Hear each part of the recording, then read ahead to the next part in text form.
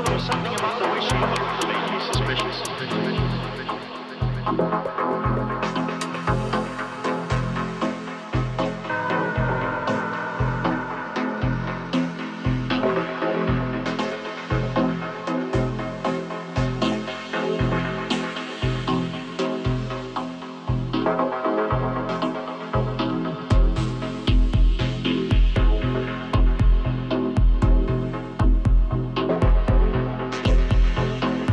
Something about the way she looked that made me suspicious.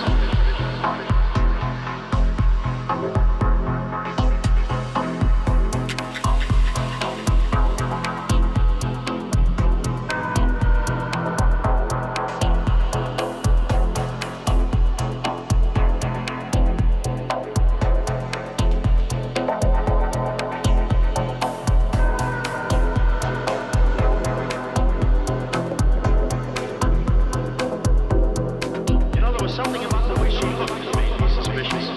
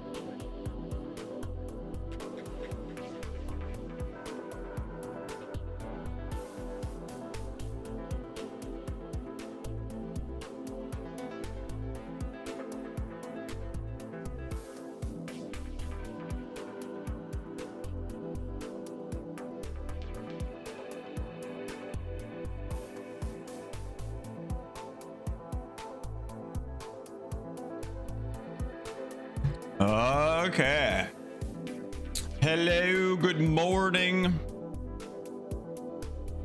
All right, we're here.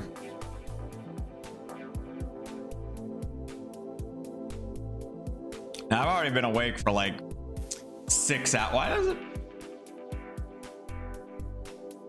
There's fucking cameras in a new position every time.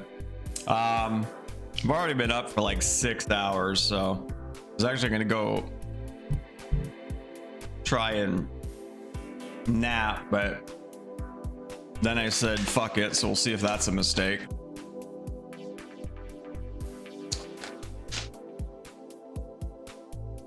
We'll see, we'll see. Nami's Goblin Boy, hello, good morning.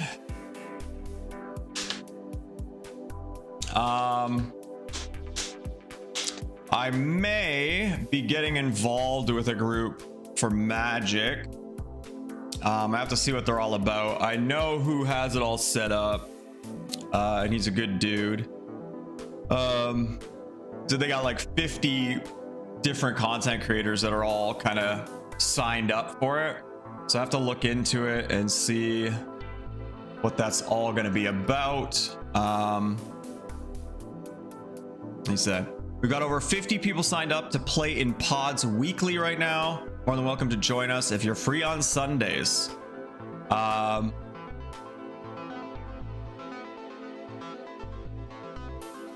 it is Commander. So I'm gonna look into all this. I'll have to throw together. I assume they do it through Spell Table, meaning I'll have to get a paper Commander deck in order.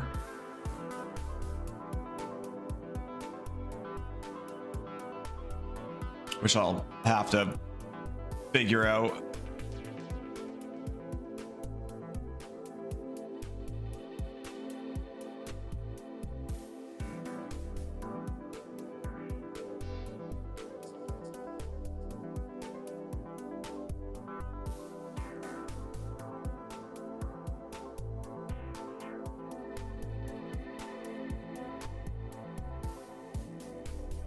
Um.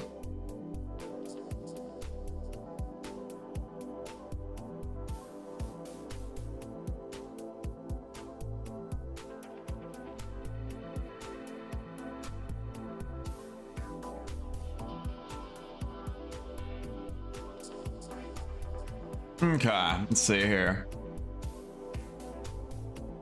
Plus week is too long. PoE2, why you do this? I mean, could be longer. Could be much longer.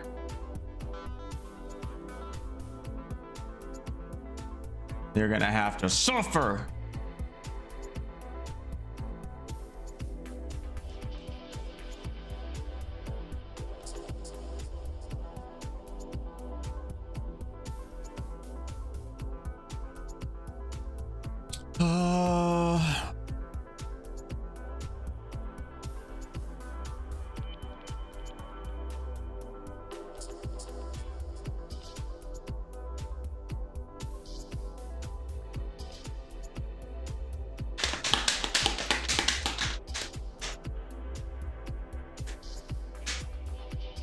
This is why I don't follow games. I only really started paying attention to PoE stuff, PoE2 stuff, in the last like few days. So I haven't had to wait a long time. It's great. I was CBT, so I had no choice. I didn't sign up for it. So, I mean, did you really not have a choice?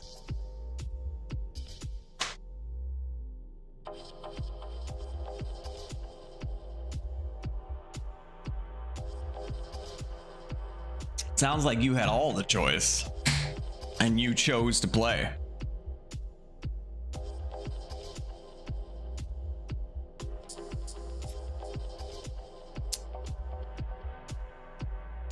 I mean, paying attention, no choice.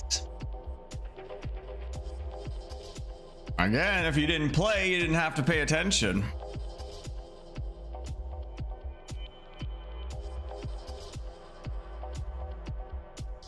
So now you get to suffer, and I don't. All right, I'm gonna do another jump in. Why not? Fuck it, YOLO. Oh my god, it's anime waifu shit all over the place. Holy shit.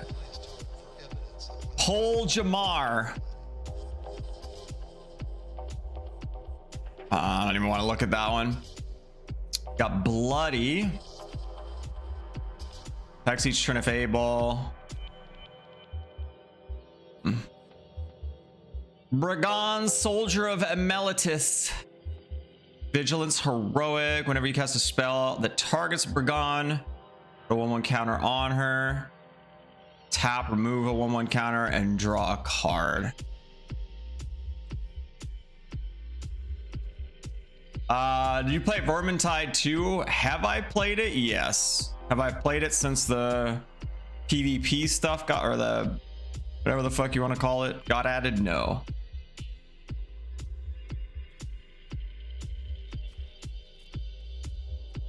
Ghastly. Oh my god. Reaper of the Abyss, or from the Abyss.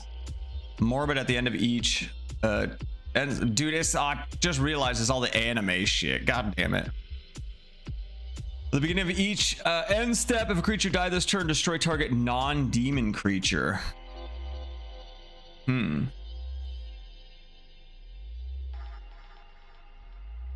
Okay. Ghastly it is. Remember the Unchained Sienna class, tanky MF, the heavy iron armor, burning everything in melee? I mean, I remember Sienna. I don't know if I paid enough attention to all the different builds or anything.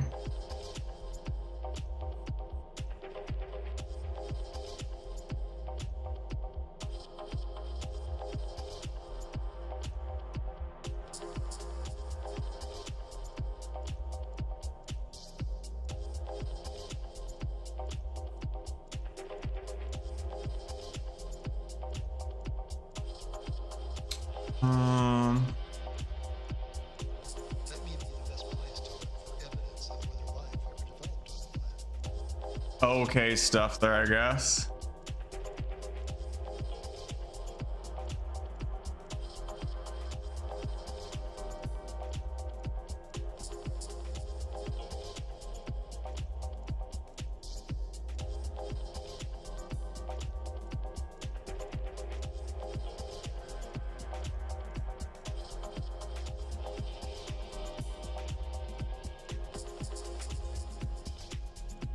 Oh, this guy, Ozox, the Clattering King. Ozox can't be blocked. When it dies, create Jumble Bones. Legendary 2/1. If this can't block, and when this creature leaves the battlefield, return target card named Ozox from your graveyard to your hand.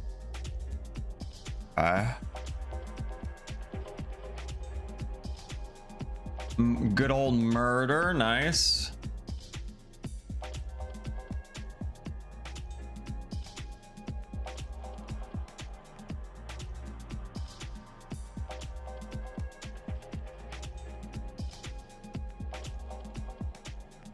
Seven, 6 menace, damn.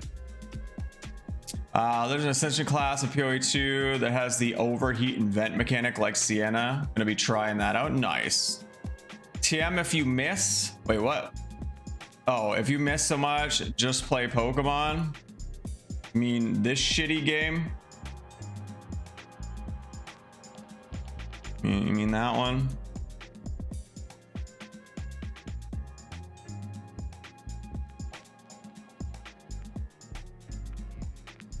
A red-green deck still OP. I mean, that's like the most general, like, basic thing to say.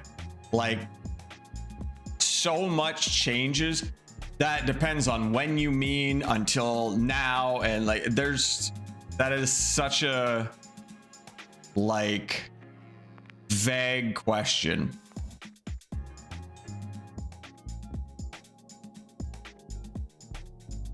There's so many different archetypes.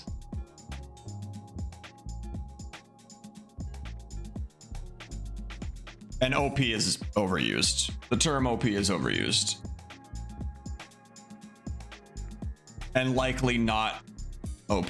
Haven't played in 20 years. I know nothing is the same anymore. What do I need to open here?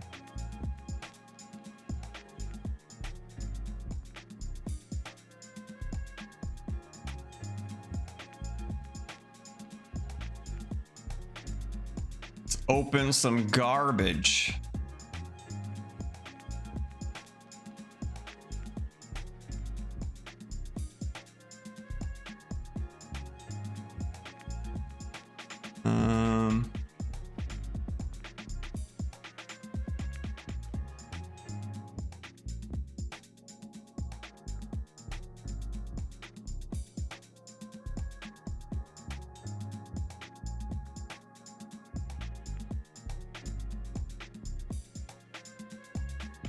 We're asking if like one specific color combination is OP is like it doesn't really make sense. One deck could be dog shit, one deck could be great. It could be great in one matchup and dog shit in the next. It was a rhetorical question.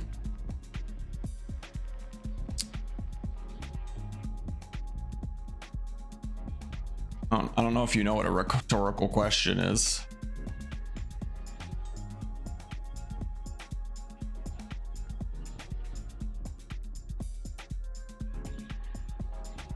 That sounded like a pretty serious question to me. Where the hell?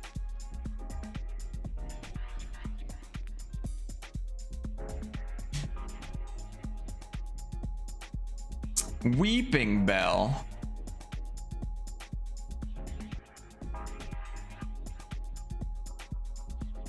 Shit, I just saw it. It is.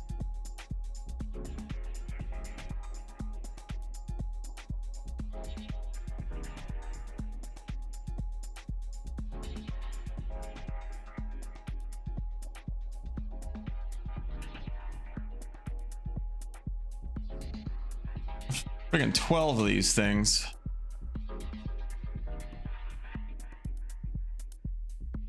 God, these packs are so boring to open.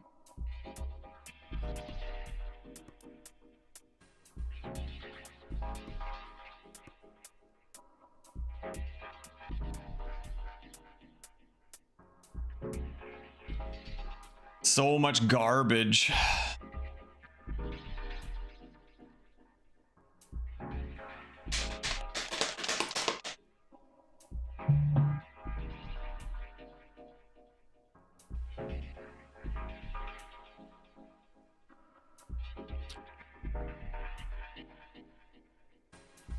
Come on, give me something exciting. I did actually need another Kabuto, so that's good, I guess.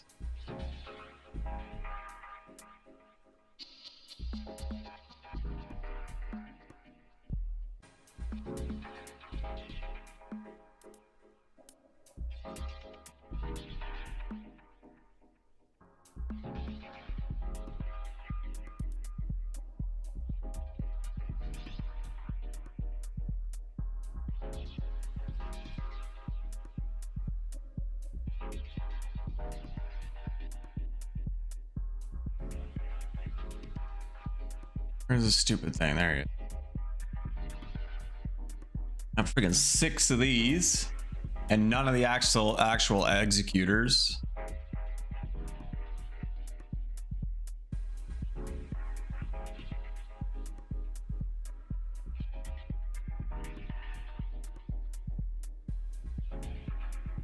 Hell is this? There it is. This is a playset of Ducklets. If I ever plan to use it.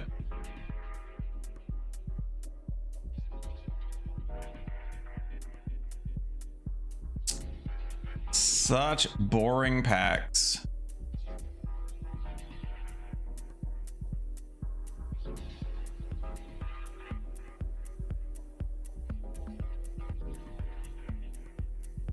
Will, hello. I'm opening your favorite card game packs.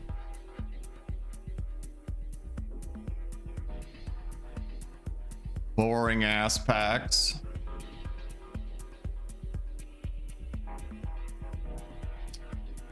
Did I ever just how to write paper commander deck? Sort of.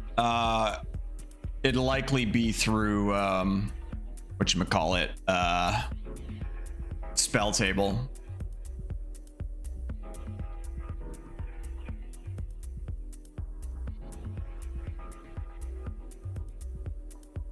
Yeah, I might be joining a group of content creators that play Commander every Sunday, I believe. So yeah, I'm gonna have to put a yeah, no, fuck no. I didn't suddenly decide that I want to go hang out with people at a game store.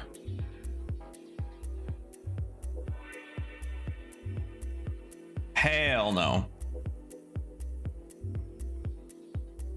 Let's open my promos too. If I was confused, yeah. I would never. Yeah, I got an Onyx.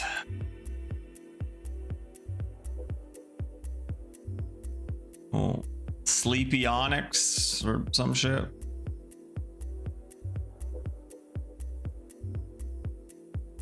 I wish I could just like open all these packs quicker. All these promo packs you have to open one at a time.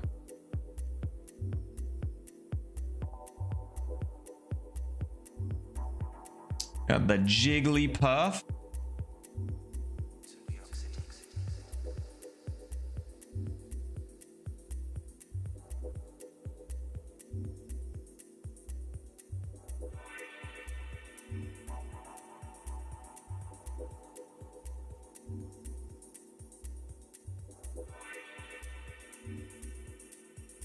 Open them all. Oh, we got the Greninja. It's good.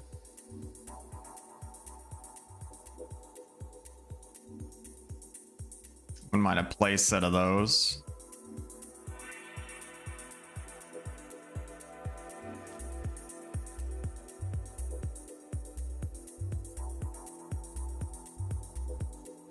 So yeah, I gotta try and I'm pretty sure it's Commander they're playing. So I'm gonna have to figure out a deck to play.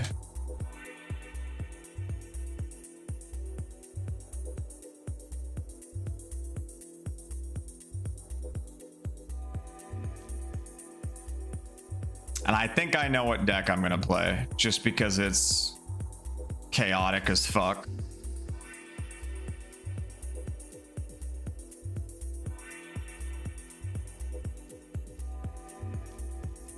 Another Greninja, hell yeah, it's 2 of those.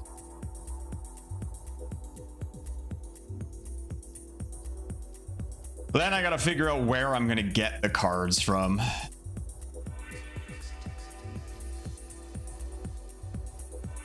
That I feel is going to be the hard part. Another Greninja, because I don't know how easy that'll be up in Canada. Trying to get cards here.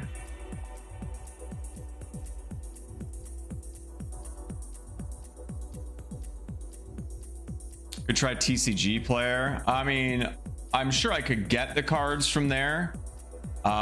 But I'm mostly worried about like shipping costs and stuff. I'm also worried because Canada Post is on strike right now, so they might not use. I don't know. Typically, if I get stuff sent from the US, if it goes through the US Postal Service, it ends up transitioning over to the to Canada Post when it gets here. But if I got like FedEx or UPS or something, might be a little bit different. All right, good enough for now. But this is the deck that I am kind of looking at right now. Where is it? This one right here, John Irenicus. Just because I think it could be super fun. At the beginning of your end step, target opponent gains control of up to 1 target creature you control. Put 2 1/1 counters on it and tap it. It's goaded for the rest of the game, and it gains this creature can't be sacrificed. Whenever a creature you own but don't control attacks, you draw cards. So goaded means it has to attack every turn, but it can't attack its original owner. So basically you just give your opponents give all your opponents all these shitty mobs that have like negative effects. Like at the beginning of your end step, sacrifice each other creature you control. So you start giving those to other people and they have to all attack each other but not attack you. I think that could be pretty fun. So some version of this deck is what I'd like. I'd like to do this Wolverine deck, but it would be super expensive. Like the estimate here is almost $300. But I would love to do the Wolverine deck. I just don't want to spend that much on a deck.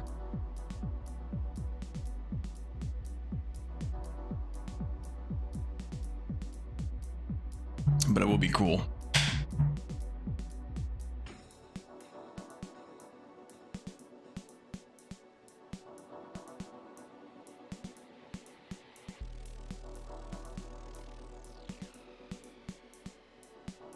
It's so expensive in here.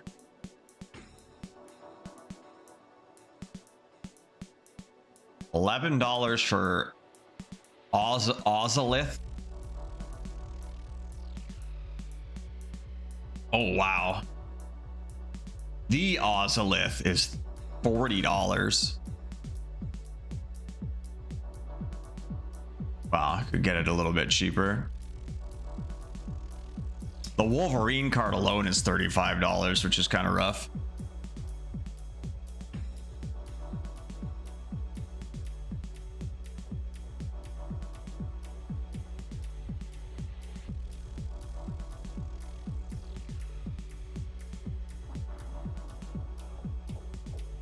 Because like some of these other expensive cards, you could probably just put something else in there.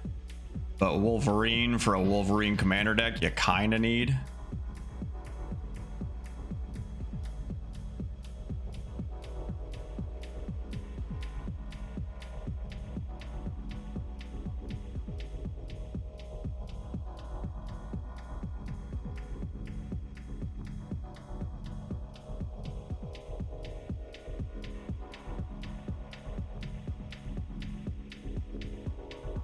I mean, most cards aren't too expensive.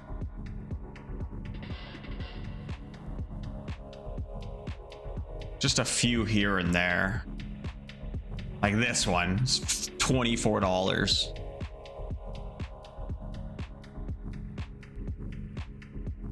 Could probably replace that with something else. But yeah, I don't know how I could replace Wolverine. I mean, it might be fine to spend 35 bucks on just the one card if I can do everything else for cheap.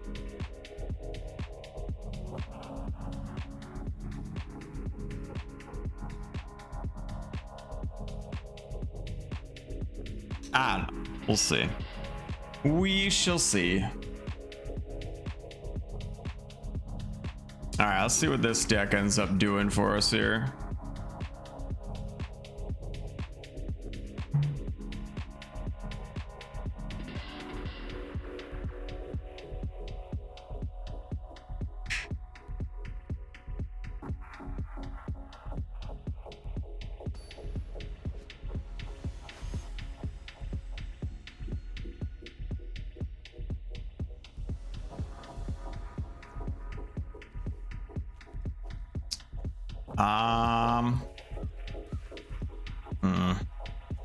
We're 1 mana short from getting anything.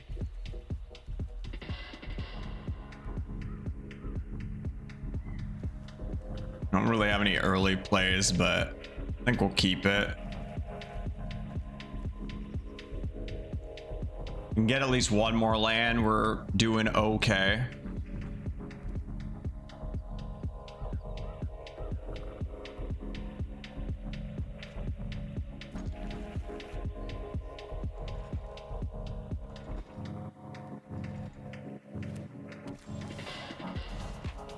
Yeah, there we go. For my white.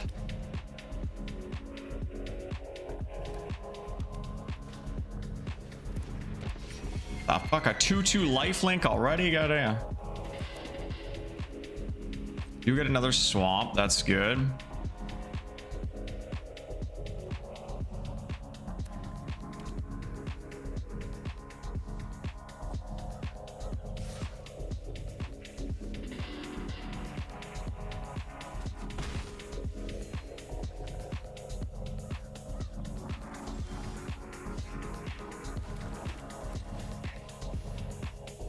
Get a little skeleton out.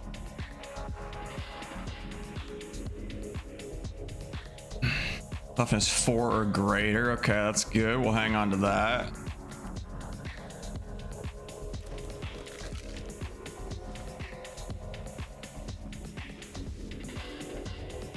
Sadly, he can't block, but oh god, 2/2 flyer is gonna be a bit of a pain.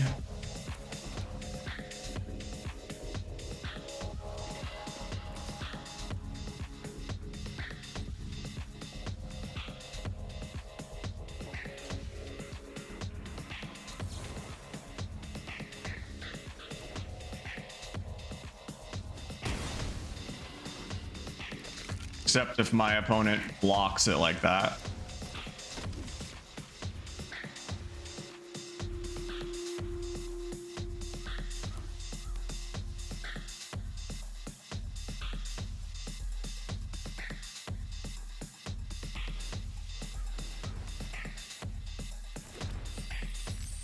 Damn, he draws 2 and gets a treasure token? That's crazy.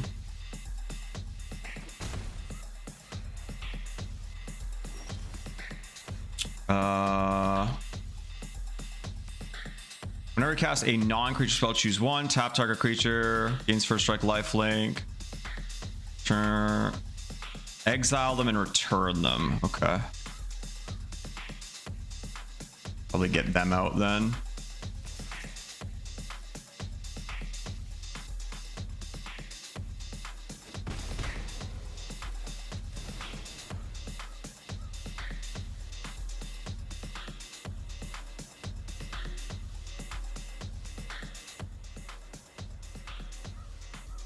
Oops.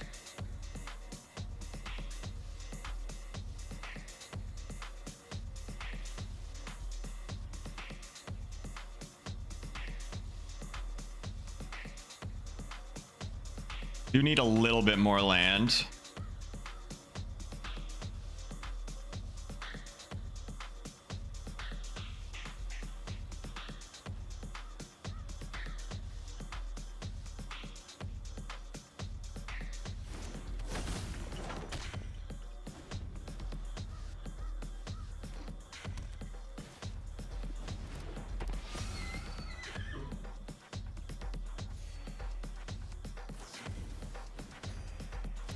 He's gaining so much life.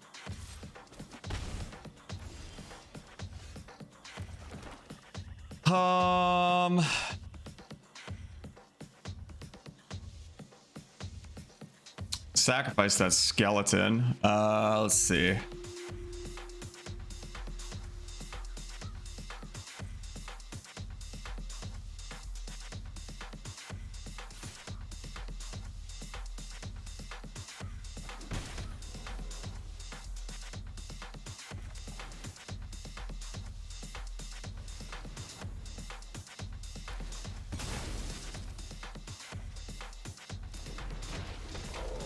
Seven, 6 with menace isn't too bad.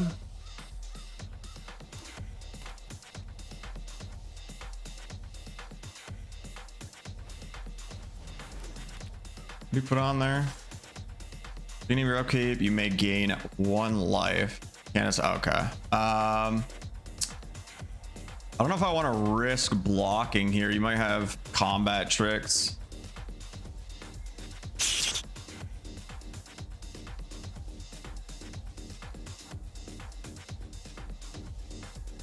Fuck it. If he does, at least we get the trick out of here. I can't really afford to take too much damage. Well, we stop the damage anyway. The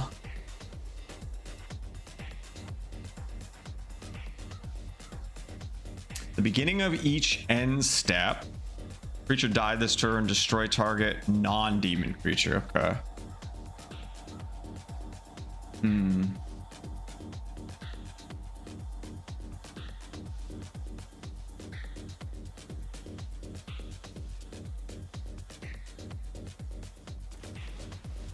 Get this out though. Get that out of here.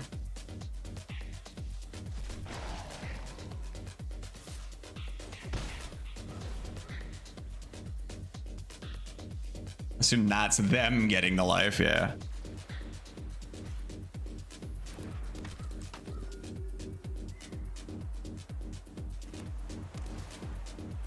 Okay, on the plus side, he's tapped out now. Target a creature card from your graveyard to your hand. 1/1 counter on up to 1 target zombie you control. Okay. Get him out here.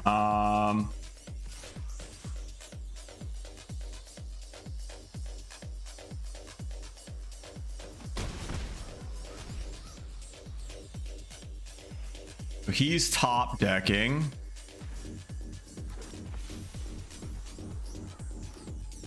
But he can create an angel every turn.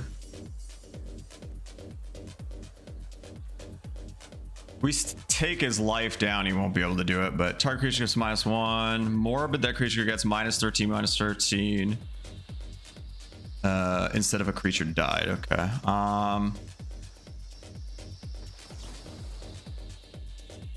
Okay, get rid of this thing then. That might have been better off to save for something else, but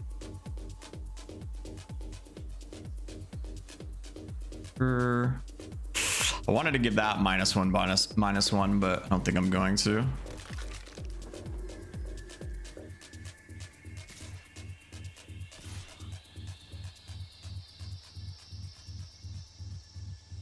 Wait, I could give -13. Nah, kind of want to save that.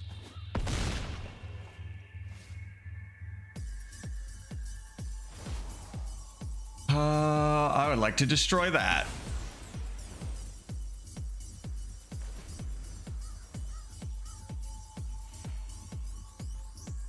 Can bring these guys back as well with my cellar thing.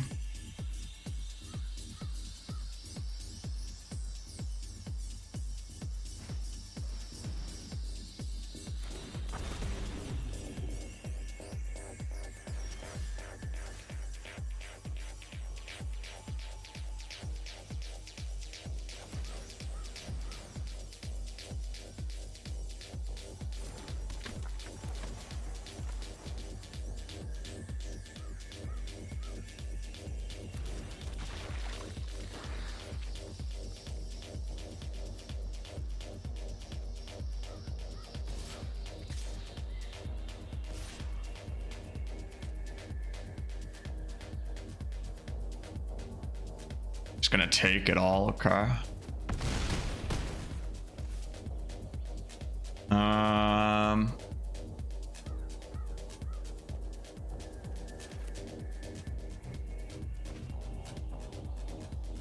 Could actually kill my own thing to then blow this up. I don't know if that's what I want to do. Do this, bring him back.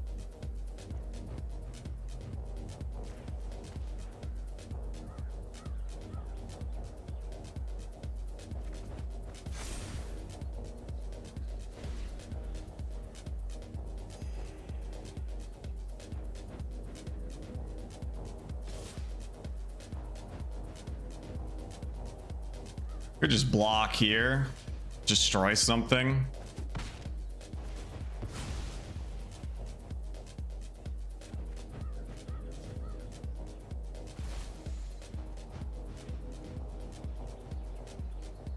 This Reaper is fucking dope. Reaper from the Abyss is pretty good. That guy brought us back from the brink there. For sure.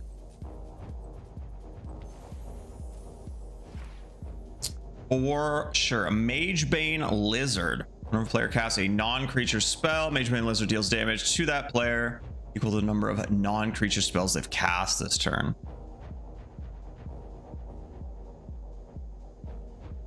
That's kind of cool. Seems like a really good like sideboard card for a crazy spell combo kind of deck. Going up against one, I mean. I have to drag ass to the game store today. Gross. Gross.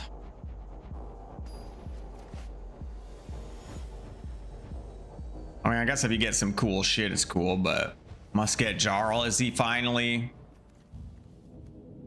here? This is kind of rough. Take a mulligan here. Yeah, this is just as rough, but got some removal at least. Comes out today. Oh shit.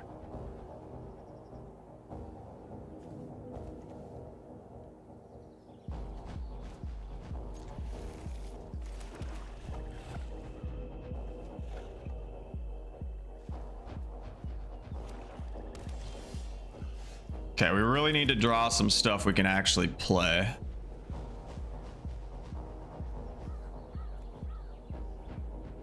Do have a couple pieces of removal.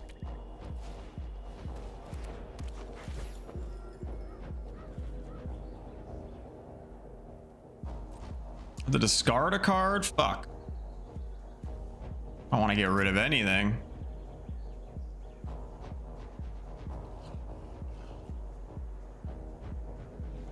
Fuck. Am I get rid of this. The put counters on my cards. I don't think it's that good, especially in this situation where we don't even have any troops. Kind of in a rough spot here.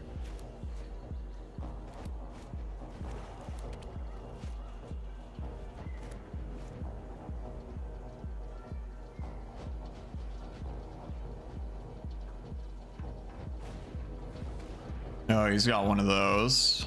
We probably want to exile that if possible, but we need a troop on the board to even be able to use that, which is not looking good for us right now.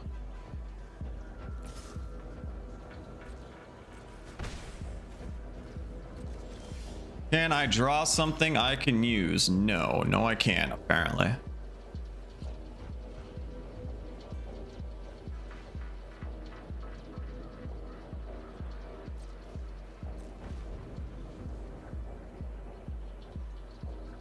I love not being able to do anything. So fun.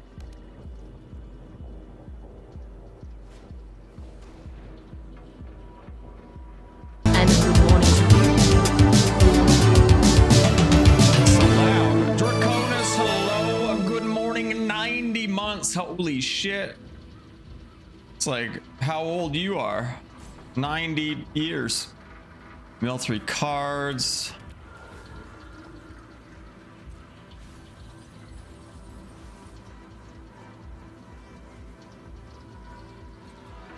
This is brutal. I need to start drawing some cards, god damn it.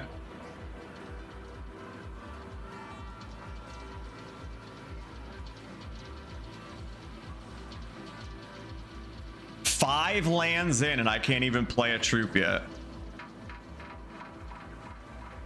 Because I haven't drawn one. Kinda rough.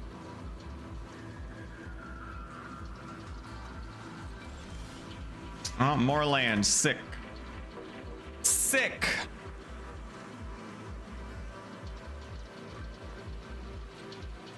Brutal, man. I mean, I could play him next, but he's probably just going to get removed against a mono black deck.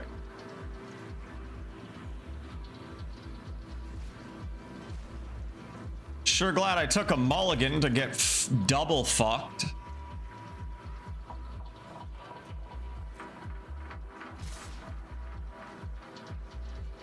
I don't even care. I'm just gonna probably concede this game and move on to the next one.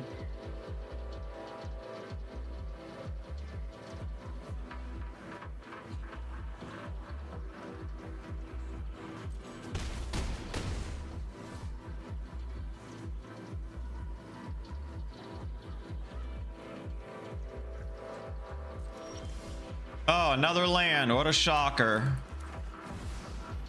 If this guy removes this, we just instantly concede. But either way, we're in a pretty bad spot.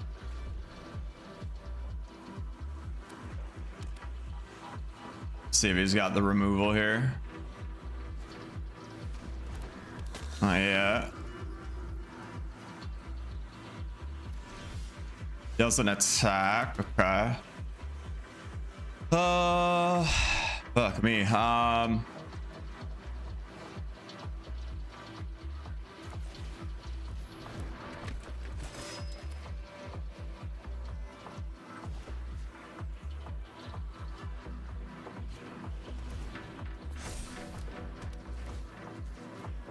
I'm putting this on him so he's less than like I got.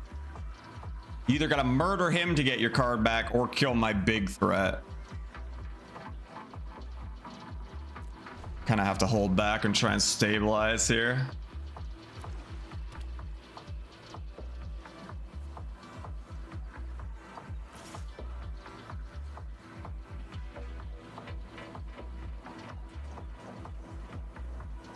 Interesting. I'm just gonna take the one here.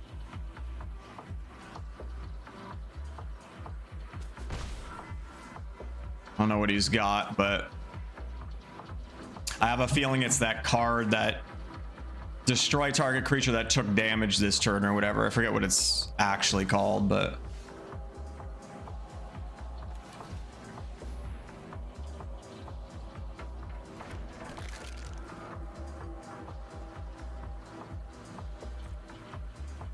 Okay, we're just in stabilize mode here.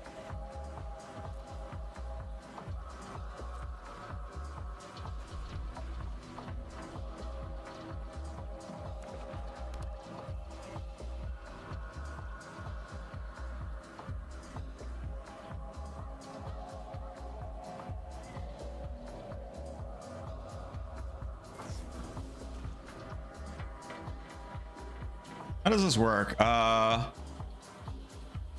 When he dies, it's gonna kill him. Yeah, okay, it still does it.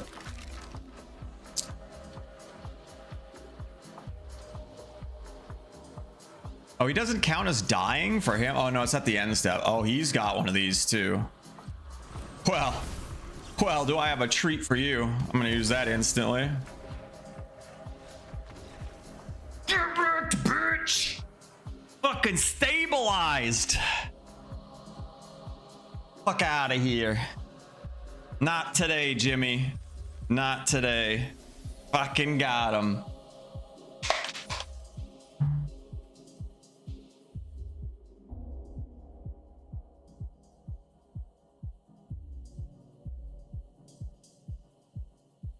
Damn, the instant concession. I mean, he wasn't in like a horrible spot, but he was about to lose a bunch of stuff.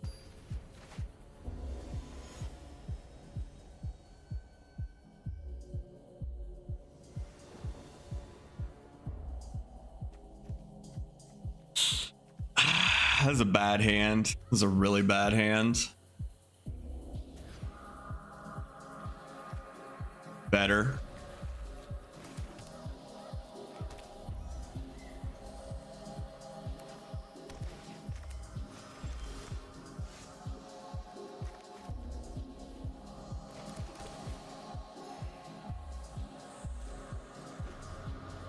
What is he? Green, black?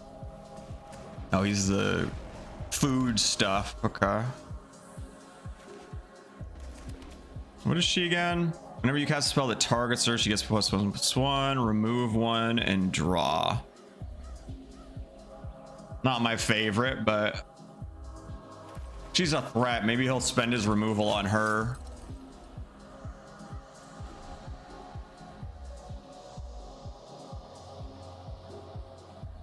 And he won't have it for my demon.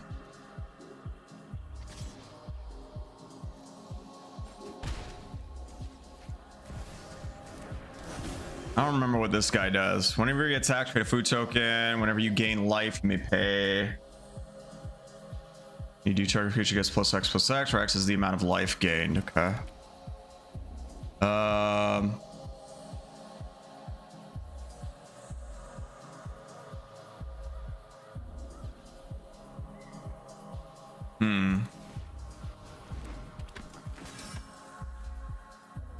You tapped out. Shit. It's only +1/+1. Okay. No attacks.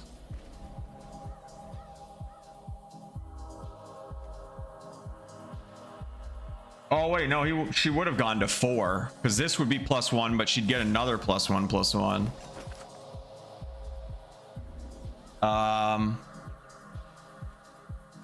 Shit, that's a sorcery too. You just take the hit. I can't use that as a combat trick.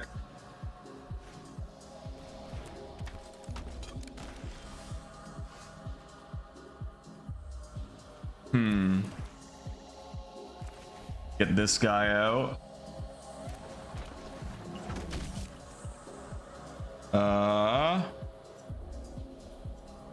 Taking care about that.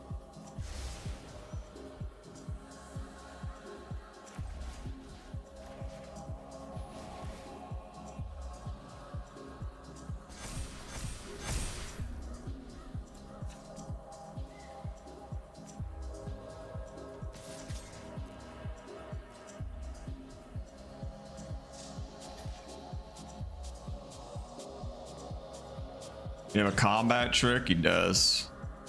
It's unfortunate.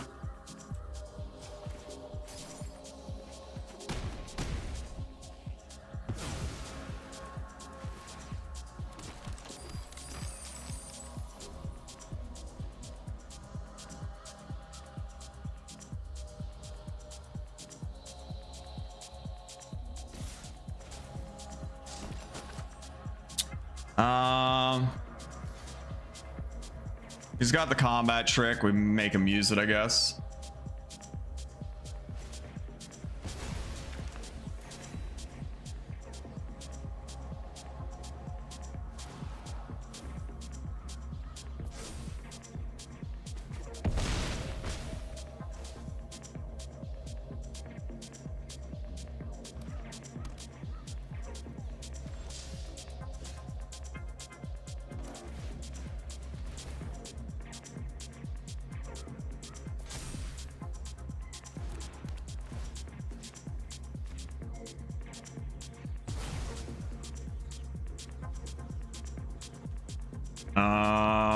Shit. I can't really attack, can I? Not really. As a subject of getting magic deck, I'd probably try and track down a nearby shop. Yeah, you have to go to a shop and knocking shipment out of the equation is probably going to help a ton. I just don't know if I don't know if I'm going to have stores around here with enough of those cards, you know?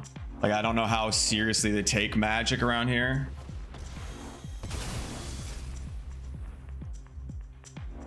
I protect that at all?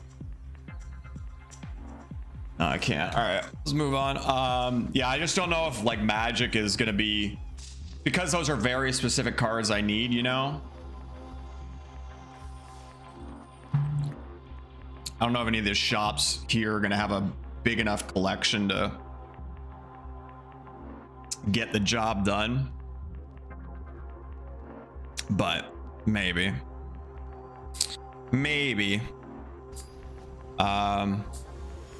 But there are some like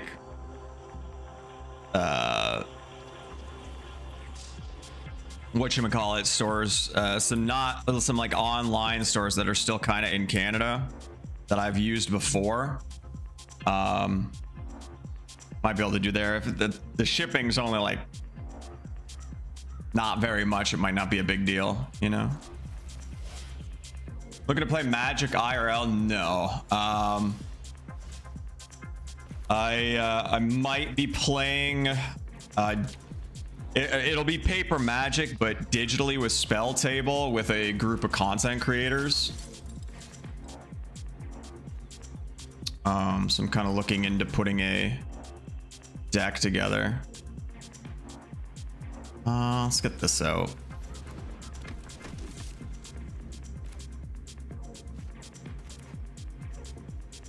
See, I'm trying to figure out what deck I want, and then I got to try and put it all together.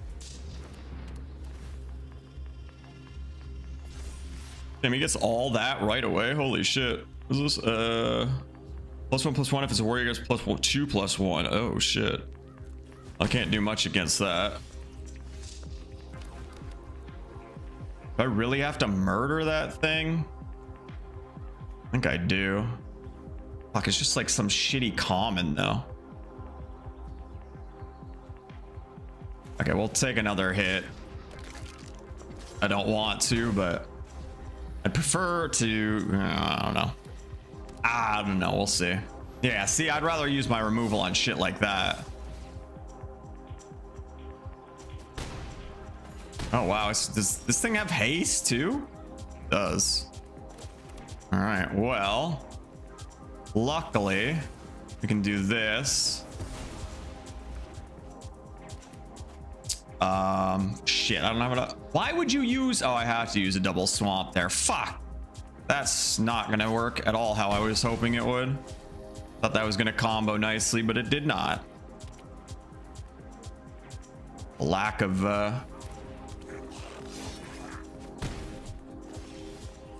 extra swamp kind of sucked. I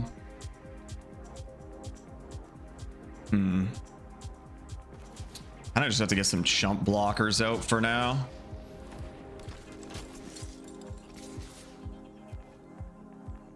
Not looking great so far though. Not looking great at all.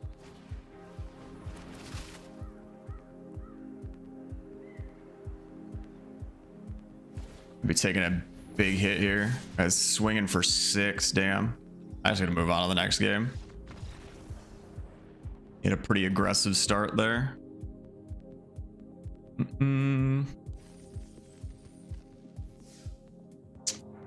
Paper Commander, yeah. I might be playing with a group of content creators that do games every Sunday, I believe. So I need to put. I'm pretty sure they play Commander, so I need to actually build a Commander deck. I have some ideas for ones I want, but some of them are kind of expensive, like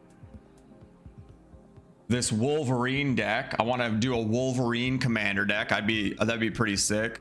But some of the cards are very expensive. Like this is estimated to be a $300 deck. So that's one that I have in mind.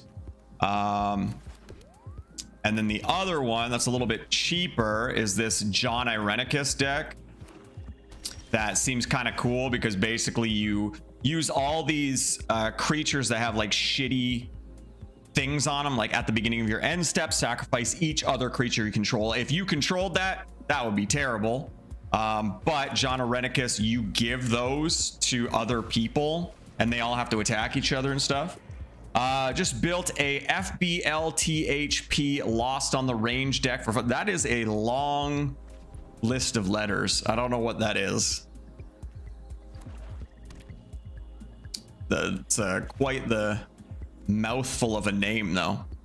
Additional cost, sacrifice an artifact or creature, draw 2 cards, create a treasure token. Okay.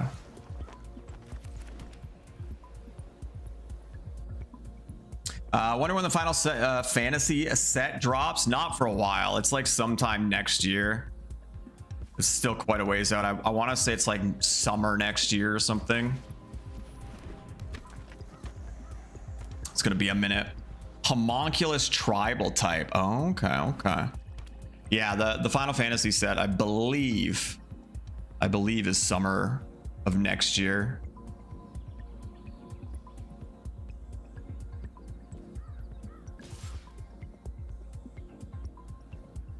I mean, he could have a combat trick here. I think we just take it.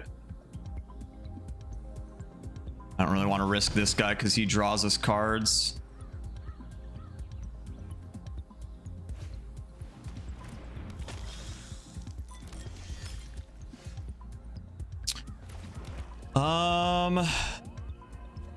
We're gonna get this out and we're gonna get this out. And then I think for now we just pass. A Cheerio deck, plotting 0 cast artifacts off the top of the library. That seems good. I like Cheerios, preferably Honey Nut. Hopefully not plain ones. I don't buy Magic anymore, but if it did, it'd be that. Yeah. I don't know if you watched that video I posted in Discord about half of Magic turning into Universes Beyond. Pretty sad. I don't know if he was joking. I mean, with the fact that there's SpongeBob SquarePants Magic cards coming, it might not be a joke, but he was talking about there being Fast and the Furious cards coming. But yeah, like at least with the Final Fantasy set, it's still fantasy and it's not like super out of the norm, so it might not feel as weird. But yeah, there's some fucked up stuff coming. What does he do again? Whenever you control with Death Touch, opponent loses 1. Okay. I think we're gonna get rid of that. I can't really do too much else right now.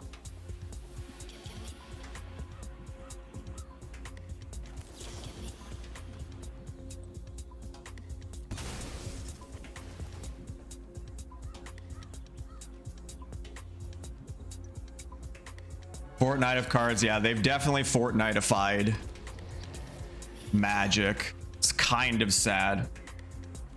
Probably just grab some stuff for my own amusement, like whatever Kefka, Cecil, Kane cards come out. Yeah, I don't know. Well, that's the other thing. I don't know if it's I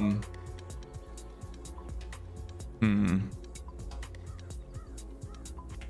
I'm gonna kill this now.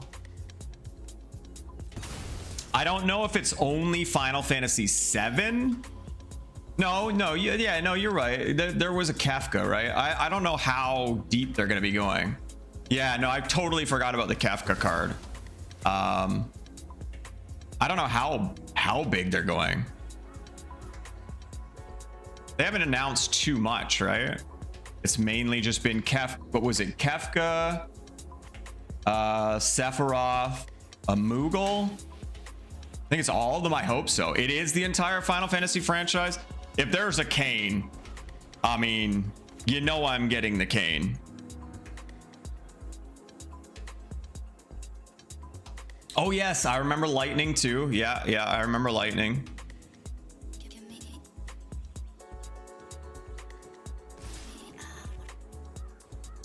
You're going in, eh? I'm not gonna risk losing him. I'm just gonna block here.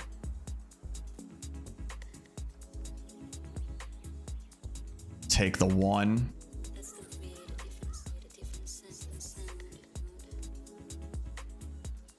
Pretty stuck on 2 and 3, so I think any cards from those Final Fantasies, likely it would be what I'm interested in. Yeah. I assume you mean 4 and 6. But yeah. How he's going. He really wants to protect his burglar.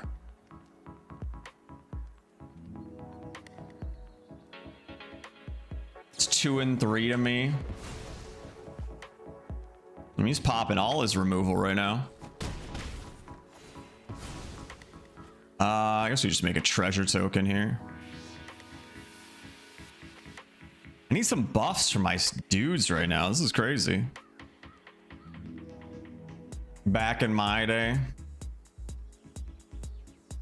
I mean, even technically back in the day, they were still 4 and 6. Our ignorant North American selves just called them 2 and 3 because we didn't get the other ones here.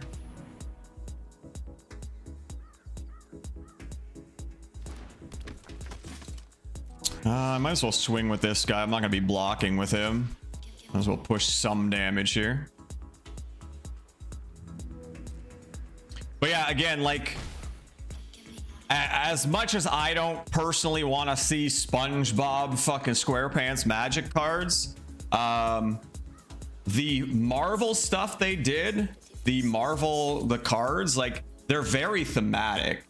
Like the Wolverine is, he's got regenerate. This isn't a great example. The Wolverine's like, he's okay in terms of like flavor, but like Storm takes advantage of the Storm effect from Magic, and then Captain America throws equipment, and his cost was red, white, and blue. So lots of like flavor stuff. So I'm really curious to see what they do with the Final Fantasy stuff as well. Like I could see with Kain, remove him from combat, exile from combat, and on your following like combat phase or something, he comes back in, deals his damage to something else. Kind of be like him jumping, you know?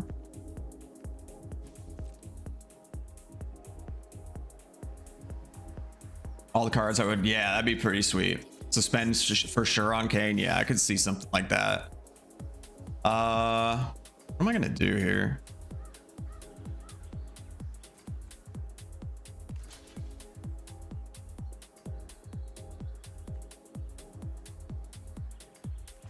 Just double block this guy. I'm just gonna double block this guy. Fuck him.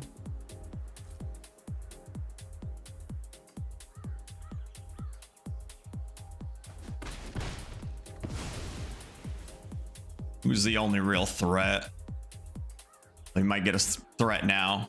We can give -13 right now. I hope he plays something really good. Play your best card, creature card, not anything else. That's annoying, mainly because he's going to remove my flyer. I don't really want to spend this on this guy. On a 2-2. No, I'm gonna hold it. What is I hate this fucking game. I hate this fucking game. The amount of times I've been flooded playing this damn game is a fucking lot.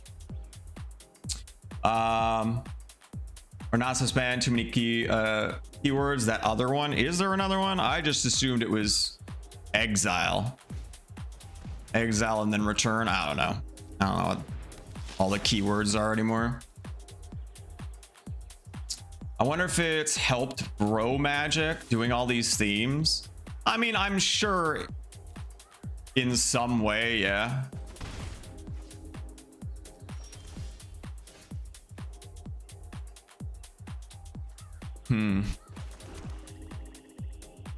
Yeah, I mean, I'm sure in some way,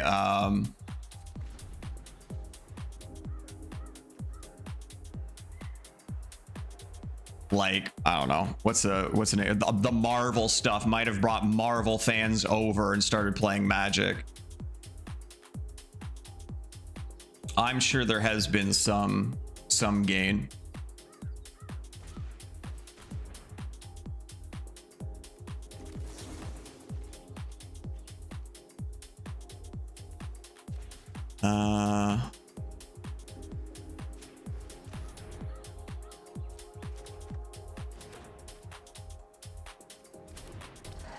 Wait.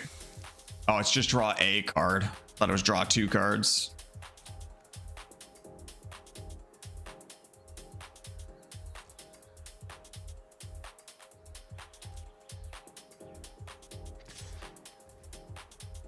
Could have a combat trick here.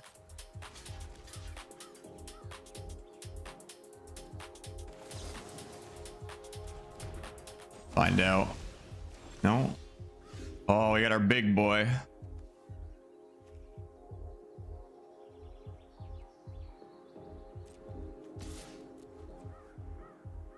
I don't think he blocks this. Sadly, I don't have any removal now, though. Might as well just play everything out. Phasing.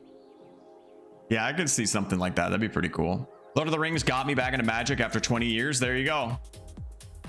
So it's definitely brought people back.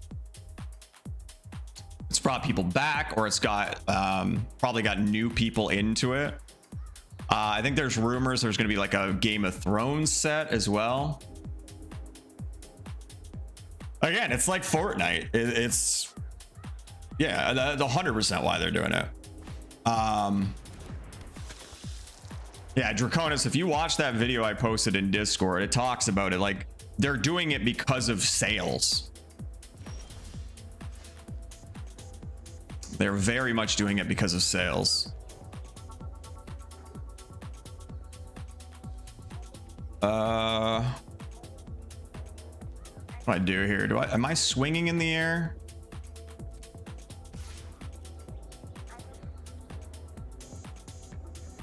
You got removal. Just gonna take it, okay.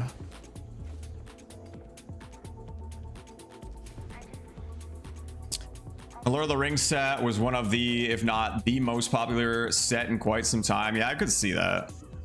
It's a pretty big IP, right?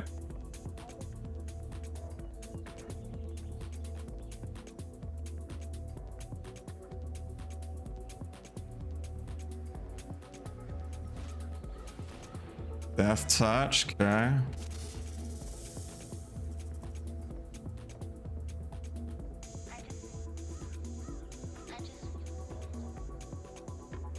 Need some of his stuff to start dying here.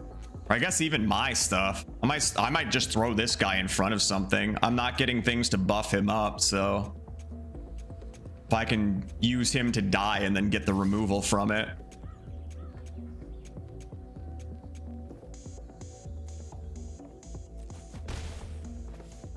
Also fine with that. We win the race in the air.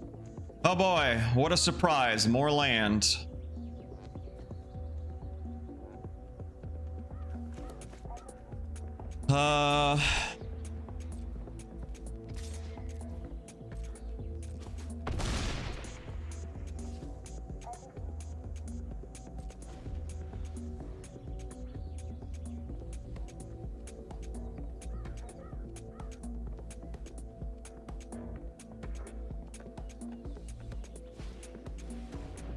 More death touch. Is it just once a turn? The beginning of each end step, if creature die this turn, destroy. Okay, so it's just once a turn we destroy something. So I might just start throwing stuff in front. Because this, I can't kill anything with this because it has to be toughness. Oh, it's toughness. Shit, I thought it was power.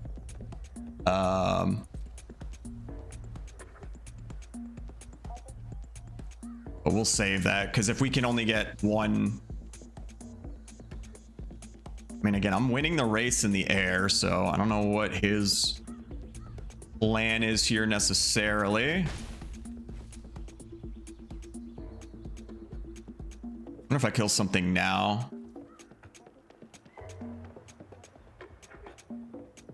I just kill. No, I can't kill that guy. I could kill the cobra. Yeah, I'm gonna do that because I kill the cobra.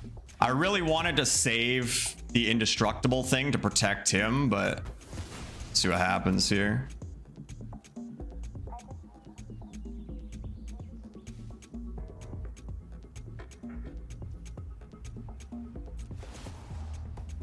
And then she is a threat. Let's get rid of her.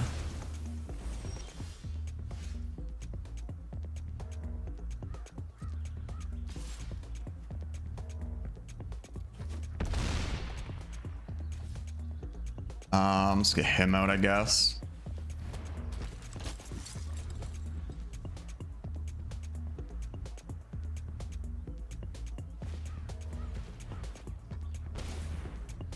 He gets removal. We're kind of screwed. Otherwise, we have him dead in the air. Not yet. He's tapped out. Whenever creature opponent controls dies, you gain 3. Okay.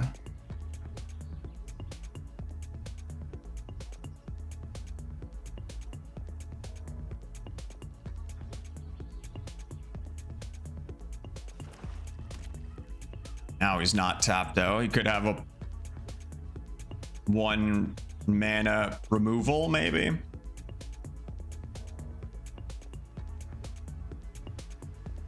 Our turn, we swing in. He has to block, which kills that, and then I kill something else, and we hopefully just keep whittling him down before he gets any removal. Oh. Okay.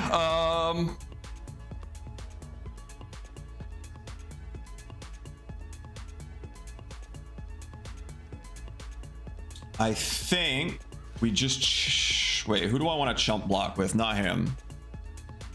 Oops. Wait, no.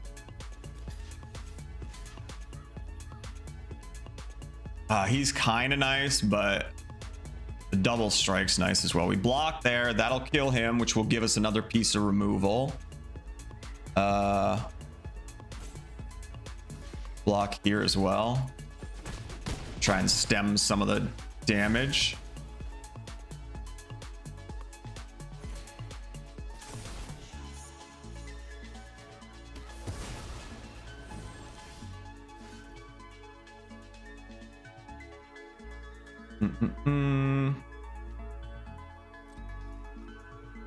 It's only got 1 troop up, right?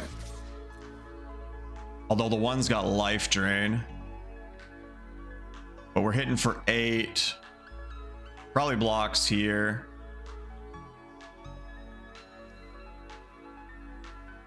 Oh, I should have put this in first. I'm stupid. I'm fucking big stupid. This would have killed him.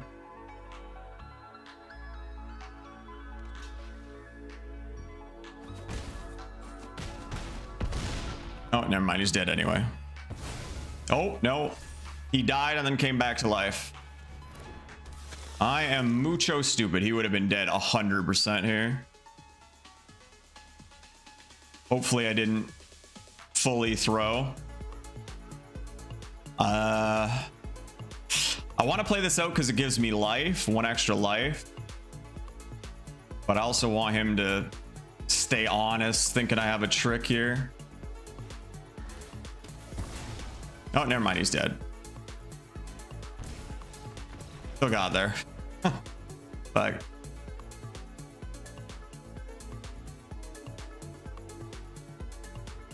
little sloppy, but got there.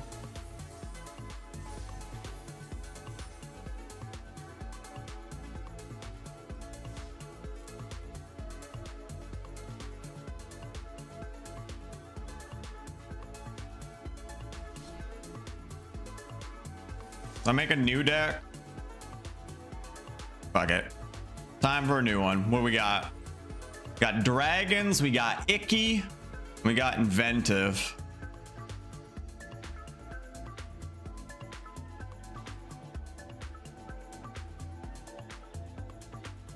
And dragons are cool, but I've already done this like a couple times at least, this deck, or this half deck. Kind of like icky because it's black and it's got death touch and ideally removal. I forget what kind of removal it has, but I'm pretty sure it has removal.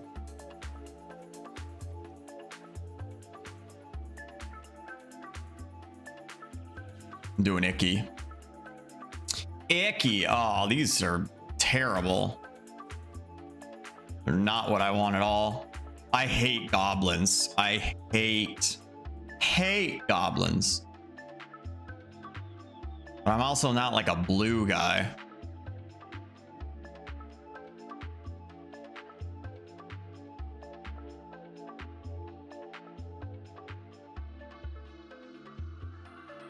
We go blue? Fuck. Trying to decide if I want to put a box of altereds under the tree. For who? I really don't want to play blue, but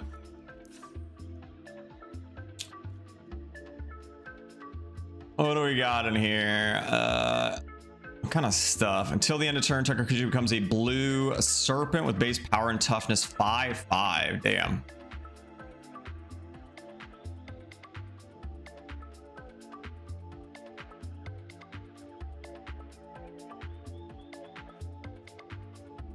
The 2 go for the throats. Stolen by the Fae. Return target creature with mana value X to its owner's hand. Create X 1/1 blue fairy token. Tokens with flying. Okay.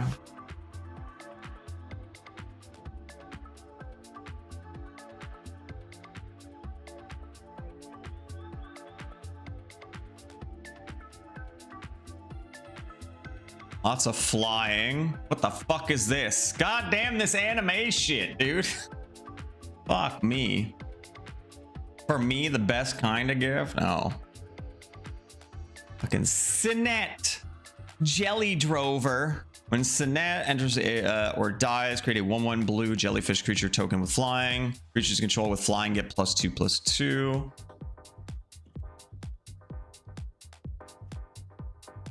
Lots of flying stuff. Even our bugs from black are flying.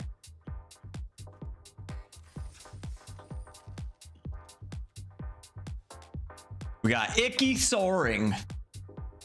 Good old Icky Soaring.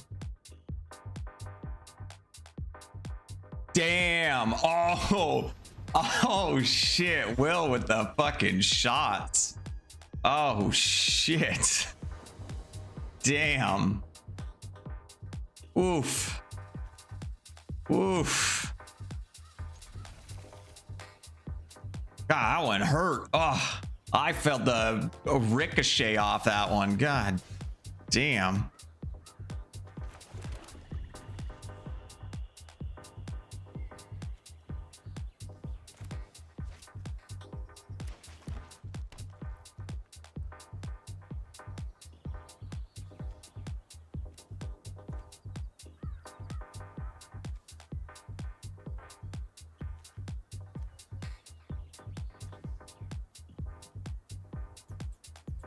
I don't really hide my disdain for Altered very well. Got the print to play and market coming soon. Got to get into the beta for it. I was gonna make a comment to help Will along. I'm trying to hold back.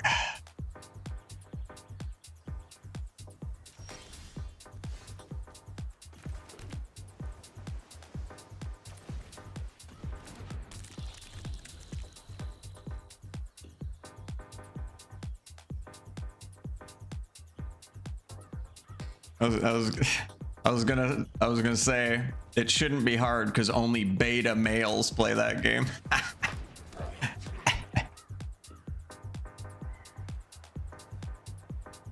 Fucking got him, Will. Like a tag team.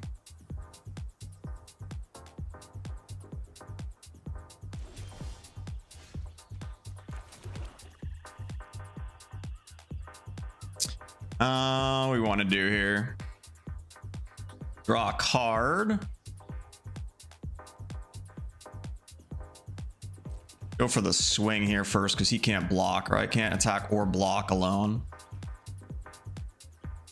Let's say Alter's that bad, but I do know everyone that was playing it around here already stopped, and that's usually not a great sign. Definitely not a fantastic sign. We're gonna go with the Cloudkin here just because it gives us card draw as well.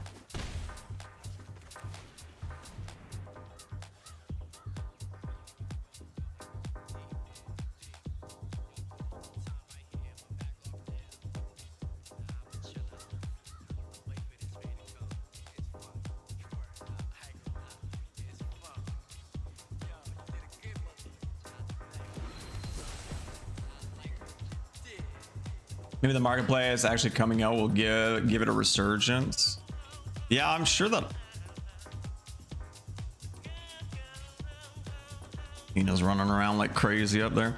Yeah, but that might be a pretty big feature. Crazy big in Europe, but it's big in certain areas. What are you doing? Running around up there?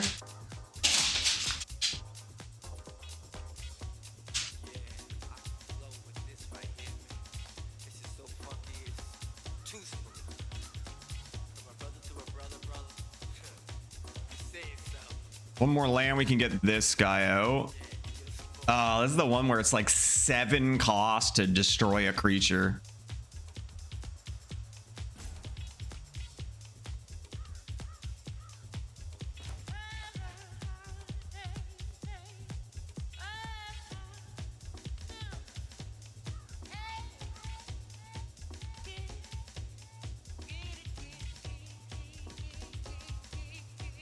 I want to get these guys out so I can sacrifice them with this to destroy something, or exile something, I should say. I don't get another land. That's probably the play. Play this and then have that. Oh, he's got nothing yet.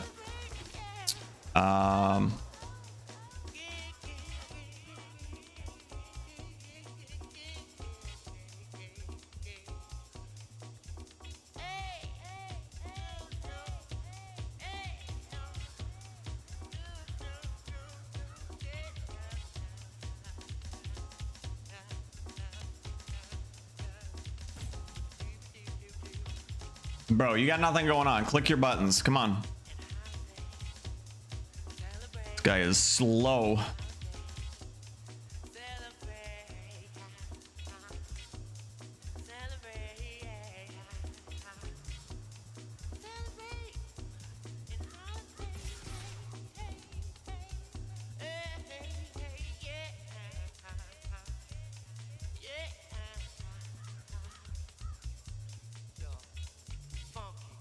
NFTs. Yuck. Yuck. Dude, what is this guy doing?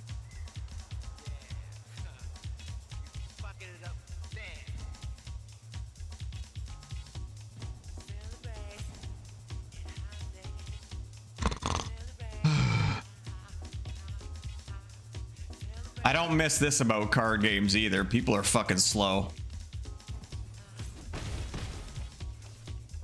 Everyone's a boo-hoogland, raging and making people wait.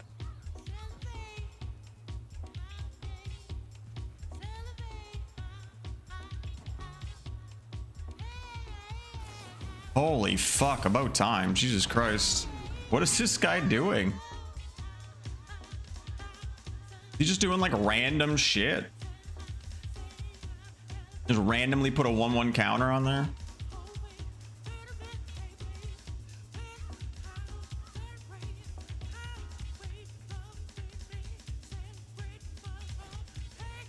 Oh my god, he actually is doing things. And finally.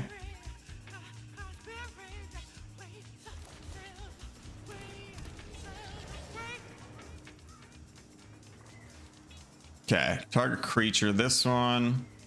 We're gonna sacrifice that.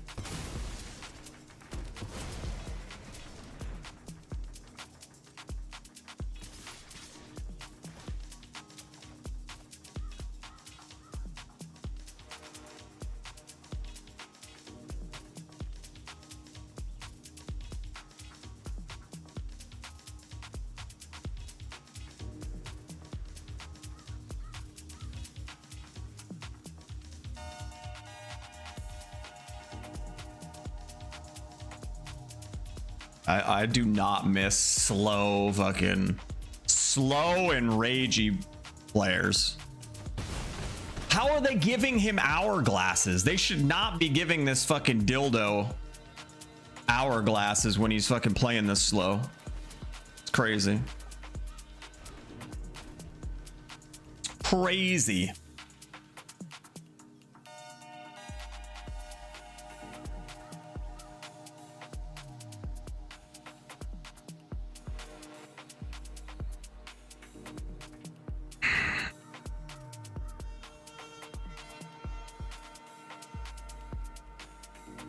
And this isn't like slow, I'm reading the cards because I don't understand them yet. This is just him being...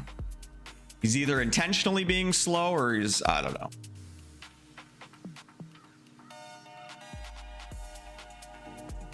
What's they doing that for D&D? Can you imagine what he would do with Dungeons and Dragons? He already fucked up Twitter.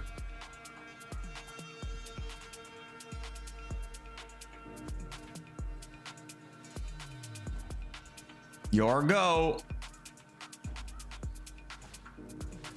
Fuck, this guy is slow.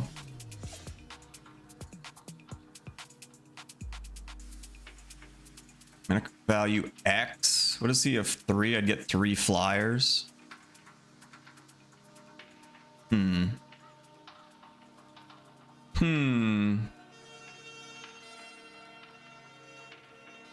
think I can kick that thing yet.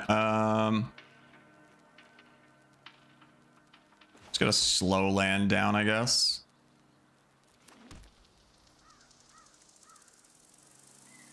That's a sorcery.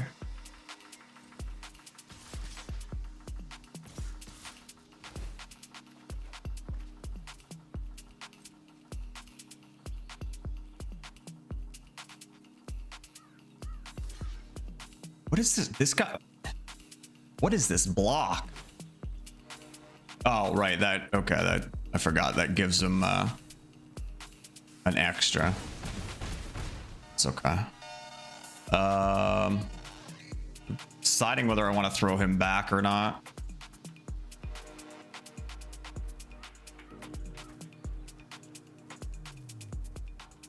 I think we're just gonna get more bugs out. We have lethal in the air next turn.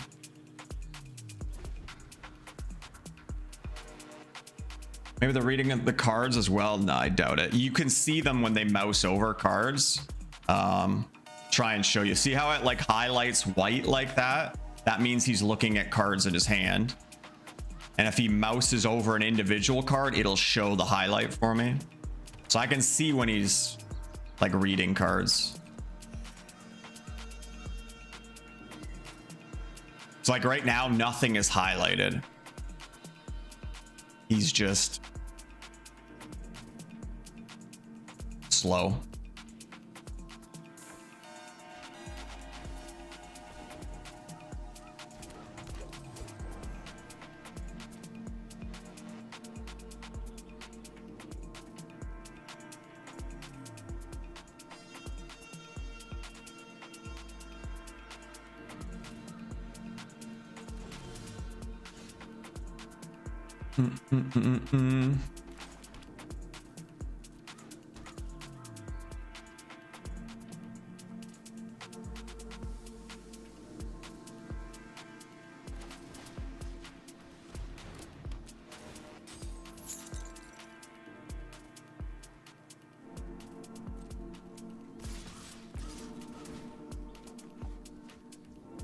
Yeah, I'm drawing a lot of land. Holy shit.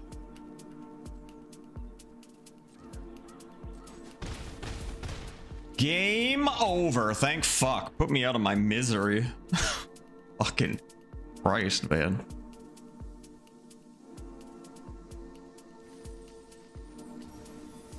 Yeah, getting slow played in fucking card games is very annoying. You don't get that in like shooters and shit, right? You walk up and shoot them.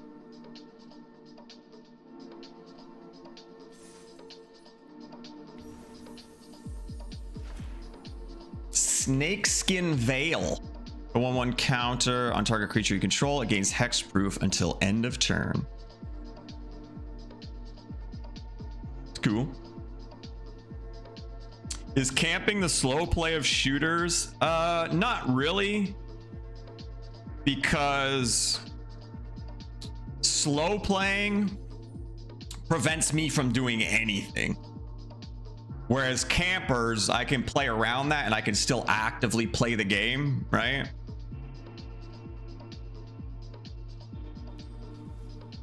Getting slow played, you're literally unable to play the game until they do something.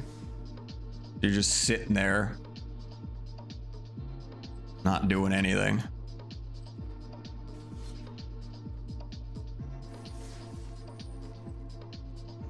Let's play our icky soaring deck again.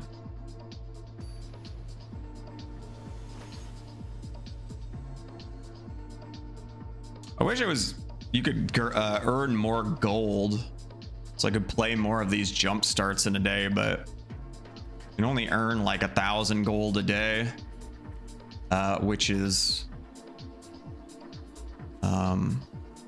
one jump start. I think we'll keep this. Isn't too bad. This thing's gonna put a clock on us, which is not my favorite, but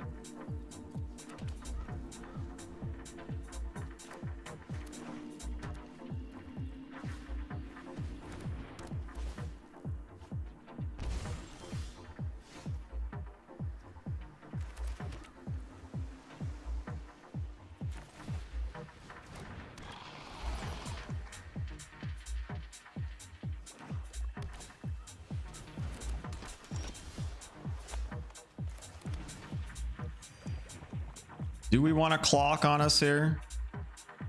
Can't block. Fuck it, let's do it. Every 10 days is a free draft.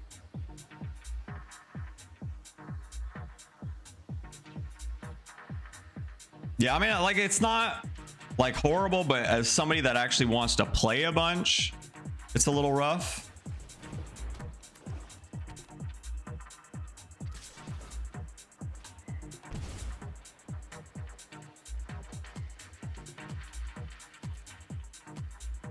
Five if you quick draft through.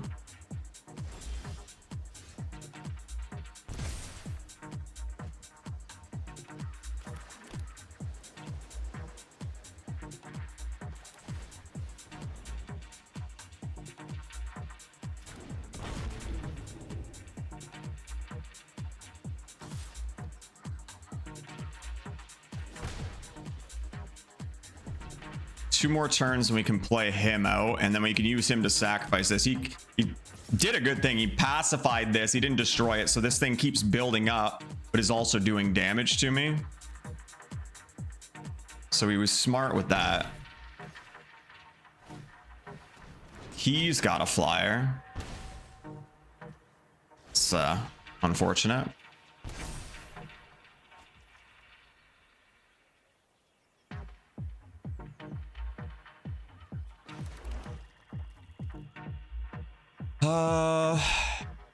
I'm gonna do this. sucks because you can just play it out again next turn. Maybe it's fine. What do I need? 4? I do 4? Wait. Shit. I think I'm 1 mana short. That's unfortunate.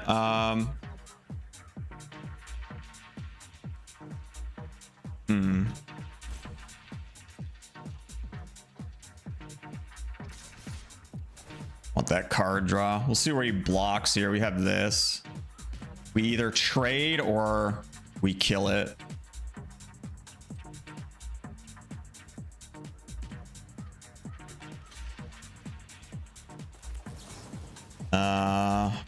I would like both. -1 to that, +1 to that.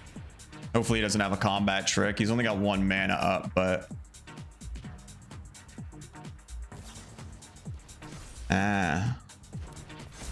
unfortunate. Unfortunate. I guess I should have put them both on my one guy.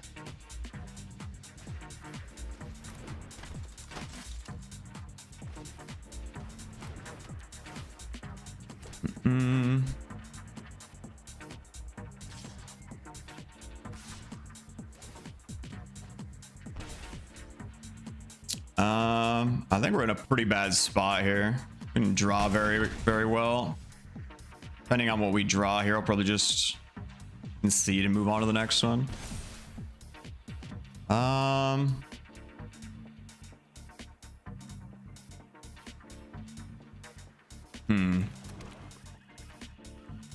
Nah, I think we're too little too late.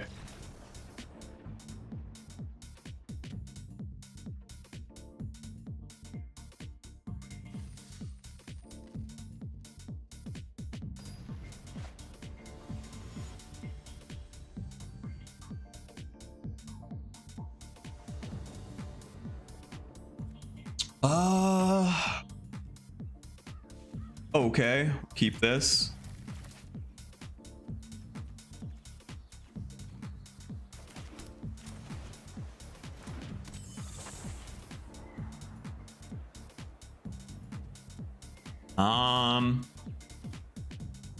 We have the land for all this. Take both. Those are both kind of nice.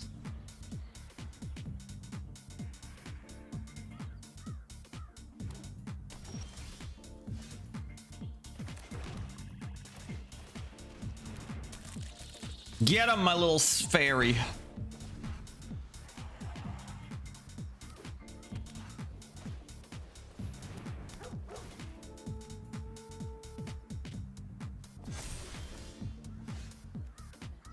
All right, in this case, we do this. Play him next turn.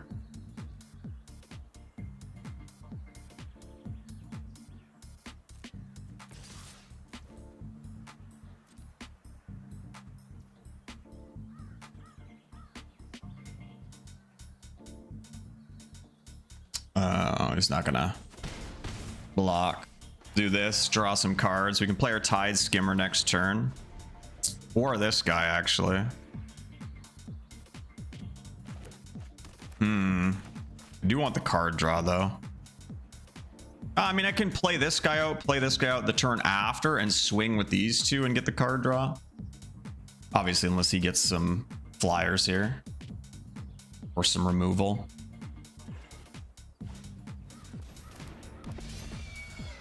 Whenever you gain life, put a 1/1 counter on Celestial Unicorn. All right. Bug man down here.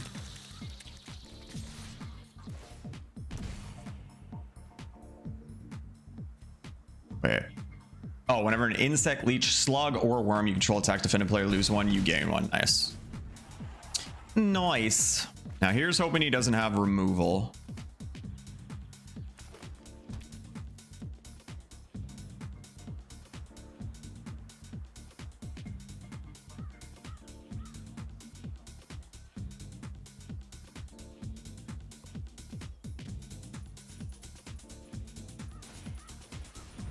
Pegasi. Now we might not be able to play him. We might have to hold this up. It's a combat trick. Try and get rid of that Pegasus. Not my favorite, but play this guy out too.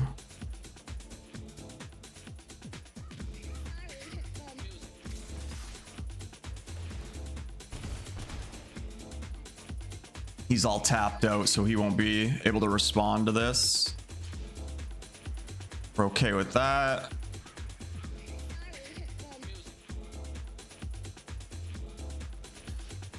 We're also okay with that.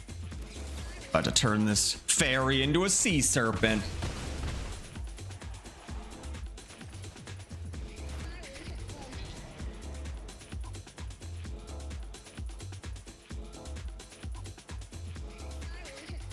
So we'll have to play this before combat so we get that card draw. Oh, he's got that guy. It's a little scary. We got chump blockers for that.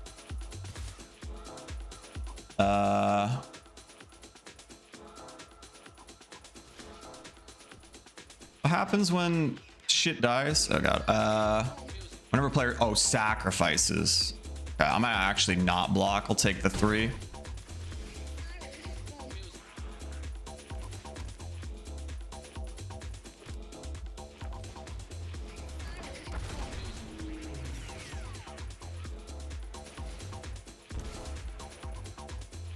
God, what is all this land, dude?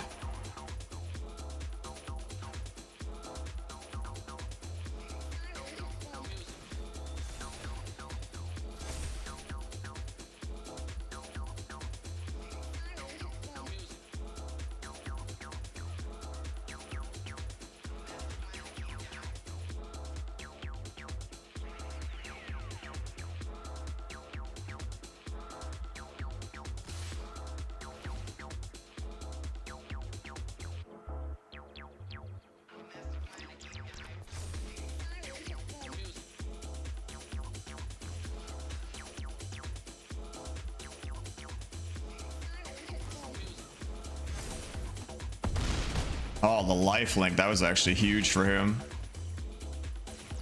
Very huge.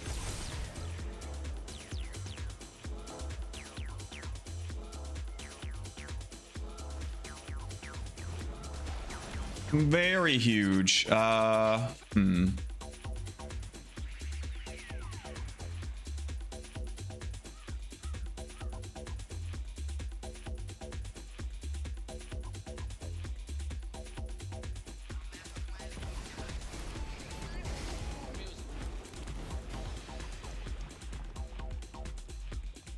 Might as well do this.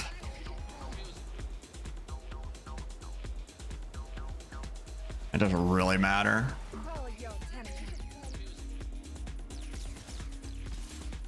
Do we keep him back? With the threat of death touch? Eh, not yet. We need some of our sacrifice. Oh, that's huge. That is massive. Buy any paper cards lately? No. Not in many, many years.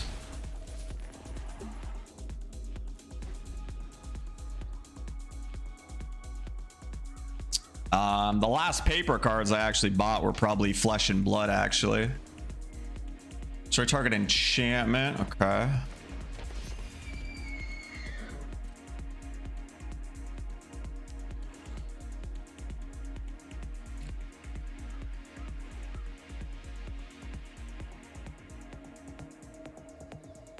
Ah, shit, I'm stupid. I'm real fucking stupid. Can I do this now? He might be already getting that buff. I'm an idiot. Big idiot. I should have done that before he could attack, then he wouldn't have got that buff.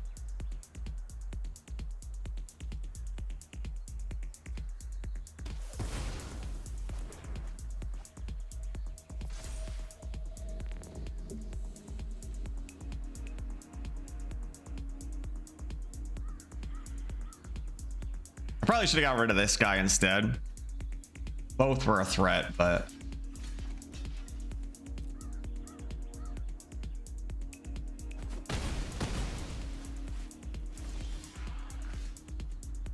Oh, now I get the sacrifice shit, of course. Of course. 4/4 blue bird. I keep going. I feel like I need the blockers right now. Ride the winds to victory. I think I'm keeping my lethal back for now.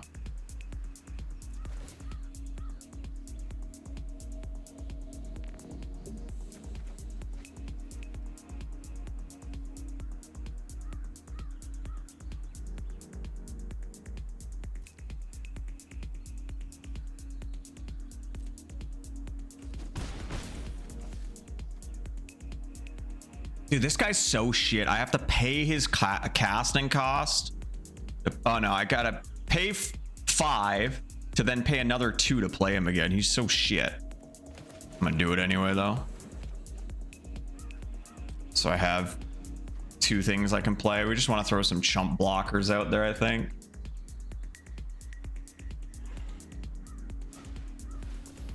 Oh, that card's shit. I hate that card.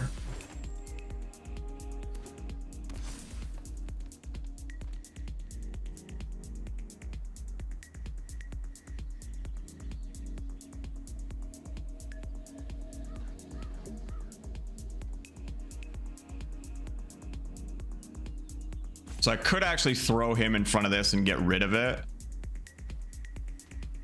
which we might do. That's his biggest threat right now. I do like the he loses a life and I gain a life when my bugs attack, but might be worth. Oh, I didn't realize it was my turn. Might be worth it to get rid of that big guy. The card's treating you today? Little good, little bad. Can't complain too much, I guess.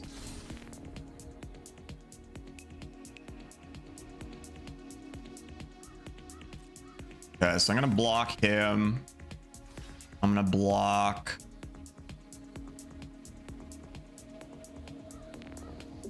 here. That's indestructible though, which kind of sucks. Maybe that's not worth.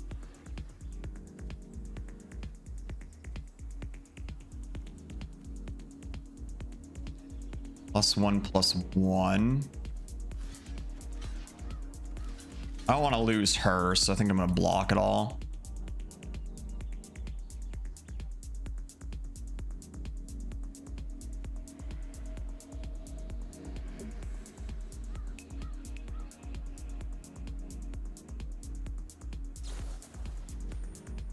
Does damage to target equal to the number of creatures you control? Okay.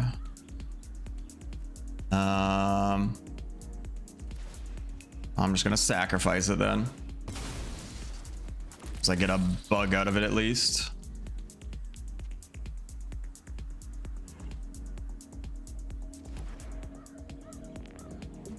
Wait, he goes through now? Wait, what? Oh, that's fucking stupid. Oh wait, no, it didn't. Okay, I was gonna be annoyed. Not the greatest pulls there. 4, 5, 6, 7, 8. Shit. Shit. All right, let's just throw everything out here.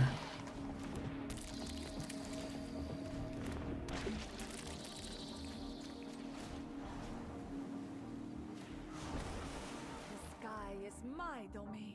The sky is my domain.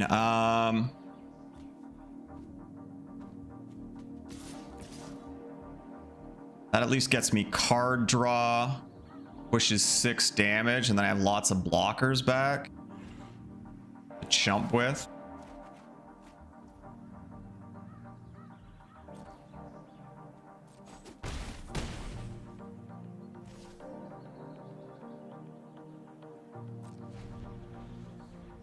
Just in case.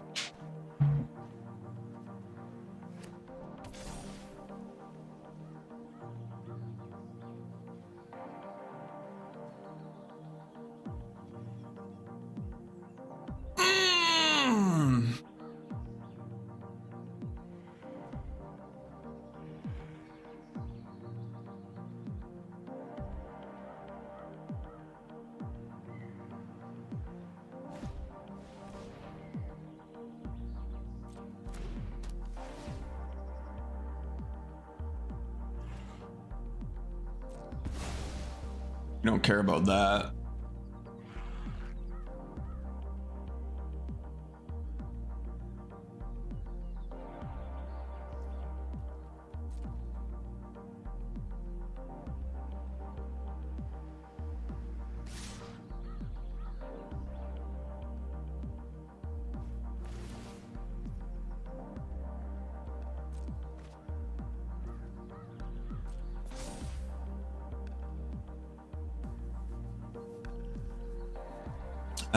Okay.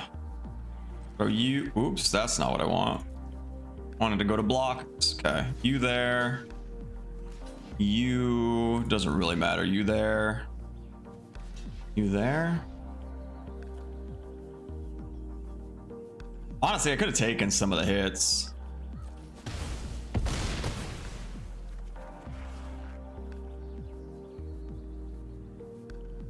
What do you got in hand, Jimmy? Oh, fuck me. That is a thing, but we're gonna throw it back. And then we should just win. Oh, I can just do this too. No flies for you.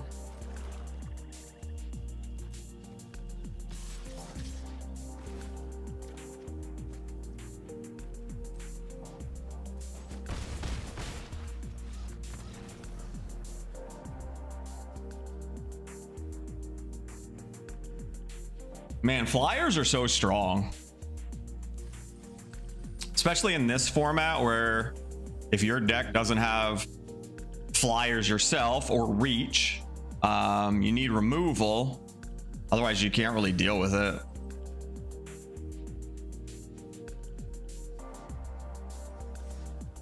Again, I'm not normally a blue player, but this doesn't feel like the typical blue, like just a counter everything blue, you know?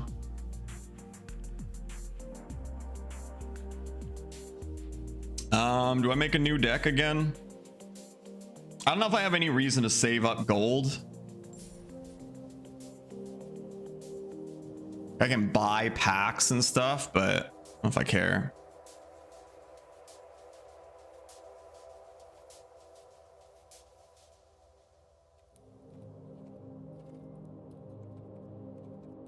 Yeah, like I can buy packs. I don't know if I care to do that. I can buy like alt art cards too. You want to do save gold to do drafts or events? I don't really want to draft, honestly. I don't know if I care that much.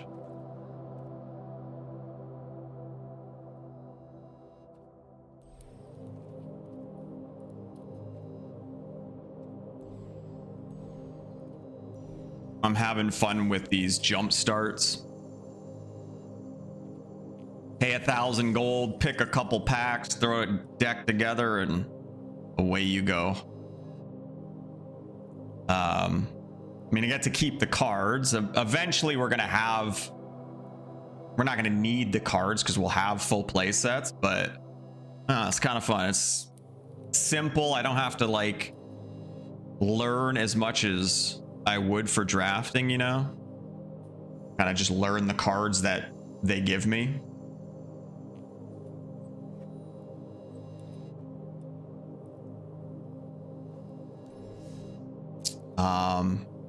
And I mean, in terms of events, like the constructed and stuff, I'd actually need a constructed deck.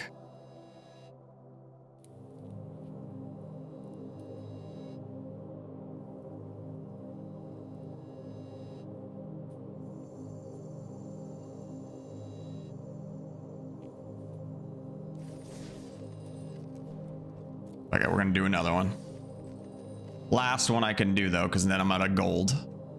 Fucking goblins. I hate goblins. What is this? Kodama of the West Tree.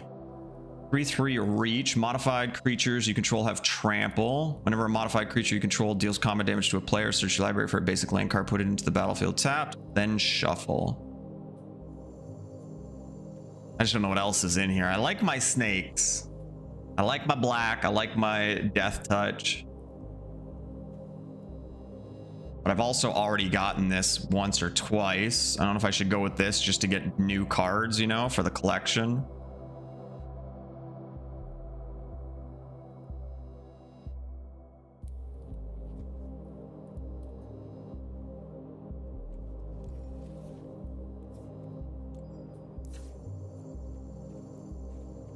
How many snakes do I have? Where is he? Where my little snake at? Wait, is this sorted by cost? Wouldn't I have seen him already? The fuck?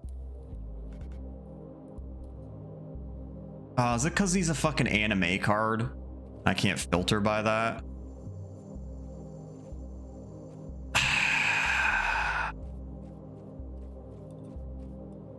Yeah, the fucking anime jumpstart thing isn't in here as a filter. Stupid.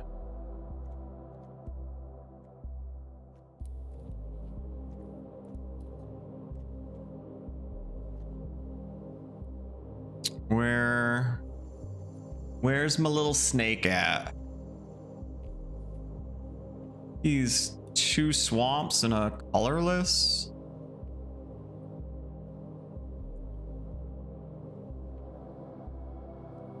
There he is. Oh no, he was chewing a swamp. I actually only have one, so maybe I've only gotten that deck once.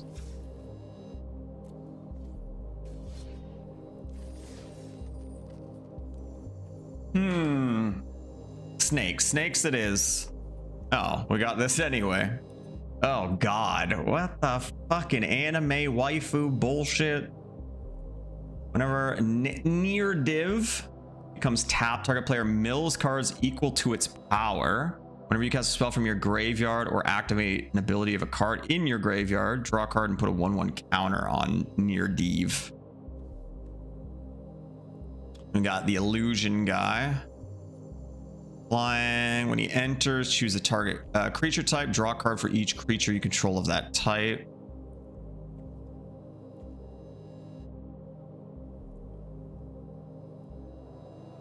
Nah, I just hate that card.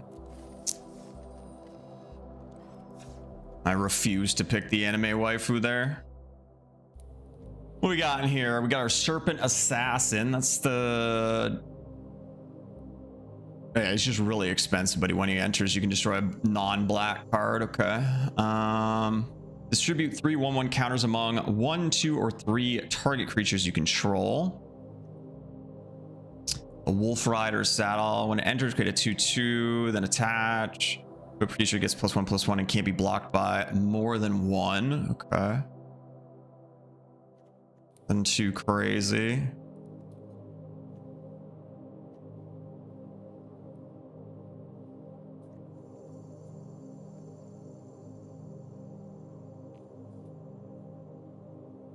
Enchant creature fights up to 1 target creature you don't control. Okay. There's a little bit of removal there. Modifications. Equipment, auras you control, and counters are considered modifications. Okay. And creature gets +2 and has trample. When Audacity is put into a graveyard from the battlefield, draw a card. 1/1 counter on target creature you control. It gains hexproof. Nothing crazy here. We should be able to at least get a win with it, but not super exciting or anything.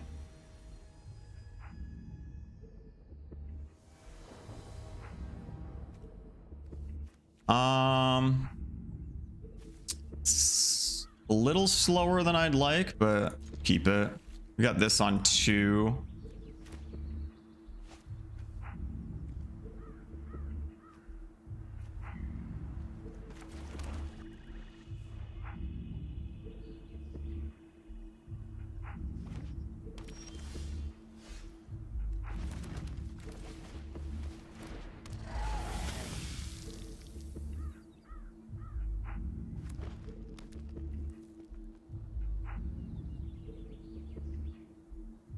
Don't have anything. Let me swing for free. Oh, you piece of shit.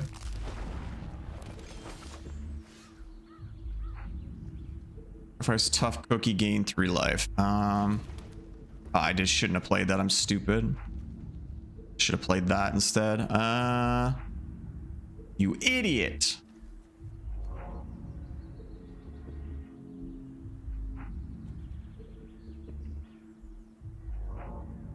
And decide if I want to swing into that.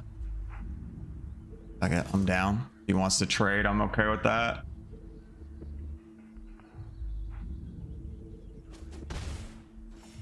I didn't think so. So now to not fuck up our curve, hopefully we get like a normal land off the top. Otherwise we fucked our turn a little bit.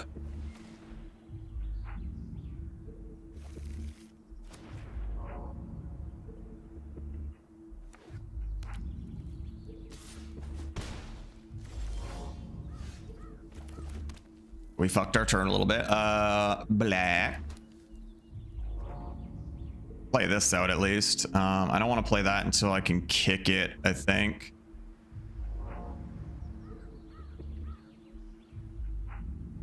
Which we need one more land for.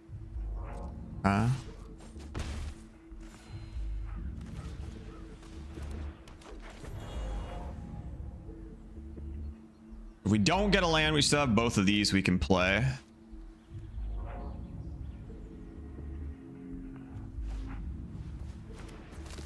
Hey, it's not the Ginger Brute. Ginger Brute can't be blocked except by what? Except by creatures with haste. Okay. Oh, this is the fight thing. Okay, so I can't kick yet. Might go with the death touch here.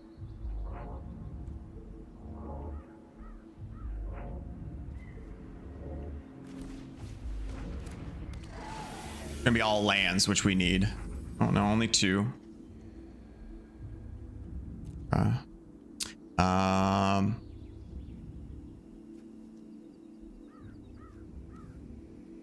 Honestly, I think I'm fine with swinging here. I'm okay with any trades. Ginger Brute there, yeah, I figured that. Interesting, so he's giving up his ramp with that Cobra. I'm okay with that. Okay, we are fighting the shit out of that, that's for sure. That's gonna be an issue if we don't. He's tapped out, so there's no way he swings. Probably. So I would have liked to bring him out kicked, but I think we gotta kill that thing before it gets out of control. Target creature you control. And then we fight it. And then we just pass. Do we swing into that? No. Oh. Having a 3/5 death touch is kind of nice.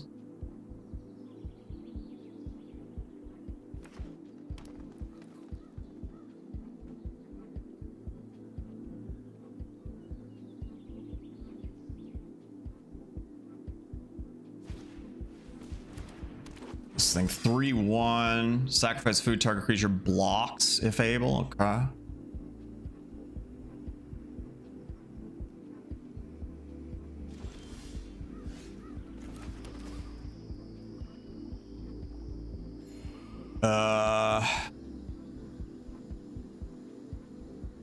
Might actually swing in here.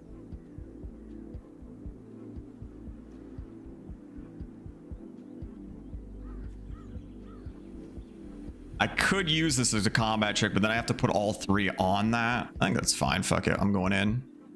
If he doesn't block, we throw down the kicked bear. Double block it. You know you want to. No, don't double block it. I don't want to have to. Okay, good. Ah, it's got a buff.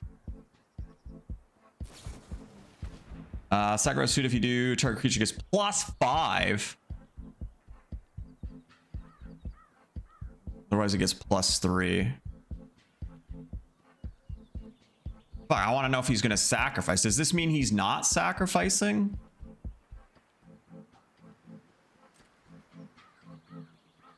I don't think I'll have a chance to respond. Oh, yes, I do.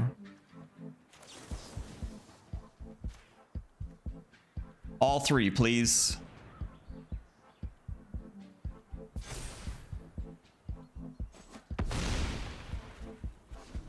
I wasn't sure I'd have a chance to see like if he sacrificed a food first.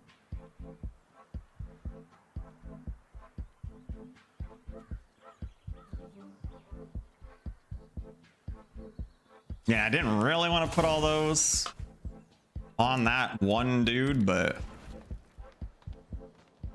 we got a 6/8 death touch now. I guess that's fine.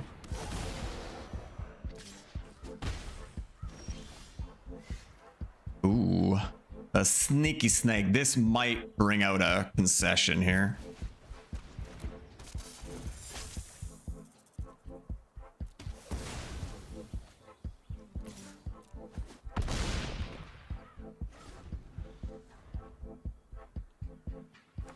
No, he's no quitter.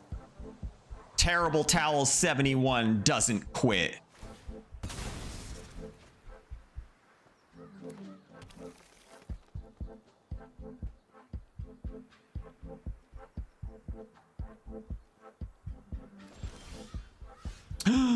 Our Animu waifu lady. I forgot about her. I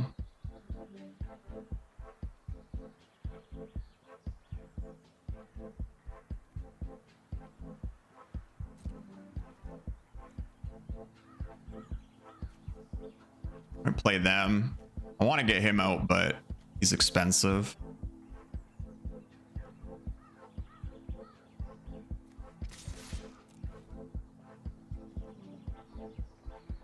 Oh, he's got something.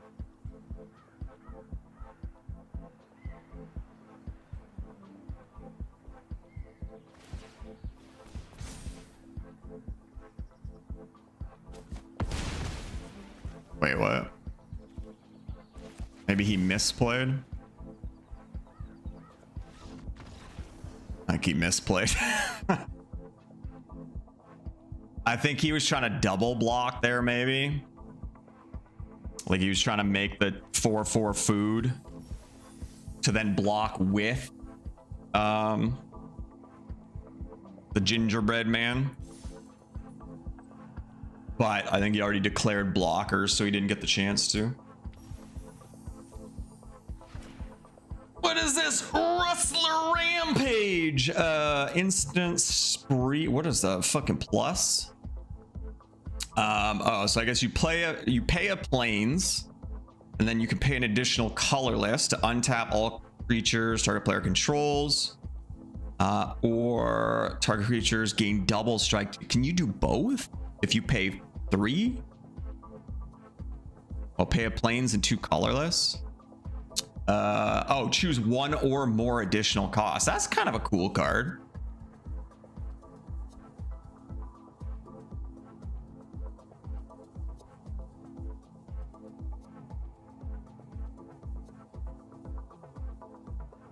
Kind of cool.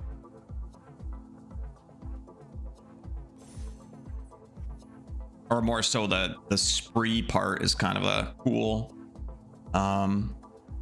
mechanic.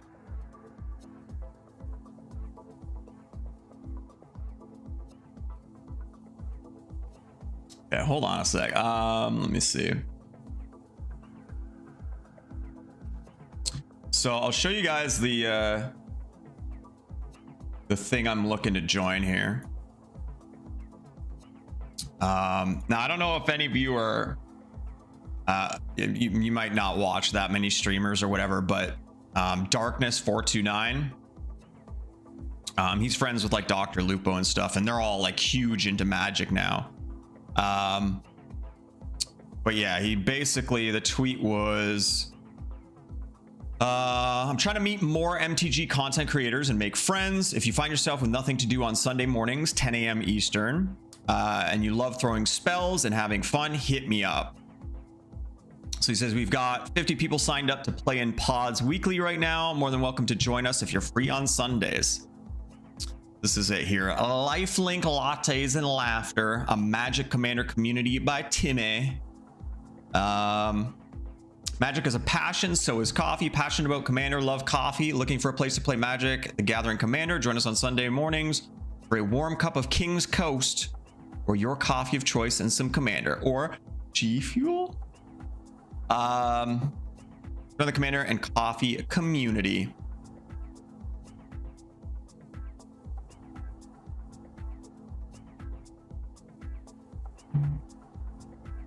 So yeah, again, I assume it's Commander, so hold on, just in case I have the input info. Sign up. Oh, it's a whole ass thing. I'm gonna join the Discord too.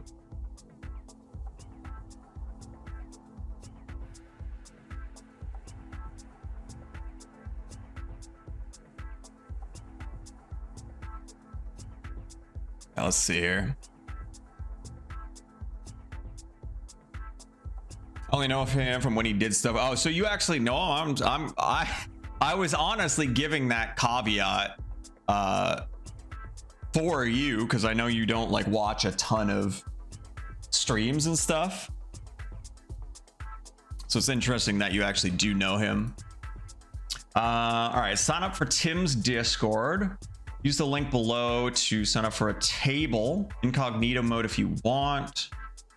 So sign up, go to roster tab and add your name and skill level.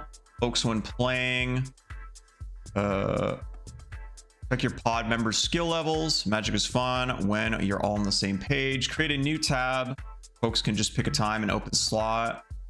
Tables can self-organize. Set up the tables at different start times to help folks across the different time zones organize accordingly. Rule 0, house rules for Darkness League. Additional things can be added to Rule 0 for table. Table must 100% agree to additions. 10-minute grace period to get to the table from the time you sign up. After 10 minutes, an alt may be brought into your spot. Shuffling and drawing all must take place on screen / camera. Start game, shuffle, draw 10, put 3 back. Bottom of the deck, shuffle, roll for order. General things, let's have some fun and play Magic. Please choose your skill level. Also choose a skill level. Wait, what? Please choose your skill level. Also choose a skill level. Beginner, novice, seasoned, master. Number 1, be nice. Some of the folks here are just learning or starting Magic. Mistakes will be made. People will forget things. Assume positive intent. 2, be helpful. If you are not sure what to do, it's okay. We learn from mistakes. It's a game. 3, decks, let's keep them friendly. If a group decides to go hardcore, let them. If a group wants to keep it casual, go with it. It's about building friendships and knowledge. Deathmatch crazy, and start when folks are comfy. 4, ask. If you'd like to up your game, use the thread. If 4 people want to go with pure pain decks, go for it. You all have edit to the sheet. You can set up your game in the sheet and put your own table together for Thursday or any night. Self-govern. We are all humans. Be human to each other. Respect is key. Use the Discord rooms in here for voice comms during the games. You plan to stream to a Twitch / YouTube. Make sure your table is okay with it. Thanks to everyone. If you have any questions, let the thread know.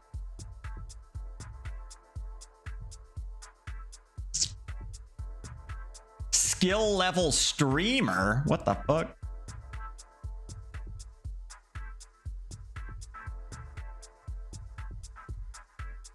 Is that a skill level? A skill level now?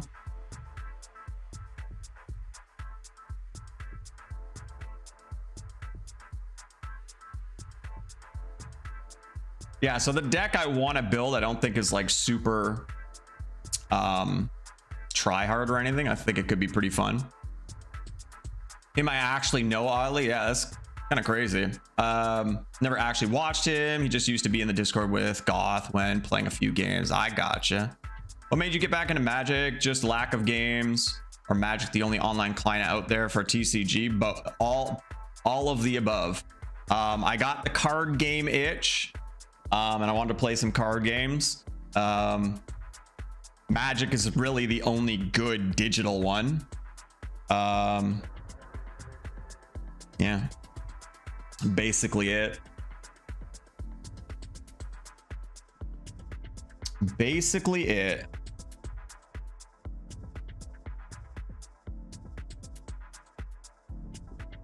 What do I consider myself? Skill level wise. Streamer skill? I'm not a beginner. I don't know. I think I'm between novice and seasoned. Like, I've been playing for a bajillion years. I've been playing card games in general for a billion years, but I haven't really played Magic in quite some time. Average isn't a option, Draconis. Beginner, novice, seasoned, or master.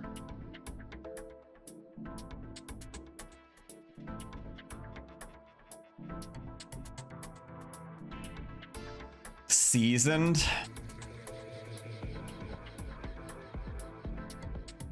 I don't know. It's tough because I don't like. I used to have a lot of knowledge with like Magic and stuff, but now there's like a lot of stuff I don't know. Extra crispy.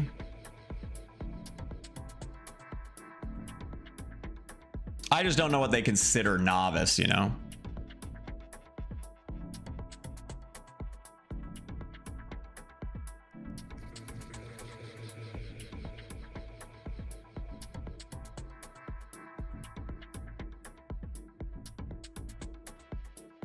I feel like I'm so borderline right now. There are a lot of cards. Yeah, that's the thing I'm worried about. Like, again, this is for fun, so it's not like I'm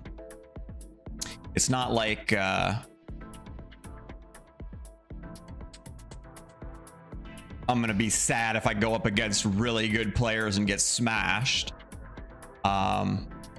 Yeah, I feel like I'm in a weird like borderline between novice and seasoned.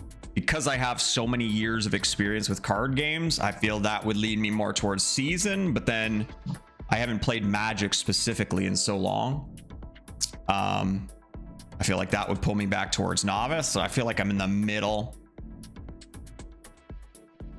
Like, I feel like after a little while of playing, I would probably consider myself seasoned. But I also don't want to go novice, and then novice is actually like less knowledgeable than I think it is, and then I'm smashing people.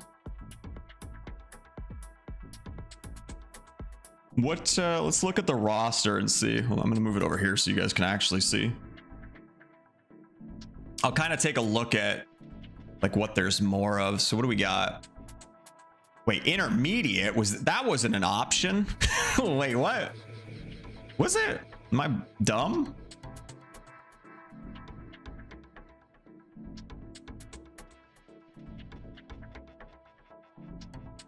The fuck? Why are there so many intermediates? What is intermediate now? There are some beginners, some novices. Intermediate seasoned. Is intermediate in between novice and seasoned?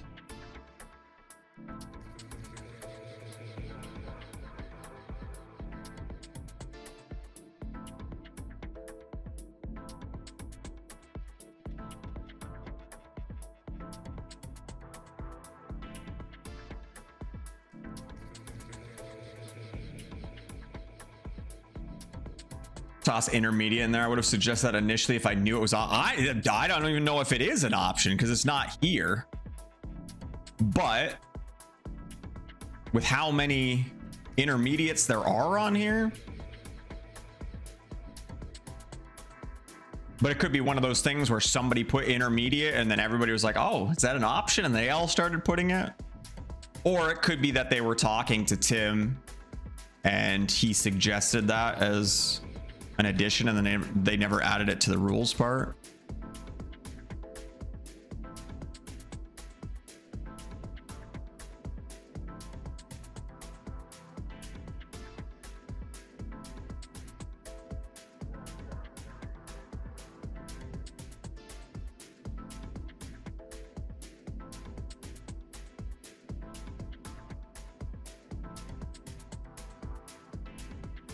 Everyone copies the first one that plays it. Yeah.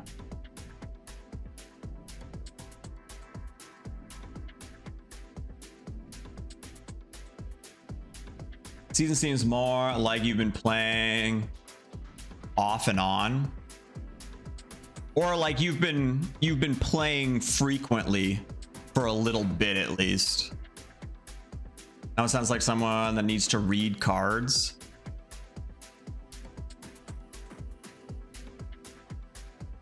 Yeah. I mean, I kind of do. I kind of do sometimes. Like there's a lot of cards that get played out that I don't know. And for me, if intermediate is a thing, I'd put that. Yeah, I would too. But that's the thing too, is I don't know where they're placing that, you know?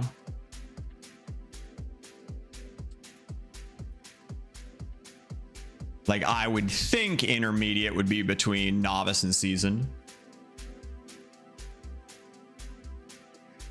There's reading and there's understanding value. Yeah, that's very true too. Like you could read a card, but not really understand it.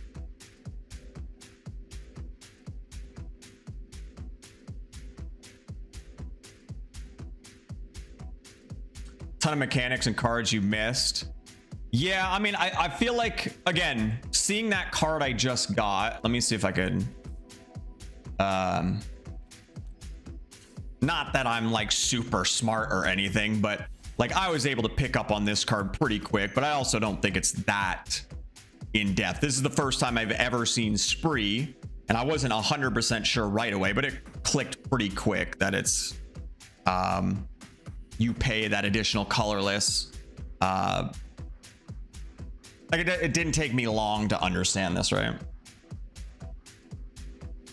I can pick up new mechanics pretty quickly. Are there any other mechanics that I don't really know?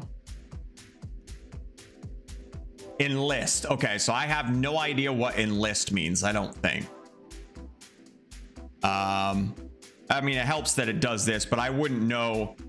Okay, wait. Let me not look at it for a sec. Whenever enlists a creature, you get a 1-time boon with when you cast a creature spell. That creature enters with a 1/1. Okay, see now, just seeing enlist, I have no idea what that does.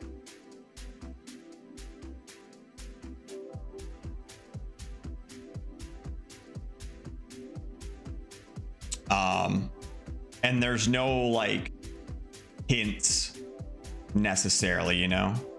There's nothing in here that would, it's something to do with creatures. So I don't know if that would be like reveal a creature or whatever.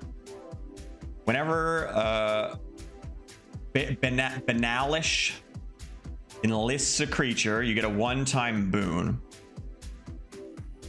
Yeah, I don't know if that's like a reveal kind of thing. So that would be the problem. Playing paper, I wouldn't have this, right? As this creature attacks, you may tap a non-attacking creature you control without summoning sickness. When you do, add its power to this creature's power. See that? That's not what I thought. What I guessed. It sounds kind of like banding, sort of. MTG banding. Banding's like old school. Lets a player form bands from their creatures, and during combat takes the right to distribute damage from the opponent. Also changes the rules for attacking and blocking if a band is formed. And is no longer used on regular cards.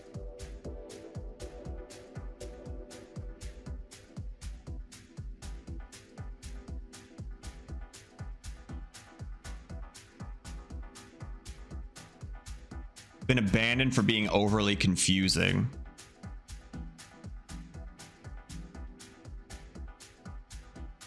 Rules needed to be different for attacking and blocking to express the effect properly.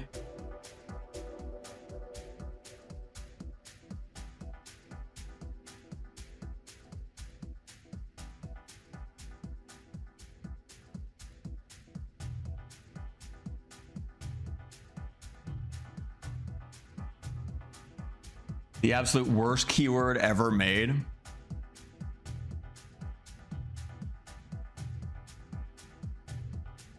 Yeah, so they had to have banding, and then when you like multi-blocked, normally if whether you're attacking and double blocking or whatever,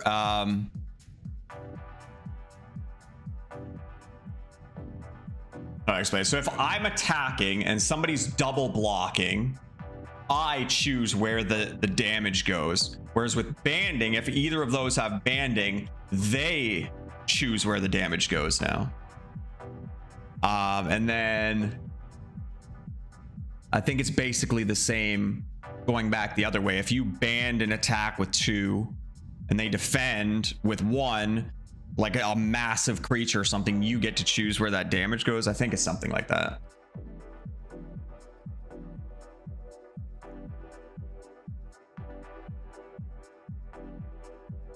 Gift a food. I would assume you just gift the opponent a food token. You may promise an opponent a gift as you cast a spell. If you do, they create a food token before its other effects.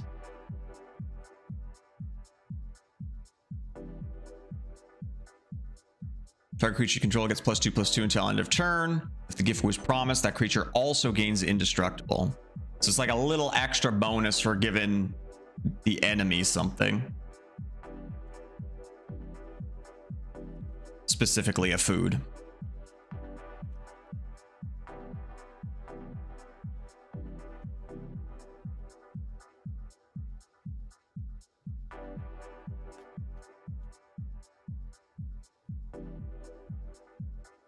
Bargain. You may sacrifice an artifact, enchantment, or token as you cast this spell.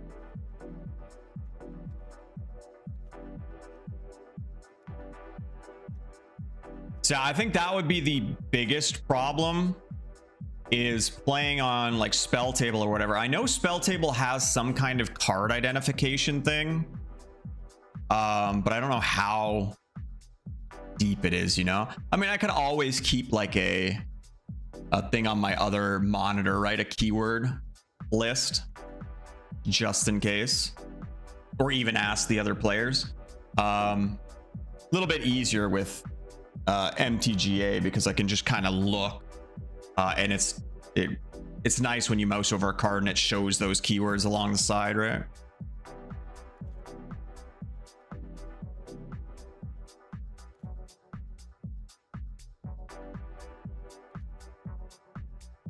Yeah, maybe I'll ask Tim and see what he says, but yeah, I probably would put myself as intermediate for now, if that's an actual thing and it's not just everybody throwing that down because they saw other people doing it.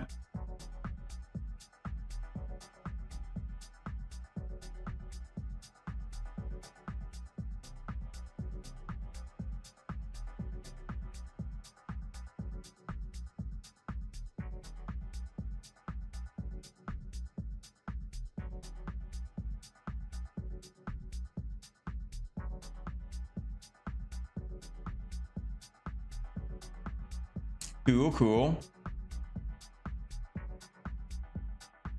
Wait, I didn't say anywhere there, but I would assume that they're using spell table.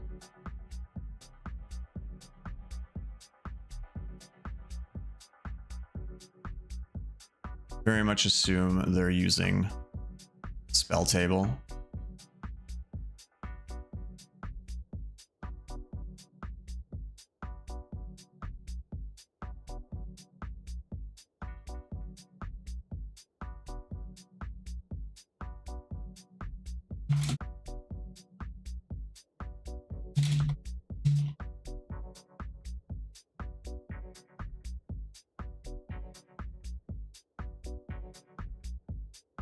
I also haven't played Commander before. I don't think that really would change too much, you know? I don't think there's any like crazy different rules for Commander, outside of like the fact that your commander is in your command zone, you gotta pay to cast them, and then I think it's if they go back to the command zone, you have to add like 2 or 3 colorless to the cost. I think 2. And it keeps adding every time you cast it. And then obviously singleton format. So outside of that, I don't think it would change the rules and stuff too much. So I don't think that would change my experience level.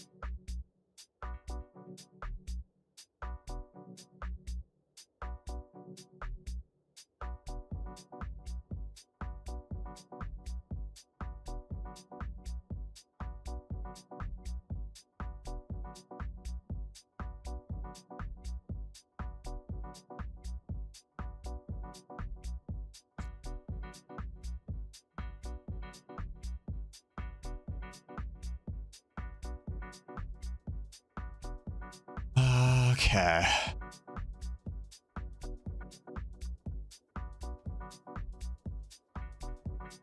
So yeah, like as much as I'd love to do this Wolverine deck, I mean, again, it's mainly just Wolverine that's expensive. The other expensive cards like this shit, I could probably do without.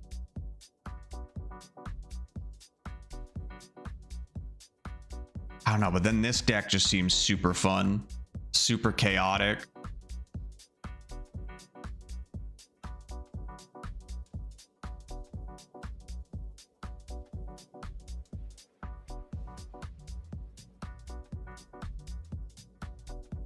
What's the most expensive card in here? $6.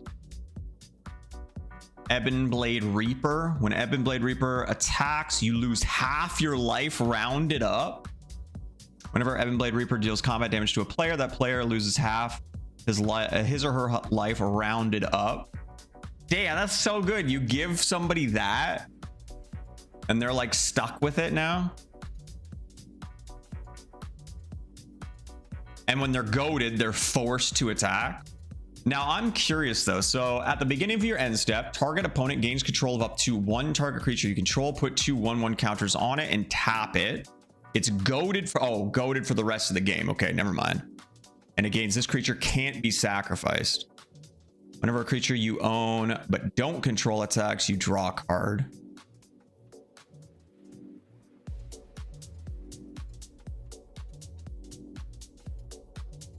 So I don't know how.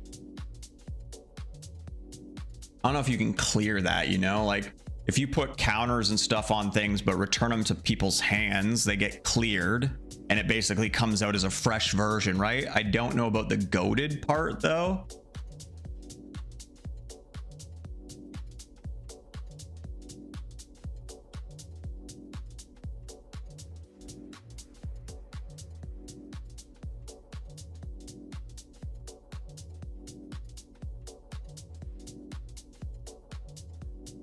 Welcome to the Eldorado Gaming Deck Series. Thanks, man. Eldorado Gaming is your site for premier accessories like metal dice and playmats. Oh, shit. Eldorado Gaming sponsors the My Mythical Meta podcast, and the Deck Series features Magic the Gathering decks played by the My Mythical Meta crew. Subscribe to the channel and comment with your own suggestions or questions for the players. Welcome back to the Eldorado Gaming Deck Series. I'm your host, Travis, and I'm joined this week by my brother, Benjamin. Hello. We are filming in the same room together. Woo! Yay, we are such great brothers and happy friends, and my house is still under construction. We have an amazing deck for you, and I mostly say that it's amazing because it started out as my idea. And Benjamin took this idea and has I don't know if this refined it, is he's made it paper better or digital. than I made it to start with. we are going to talk about what was once a Secret Santa deck, Benjamin's John Irenicus Shattered One deck. And I was really excited when you gave me this deck. It's something that plays along a different Maybe. axis than most decks that anybody plays. And so This is the wheels started paper turning. It took me probably text. about a year to get it to where it is now. It's very different Not a in whole lot of digital. cost or a whole lot of changes, but with You return to hand, it would go to Yeah. your hand, not theirs. Yeah, let's read That's true John too. Irenicus Shattered One to get us started. He costs 2 blue and black. This is a Dimir control style, but as you'll see with John Irenicus, he controls in a very interesting way. He's going to affect the board in a way that we really haven't seen before. He costs 2 blue and a black for a 3/3 elf wizard, legendary creature. And here's his abilities. At the beginning of your end step, target opponent gains control of up to 1 target creature you control. Put 2 +1/+1 counters on it and tap it. It's goaded for the rest of the game, and it gains this creature can't be sacrificed. So, that first paragraph of text tells us at the end of your turn, you're going to give one of your creatures to somebody else. right. It has to attack, and they can't sacrifice it. So, all of that just means they are stuck with it. Yes. They are stuck with that creature until they Oh, or an opponent. They gotta specify this part too. It attacks every turn, but it has to attack a player other than you if able. Can remove it, but you want them to keep it. Then John has his second line of text. Whenever a creature you own but don't control attacks, you draw a card. Right. Yeah, that makes him a better commander because now your hand gets to stay full. Yes. Every time that something you've given away attacks, or as you'll see, we have a couple of other ways to give stuff away. You just refill in your hand, and you can just get to sit back. They're attacking each No, other. get You just down. keep drawing your cards, and it just keeps the engine going. Stop. Yep, that's what goaded means. As long as another opponent is in the game, those creatures have to attack someone that's not you, John Irenicus' owner. They have to attack somebody else. So whenever I created this Secret Santa deck, obviously John's first paragraph just cries out, "I have gifts for you, but these Settle gifts down. are bad. They Right. are the poisoned cup. You want to give your opponents bad things that they have to keep." And that Hairy makes beast. this commander and this deck so special. What a showcase for a bunch of creatures that no one else is playing in any decks. Right. I even put it in sleeves of Santa Claus. There's Santa Claus sleeves. When you come out, it's like, I come bearing gifts. I come bearing gifts. For any Warhammer fans out there, Grandfather Nurgle. His gifts are diseases that he wants to spread to everyone. Disease, Not exactly a lapdog. And that Sort is John of. Irenicus' I got a story. big He lap. says, I have gathered all of these bad, awful creatures. Have a big lap. And I'm going to give them to other people. In Magic design, especially in its early days, they loved to do this. They would make a really cheap creature that could come out really Stop. early in the game, but it would have You're so hairy. a cost to pay in order to have this powerful creature early in the game. Right. So with a deck like this, you get to play those creatures early, give them to your opponents, and let them suffer from the poison throughout the game. Right. Yeah, that's the plan. And what I've noticed when I see a lot of deck techs, and even what your Secret Santa deck was, Yeah. there tends to be this temptation to really overload with those downside creatures to really want to put in everything there is. And what I found in our first playthrough when we did it was that was really fun, but also I really wanted to be playing only one creature at a time, so I wasn't stuck with them myself. Mhm. And which meant I was left shields down with just my commander that I needed to stay in play so I could keep drawing cards. And so I was sitting on the back foot. I think there's a tendency, the typical template for a commander deck is that you need 30 of your theme, but I think 30 downside creatures is a bit too much. And so we'll see that we have other ways to try to get those out and make sure that they are coming out on time and that you're constantly giving away these downside creatures. Okay, so we are going to break this deck down into its component categories. For our philosophy, the way we build decks is we look at the categories ramp, card draw, removal, synergy, Mhm. and then usually there's a small section of plan B or recursion or protection. How are you going to ensure that your game plan continues? Let's talk first about the ramp for this deck. As we were talking before and looking at the deck, I'm noticing that this Dimir ramp package is pretty standard. Yeah, absolutely. I have 10 pieces of artifact ramp. I've got of course, your Soul Ring, your Wayfarer's Bauble, and then a bunch of the 2-mana artifacts that, Talisman of Dominance or Mind Stone, just the things that help you quickly get to the late game. The curve on this deck is relatively low, only 2 6-drops, only a few 5-drops, and everything else is 4 and below. So if you get from 2 to 4, by playing a 2-mana ramp spell, then you can play pretty much your entire deck. So there's not a whole lot. It's 10 cards that are all 2 or 1 mana. Yeah, very good. We like to look for synergistic ramp that goes with... Not right now, baby. But I think in this deck, you're going to find that all your other stuff is doing what your command is Exactly. doing. Like, the whole deck is built around that, so the mana is just very standard. Yeah, the mana is pretty straightforward, and you just want to get there. So make sure that you've got your Soul Ring. It comes in pre-packaged with every pre-constructed commander deck, so make sure you've got it and your other mana rocks, your other mana artifacts, and you should be fine for this deck. Let's get to a category that I think is a little more fun and a little more important, your card draw. Remember that card draw is important in any commander deck. You have 99 cards that are all different. And so I wonder if there's any cards in your deck that say draw John cards. Arenicus That way you can get to the more winning cards. pre-con commander decks that I Chances could of buy drawing to any like particular upgrade, ones are low. Might be a little bit So easier. You can affect that probability by adding card draw into your deck. So Benjamin, tell us your philosophy about adding card draw into this deck. Okay, so the big thing here is that John Arenicus himself is a card draw engine. He says whenever one of your creatures you own but don't control attack, you draw a card. So your main thing here is you want a lot of creatures that you can give away quickly, and then as soon as you have him out and somebody is forced to attack, you start drawing cards. So what I've done is I've created a lot of really cheap creatures. They're all 3 or less so that they can be played before John Arenicus comes out. They either let me filter through the deck or just simply draw a card as soon as they come into play. And that allows you to see a bunch of cards very quickly. So at the low end, you have cards like Fairy Seer. Fairy Seer is a 1 mana. I had that 1/1 card in with my flying that says when it enters the battlefield. black-blue deck strike I had in So turn 1, MTGA. play an island, play a Fairy Seer. I'm now looking 2 cards deeper and able to find what I need for to set up the next couple of turns. Yeah, find a mana rock, find your next land, find your next flyer. Exactly. Your next creature to draw.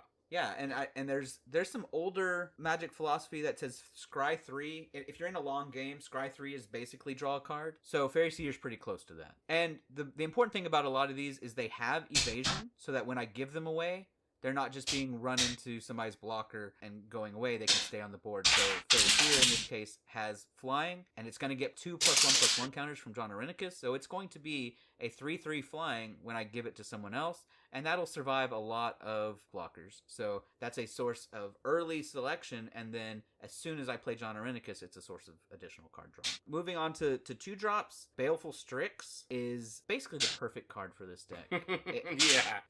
It's a 1/1 for 2, a blue and a black, that says when it enters the battlefield, draw a card, and it has flying and death touch. So it comes down and gets you a card immediately, and then you can use it to block if you need to. It sets up some early defense, but then when John Arenicus comes down, you give it away. It gets those +1/+1 counters. So now Like it's a that. 3 flying death touch. If they want to kill it, they have to put a flying creature that's bigger in front of it, and then it's still going to die because of death touch.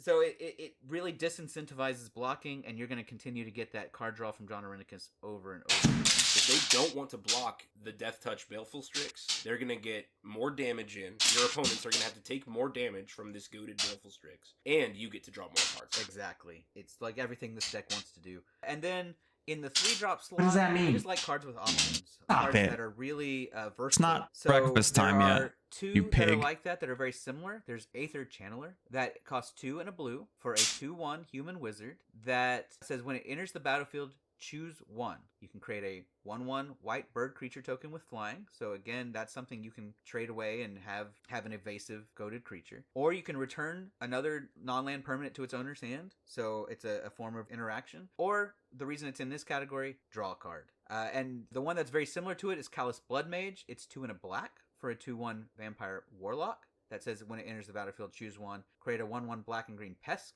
token, draw a card and lose a life, or exile target player's graveyard. So both of these, they come in. If I need to draw a card and dig more, I can. But I My can also biggest create a token question- to kind of clog up the ground a little bit, or get additional things. I to wanna trade know- away, or interact.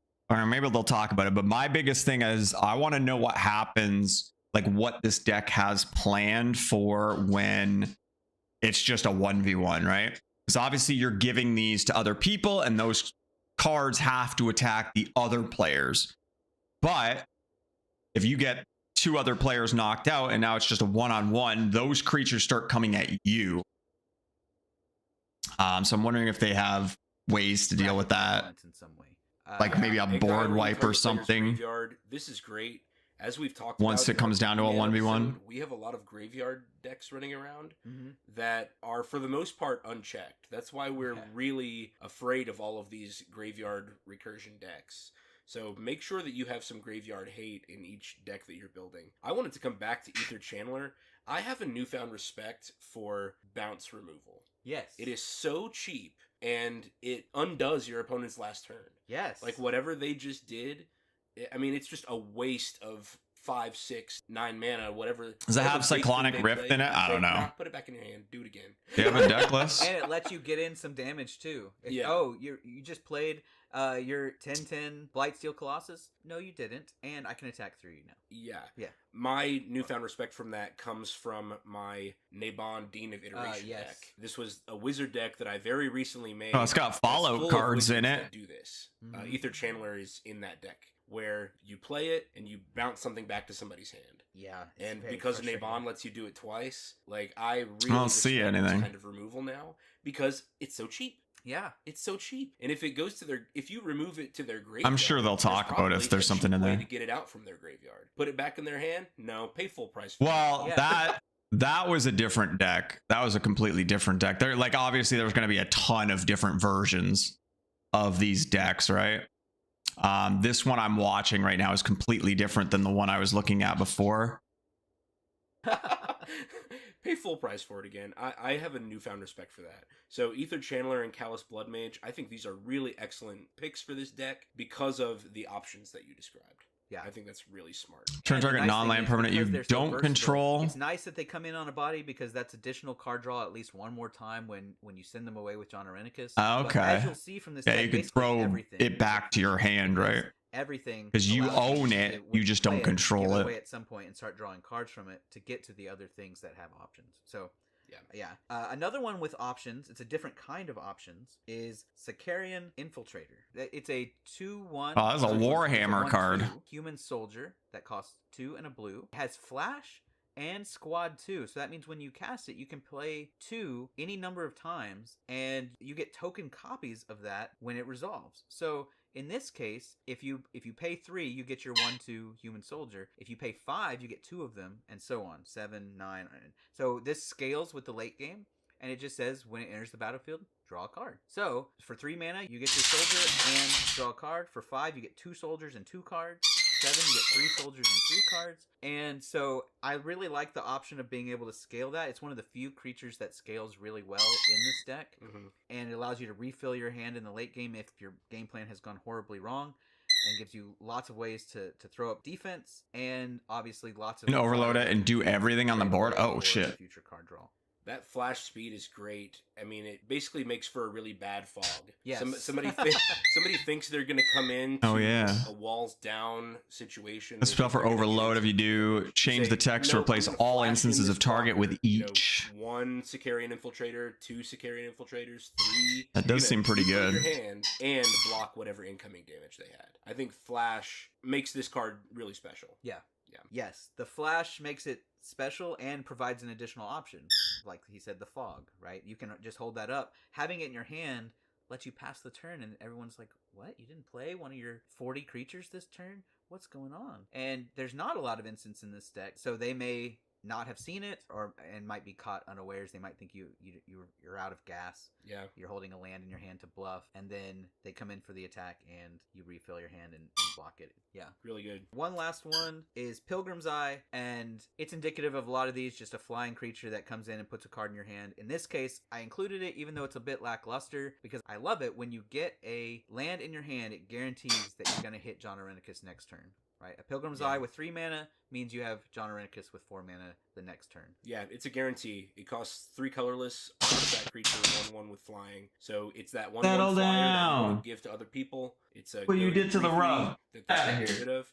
And whenever you play it, you get a land. Yeah. Yeah. And it fixes, and that's one of the things that, you might have a Soul Ring and a Reliquary Tower, and you're like, how am I going to play John Arenicus? Or, more importantly, I have a couple of things that have a lot of pips in them, and this will help you get the right color when you're going into turn 4. So that's kind of nice. All right, so we only talked about 6 of these, low-cost 1/1 flyers that draw card. If you want to know more cards like this, you can obviously check the deck list. We love the website Scryfall, where you can use the advanced search to find creatures with flying that have the text draw a card, or creatures with flying that have the text scry. And that way you can fill the rest of this category with things you find that you like. What effect do you want to have on your 1/1 flyer? You can Right. search for that and be able to customize the deck in a way that you want. Right. Absolutely. And I recommend you do that. I did carefully craft the deck, but a lot of these were cards that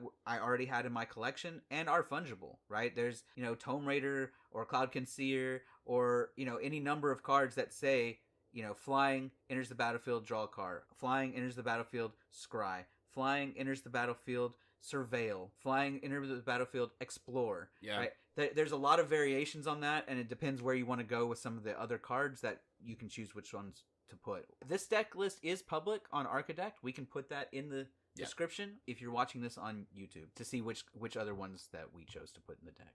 Yeah, we're going to move next to removal and interaction. It's My important to be favorite, able to deal removal. with your opponent's threats. We've talked so far about how John likes to give his goated creatures to other players, and so this deck does put on constant pressure to others, even though you're not the one attacking. But the rest of the cards in this next category are about getting rid of opponents' blockers, pesky enchantments, pesky parts of their game plan, so that you can still get through. So this is our interaction or removal category. Yeah, we have 14 in this category, but we're just going to highlight 5 of kind of the emblematic ones. Mm-hmm. And one of my favorite ones is Bloodthirsty Blade. Bloodthirsty Blade is a 2-mana artifact equipment. It says equipped creature gets +2/+0 and is goaded. And then you can pay 1 to attach it to a creature an opponent controls. Activate as a sorcery. So one of the nice things about this deck is obviously you're not trying to wipe the board often because that destroys your game plan. You're really wanting to pinpoint removal. And sometimes the opponent has something that's indestructible or has something with regenerate or has something that you don't mind being on the board as long as it's not swinging at you. Mm-hmm. And so just equip it with a Bloodthirsty Blade, and it has to go at one of your opponents instead. And of course, if it's something that with a tap ability, they either have to use it in their first main phase or attack and lose it. And it makes that creature even more powerful. So if someone's playing an Infect or Poison or getting in with commander damage, you can hasten your opponent's downfall with Bloodthirsty Blade. I really like it as a removal option that doesn't really make the players quite as salty as... Oh no, not at all. Because if you Bloodthirsty Blade my Voltron commander, I still get to play with it. I'm having lots of fun. You just made it better. Yeah. Right? And Yeah. so, but it also protects me in that I did not get rid of your creature, but it's not coming at me, so I can continue with my game plan like normal. I really love Bloodthirsty Blade. Okay, tell us about Kitesail Larcenist. Okay, Kitesail Larcenist is one of the ways that you can get rid of permanents that are not creatures. There's a lot of creature removal in this deck. Other permanents are a little bit more difficult. So it's a human pirate, 2/3, that costs 2 and a blue, and it has flying and ward 1, which is pesky and basically hexproof. Yeah. Yeah. And it says, whenever it enters the battlefield, for each player, choose up to 1 other target artifact or creature that player controls. For as long as Kitesail Larcenist remains on the battlefield, the chosen permanent becomes a treasure artifact with sacrifice this artifact, add 1 mana of any color, and loses all other abilities. So they get a token out of it, but you can take care of a pesky artifact, you can take care of a pesky creature, and the nice thing is, it says for as long as it remains on the battlefield, where it has ward 1, you're about to put 2+1/+1 counters on it and make it where it can't be sacrificed. So it gets harder to remove in this deck than in normal decks. And in the meantime, they have to decide, do they want that mana, or are they going to hold out for Kitesail Larcenist and hope that it dies so they get their thing back? A lot of people will just use that treasure token to further their game plan. It's a real easy way to get rid of problem artifacts or creatures. I think Kitesail Larcenist is fantastic. When you give it to somebody else, it's going to be a 4/5. Yes. That leap from 3 to 5 toughness is big. Yes. There's a lot of things that would be able to kill it if it were 3 that can't now kill it. Absolutely. That seems kind of dumb, but the leap from 3 to 5 toughness is huge. Mm-hmm. And Kitesail Larcenist is going to stay on the battlefield for a lot longer, and this is going to keep swinging. Yeah, and it has flying. You'll see a lot of these have flying. It's just one of those things that evasion really helps the game plan. So there's a lot of creatures that might be cheaper. So again, here's the thing is like, okay, I've given it to my opponent. We were getting down to end game. Now it's just me versus this guy, and he's got this thing. How do I deal with it? It's got Ward 1. It's a 4/5.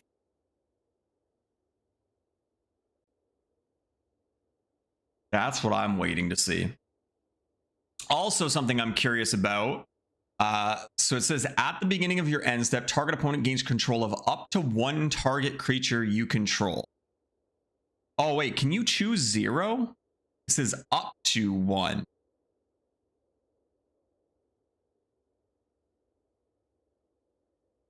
I was going to say, what happens if he's the only one on your board? Do they get him? But I don't think so. I think you can choose 0, right?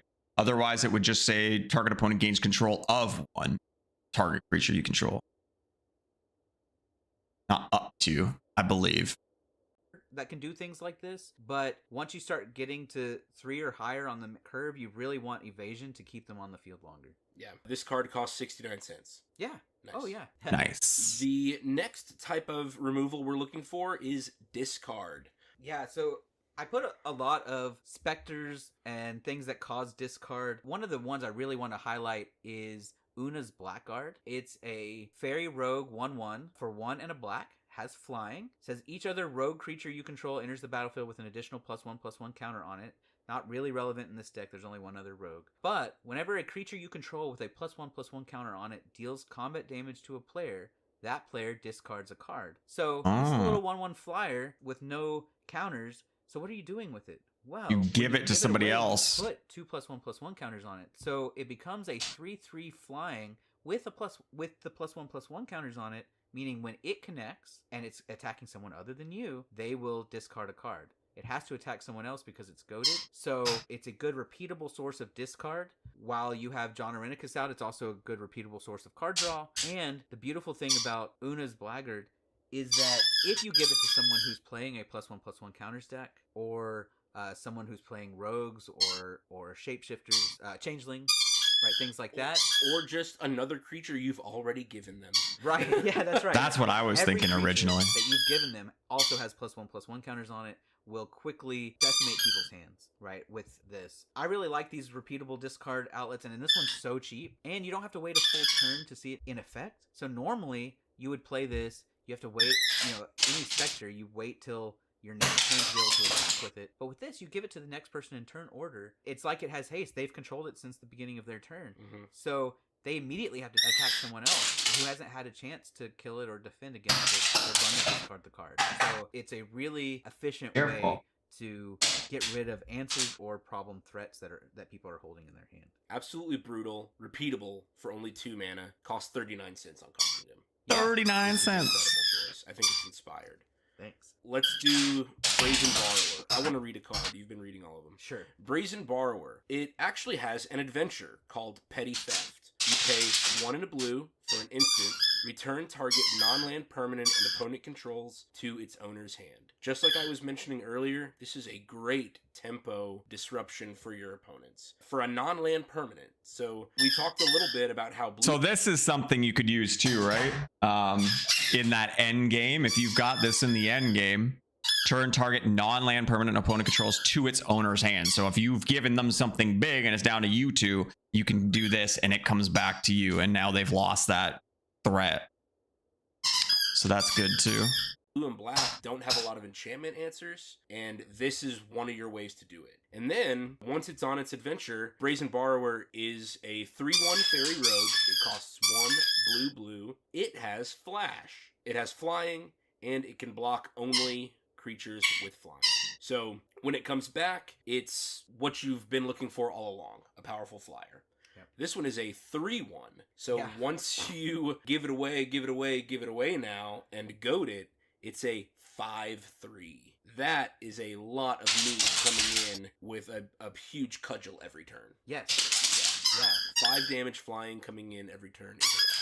And one of the nice things about the bounce removal in this is sometimes you want your own creature back. Mhm. So let's say I've played a Baleful Strix and I've given it away, and I really just want an additional card. I can use Brazen Borrower to return it back to my hand, replay it, and get me a card, and then give it away again. Or some of the things we're about to talk about later, right? I can use it to redestroy someone's creature. You know, this deck is full of ETB, enter the battlefield effects.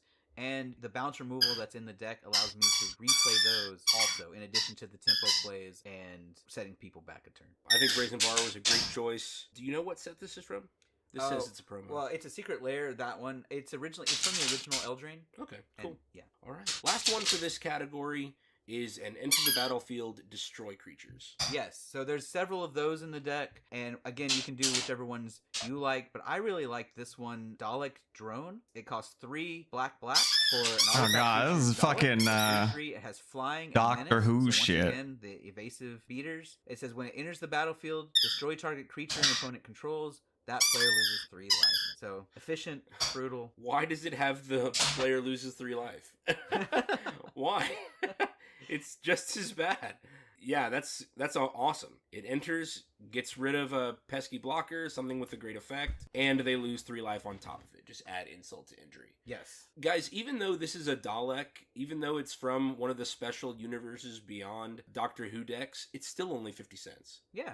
So a lot of these cards, the card that I'm holding in my hand looks like it's from one of the collector boosters. Yeah. It's because it's got that special foiling on it. But just because these were from an exclusive set doesn't mean they weren't massively printed. These Universes Beyond cards are not difficult to acquire. No, you not can at all. you can still acquire them for just as cheap as any other set. Yep, Yeah. absolutely. And in fact, most of this deck is fairly cheap and can easily function without the expensive cards. The commander itself, only 50 cents. Yeah. Right. Okay. Yeah, so our next category? Our next category is what you've all been waiting for. This is the synergy category. No, these are the And bad my brother bad has creatures. titled it Beaters with Downsides. These are big monsters that you can give to your opponents, and they are just going to cripple or hurt your opponents once you give it to them. It is the Poisoned Cup saying, oh, take this gift. You know, Worm Tongue whispering in your opponent's ears, oh, I have such a wonderful gift for you. Yeah, man, this And it deck turns seems out like it'd be just so fun. Absolutely cripple them. Just to This is not cause the last chaos. category. Our last category is going to be that Plan B protection category. But we wanted to show you what you're protecting, what you're recurring. We wanted to show you what the fun part of this game plan is so that the last category actually matters. Right. Yeah. Yeah. So, okay, you've been churning through your deck. You've been interacting, ramping. What are you ramping into? Let's start with Evil Eye of Ormspy Gore. Oh, I remember this card. It's a creature. I remember that costs 4 art. and a black. It's an eye, and its first line of text says, non-eye creatures you control can't attack. So if I give this to my opponent, this is the only creature they have that can attack. And it cannot be blocked except by walls. Guess unless they Like playing chaotic Oh, decks yeah. and RNG decks for Yeah, fun. that's true. Fuck Changelings RNG and decks. walls. Chaotic Yeah. though, But I'm changelings all are about always- it. Oh, that's right. Yeah. Changelings are both eyes and walls. So they can attack and block. So it's a 3/6. So once I give it to somebody, it's going to be a 5/8 that is essentially unblockable and stops all of their other creatures from attacking. So this is the card you give to the token player. Yep. This is the card you give to the hexproof indestructible Voltron player. Right? This is the card you give to somebody who's really threatening your life. You say, "Excuse me, your creatures need to sit back and watch what an eye can do." Yeah. It is relevant. I think that Magic has only printed these 2 eye creatures. Yes. So the other eye is similar. It's Evil Eye of Urborg. Also says non-eye creatures you control can't attack. It also costs 4 and a black. It's a 6/3 instead of a 3/6. So when I give it away, it will be an 8/5. And it says if it becomes blocked by a creature, destroy that creature. So that creature doesn't even get a chance to do. This is like super first strike. Yeah. with Death Touch. So it's plowing in. It doesn't matter how many creatures. You can't double and triple block it to try to get rid of it. They will all be destroyed as soon as they are declared as blockers. So it's basically unkillable in combat and prevents all of your creatures from attacking, and it's huge. So yes, it'll likely get chump blocked most of the time, but hey, if it's holding back everything else they have and forcing one of my other opponents to sacrifice a creature every turn, I'll take that. Amazing 2 cards. The version that I had of this deck did not have these, and it's just a great pick, and I think they're 35 cents. How much is Ormspygor? Yeah, 35 cents. 35 cents. You can pick these up. No one except John Irenicus players are playing these Evil Eyes. Yeah, exactly. So there's not a huge demand on them, which keeps their price low. Okay, which downside beaters next? I'm going to do Grid Monitor. Okay. There's another one, Steel Golem, that's similar, but I'm going to focus on Grid Monitor here. It is a 4-mana artifact creature. It's 4/6 for a 4-mana creature. That's a great rate. And it says, you can't play creature spells. Now, obviously, I will only play this when I have John Irenicus in play, so Right. and it will be the last thing I do on that turn. I will play Grid Monitor, and pass turn, that will trigger the instep of John Irenicus, where I give it to someone else, and now that player cannot play creature spells. They have a 6/8 artifact creature that has to attack someone else, and that's all they will ever have. Yeah, I mean, it's an absolutely amazing pick. Like we said, Steel Golem does the same. It costs 3, but to completely shut off someone else's ability to cast creatures, they have to spend their own removal spell on it. Yeah, it can't be sacrificed. It can't be sacrificed. They have to use their own removal spell that are supposed to be used on your opponent's creatures to take out something that's on their own field. Yeah. In order to enable them to play creatures again. Debilitating ability. Next one, Yeah. there's several of these that are they're very cheap Goofy. for a really good rate that have a kind of an inconvenient ability that just helps me get in chip damage constantly. So the one I'm going to highlight on this is Serendib Efreet. It's 3 mana, 2 and a blue for a creature Efreet. It's a 3/4 flying. So 3/4 flying for 3 Whoa! is a really good rate. Yeah, when that's incredible. When I give it away, it's going to be a 5/6 flying. And I love how it curves into John Irenicus. So I Yeah. play this on turn 3. It's great for a blocker. Yes, I'll take 1 damage on my upkeep. Oh, poor Benjamin. 1 damage on your upkeep. But- Ouch. Yeah. But then I will give it away to someone else. They'll also take 1 damage every upkeep and start hitting my opponents for 5 in the air.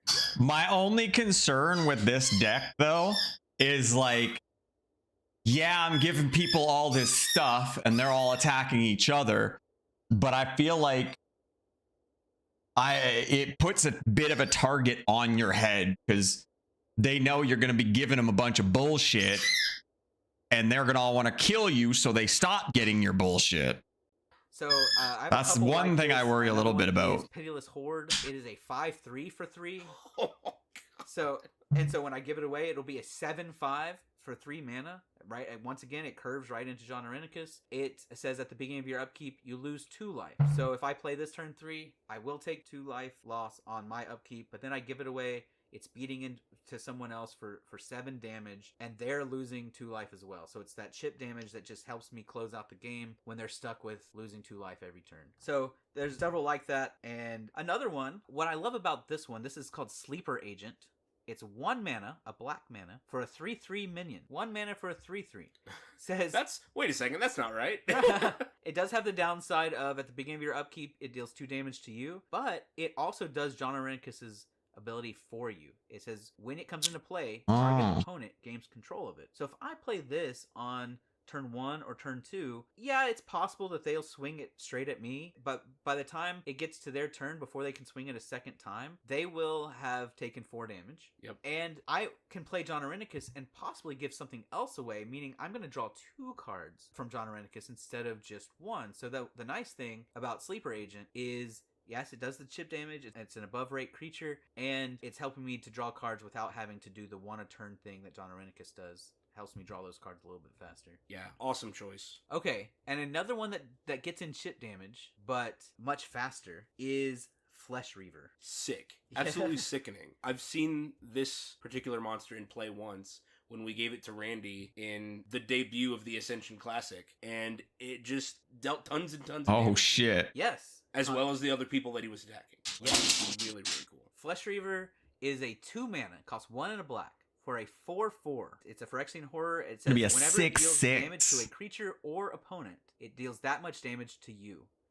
So I can avoid that damage when I play it by just not attacking or blocking with it, right? But once I give it away, so it gets 2+1/+1 counters, it becomes a 6/6. It is goaded, so it has to attack. Yeah. So you have to swing it, and if they block with it, you'll take 6 damage. If it connects with the opponent, they and you will take 6 damage. And so it's crazy how efficient it is at just taking the board's life total down. Because if you play it turn 2 and John Arenicus turn 4 and give it away, then it's immediately swinging. 2 people are losing 6 life. That'll drain the board in a couple turns, even if you don't do anything else. This is kind of weird. I'm starting to see similarities between this deck and my old Mogus Group Slug deck, Yes. where just every action your opponents are taking is causing them to lose life. But the way that this deck goads your opponent's creatures is doing the same thing. Mhm. It's making everybody lose life at a faster rate than they would have because combat is happening, plus the drains that you're having them take from Pitiless Horde, Serendib Efreet, Sleeper Agent, all of Aren't you these tired yet? 3 goaded flyers, Yep. all of them being goaded is creating that rapid decrease of all of your opponent's life totals at the same time. Yep.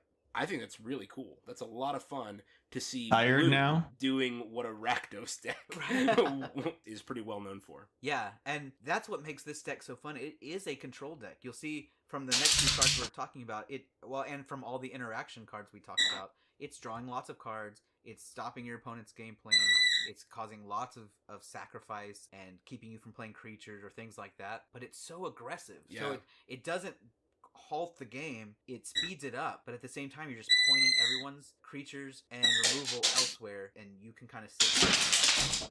Yeah. It's a lot of fun. So cool. I want to talk about Rotting Regisaur. Absolutely. Another control piece. We talked a little bit earlier about a few cards that cause discard whenever they enter. Damn, that And shit would Rotting be a fucking Regisaur is 9/8. Another card that's just going to absolutely shred your opponent's hands.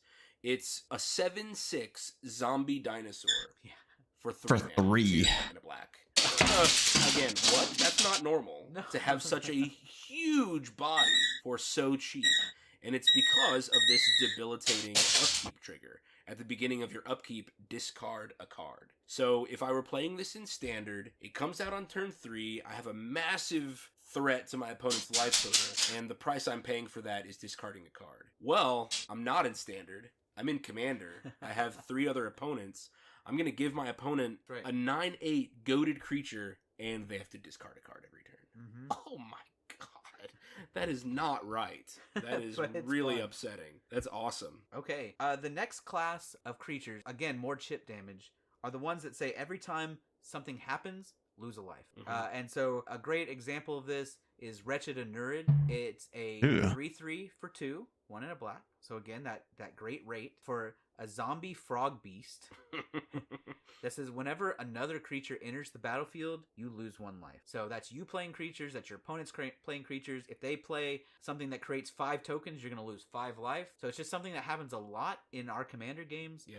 And it's just, and of course, I've given it to you. So it's a 5/5 when you get it. It's goaded, so it's swinging in hard. But then every time someone does something or you do something that creates a creature on the battlefield, you lose another life. So there's several similar to that. There's Eben Drake. I think that might have been all. Yeah, okay. Wretched Anurid and Eben Drake. But yeah, they're both gonna continue that. I think that was in the, ever-lowering life First total. deck I looked at, yeah, right It's pretty there. cool. Okay, and then the last Ugh. class of creatures. Oh my god. The ones that I love the most. Uh-oh, here the ones comes that the- really made me Are these cling to the this fun deck when ones? Travis gave it to me. Is the ones that make you sacrifice when you play the game. Because these cards, normally their biggest downside is you might end up sacrificing them. But John Arenicus gives them the text that they cannot be sacrificed. And that means that when they cause you to sacrifice things, you have to sacrifice your Other thing. the things that were part of your game plan. Your lands, maybe. Like, they don't care. They're going to just keep whittling away your resources until you have nothing left. And my favorite one of these is the Phyrexian Negator. Phyrexian Negator is a 5/5 trample for 3. It costs 2 and a black. So when I give it away, it's a 7/7 trample. And I can try to mitigate its downside by just keeping it out of combat until I can get John Irenicus in play. I just read the text. But its downside is whenever it's dealt damage, you sacrifice that many permanents. So Yeah, for each 1 damage dealt to it, you sacrifice a permanent. So if they, That's If they crazy. put their 3/3 beast token in front of it, and you Was it in this trample deck, for 4 too? damage on top Yeah. of that, you have to sacrifice 3 permanents, and it can't be Phyrexian Negator. It can't be sacrificed. Oh my god. So I mean, that your board is going to be nothing but the things I give you when you're done with this. disgusting. It's just so beautiful. This art is amazing. The one that I'm looking at here in front of me, he looks like a xenomorph alien with like This is a gold different accents. version too. Yeah. That is a really, really amazing artwork too. A similar one, and I think this is your favorite, right? Do you want to talk Oh about yeah, this one? yeah. So I think I remember getting this one into the deck Yes. whenever I built it. It's called Desecration. Oh, what the Elemental. It costs fuck is 4 that? mana. Wow, what could we get for 4 mana? 3 and a black for an 8/8. It's gonna be a 10/10. 10/10 when you give it away. It's an elemental. It has fear, which means that it can only be blocked by black or artifact creatures. Right. And then it says whenever a player plays a spell, sacrifice Definitely huggable. every time. Got lots of the person who arms. owns I think those are Desecration arms. plays a spell. You Yeah, I have got to Pete. sacrifice Hold it. on. I got Pete first. We have music while I Pete. Be right back.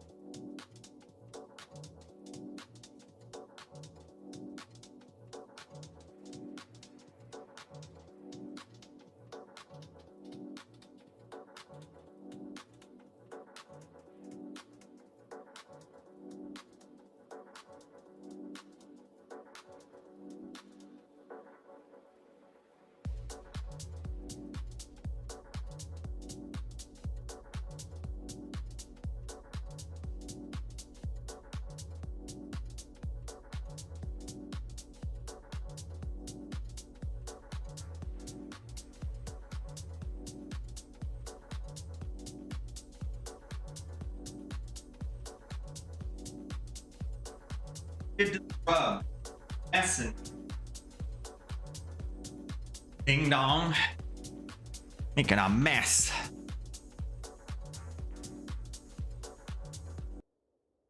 Creature. Every time your 3 opponents play any spells, you have to sacrifice a creature, and you can't sacrifice it. Yeah. See, I feel like this is gonna piss everybody off, and they're all gonna the rest focus of on me, your you know? creature front.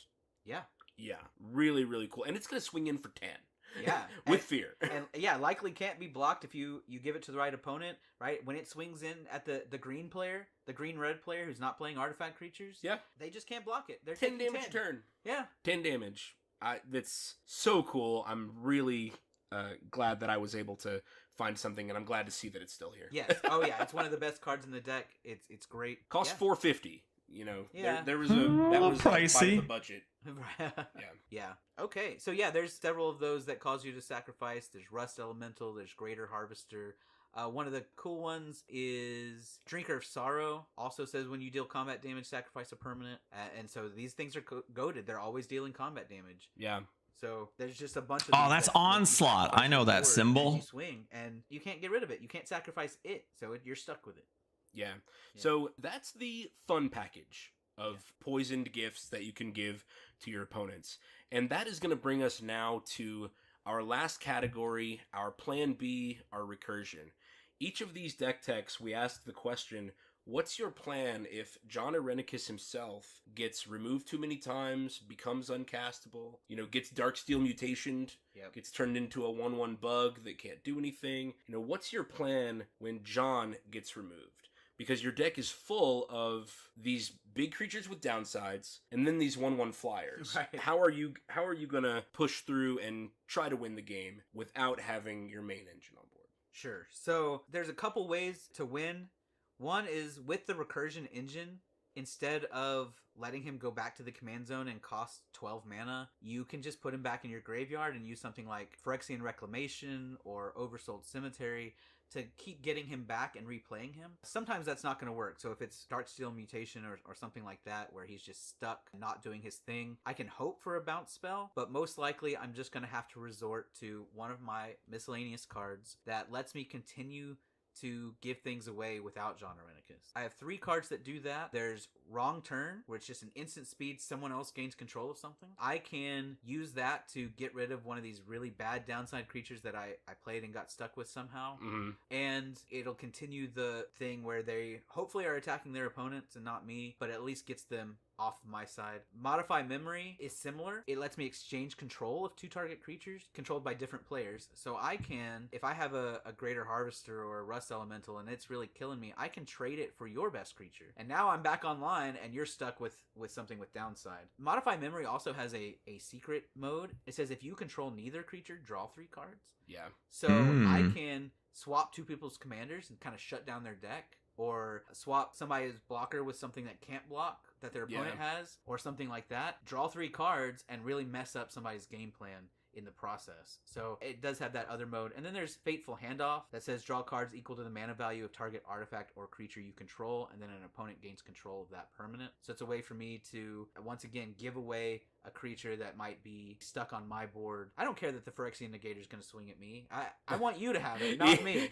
Yeah. So play Fateful Handoff. It's a sorcery that costs 3 and a black. I'll draw 3 cards and give you Phyrexian Negator. Fine. Yeah. That's great. There's also the fact that everything in the deck is either an evasive creature or an undercosted beater, means that if it's late in the game when I no longer have access to John Irenicus, I can always just try to close out the game with my unblockable Evil Eye of Worms by Gore, or my flying Rust Elemental, or Your Fear Desecration Elemental. Right, exactly. Just I can keep swinging in yourself. yeah, just keep doing it and hope that I have the time, because I have seen other decks win with a bunch of cheap flyers. Oh yeah. You just, hey, we've gotten enough chip damage, we've all been attacking each other, it's the late rounds, and I have 12 life and you have 12 life, and I can't get my commander anymore. Fine, I'm gonna swing in with 3 flyers and hold back my little 1/1 tokens, that maybe I got with Callous Bloodmage or something, and I'm just gonna hope that I can clog the board up long enough to chip in with flyers, or like you said, get in one good attack with a Desecration Elemental before I have to sacrifice it, or whatever.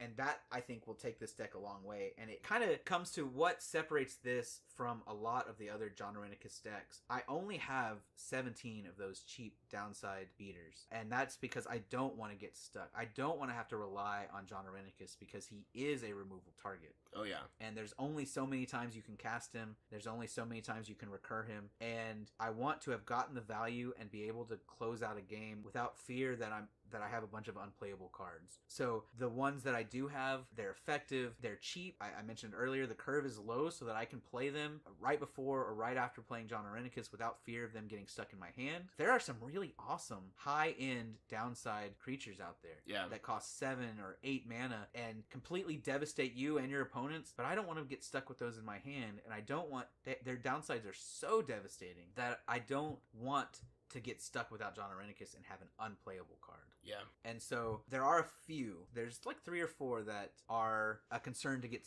to that, but I've tried to minimize those as much as possible. And so that's plan C, is I'm just going to beat you with the creatures I've got. Yeah. And then just pay their downside when they come and hope that you can win the race to get their life total down. Exactly. Yeah. I was thinking again about the type of removal of sending creatures back to your hand. And I remember that when you played John Irenicus and I was playing that Nabon Wizard deck, I just kept sending John back to your hand. It was that's super annoying. That's going to put you back 4 mana every turn if you're just recasting him that way. And so that means every turn you'd have to go John Irenicus and a cheap creature. Yeah. Well, I think having so many cheap creatures is a solution to that. Yeah. You were able to play John Irenicus every turn, plus your cheap creature that you can still give it away, that you can still draw the card or surveil or whatever, and then still give it away so that your game plan stays online. Yeah. I think that's a really smart move. Anything else that you want to hit for John Irenicus? For anybody who's on the fence about John Irenicus, it's super fun to play. It's very cheap to build. It works along a different axis, and I really appreciate that my brother gave it to me. It's something I would have never built myself, but I'm so glad I have it. What is your final cost for this deck? This deck, as built, costs $82.81. Probably needs a little bit of upgrading in the mana base, Yeah. but otherwise, I think it's almost perfect as is for $83. That is so, so cool. And a lot of the cards, especially lands and your mana rot cards, those just enter into your collection as you buy packs, as you buy a precon or whatever. These are cards that they'll just arrive in your collection. Right. You know, I wouldn't tell you to go online and specifically spend 70 cents for a Felwar Stone. Right. Like, they're just going to come in pre-constructed decks as you build your collection. Yeah, and I would actually, if you're struggling, Except I'm not planning to something like a Felwar Stone or whatever, or that's those build a sorts of collection things that might put you over your budget. in Don't paper. worry about that for this deck in particular. Yeah. Right? It has so many low cost 1, 2, and 3 mana creatures that I would be okay cutting basically all the ramp for a few more lands and a few more 1 or 2 mana scry. Wow, yeah. Yeah, I think you could go to say 39 lands and 6 more scry creatures, and you'd be fine. Yeah. You know, you don't need to spend $2 for a Soul Ring, you know, which is about as cheap as it's ever been, and I probably It'll stay at that price forever, I think. It goes up in between printings. Commander deck printings, yeah. Yeah, some of the more expensive cards like Brazen Borrower, there's plenty of things that say when enters the battlefield, bounce something. Yeah, oh, yeah. Just find one, right? Oh, yeah. And the deck takes very little. It takes very little loss from something like that. Just this deck is so fun to play and so cheap to get into, and can still be good without the high cost cards, that I highly recommend this for anyone who's, say, an intermediate builder who enjoys the puzzle of figuring out how to win, how to get your opponents down without a combo and without the big creatures on your side of the board. It's kind of a fourth way. Yeah. Really cool. Well, Benjamin, thank you so much for walking us through John Irenicus Shattered One. I am so glad that I was able to find something that spoke to you, that really opened up your puzzle solving Yes, it was great. experience. And we have a really fun deck in our meta now that gets continued play. And that doesn't always happen with But how do you close the game with this deck? that's Didn't they exciting just for me as go the over all original that? builder, and I'm sure exciting for you as you found something new. Absolutely. Listeners, remember that if you have further questions about the deck, you can always leave comments on YouTube. Benjamin, 10 cents, damn, what a bargain.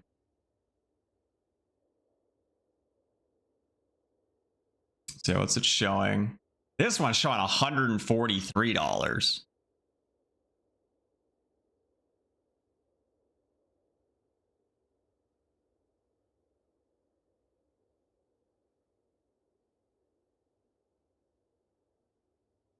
Lots of these are pretty cheap though.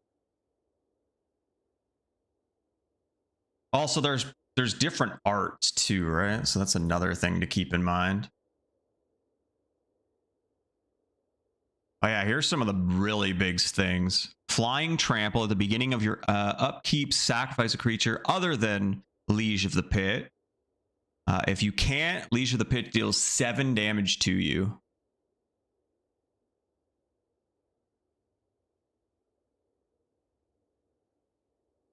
Yeah, that could be a rough one to get stuck with towards the end of the game. Lord of the Pit, Flying Trample.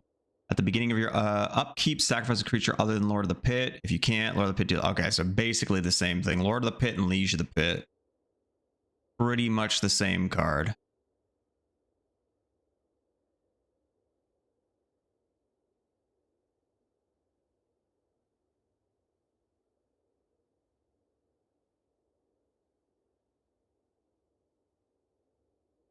Six binding contract. If you would draw a card, exile the top card of your library face down instead.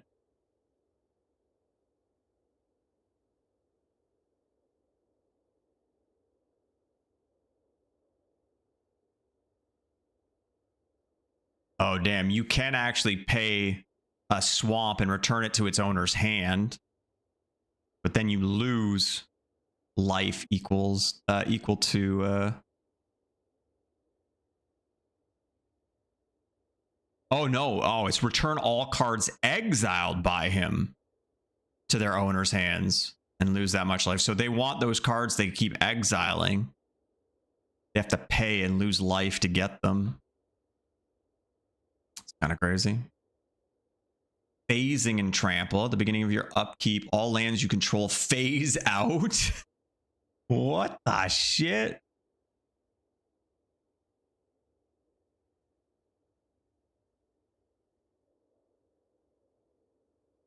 So it'd be a 9/9 with phasing and trample. And yeah, at the beginning of your upkeep, all your lands phase out. So you wouldn't even be able to do anything.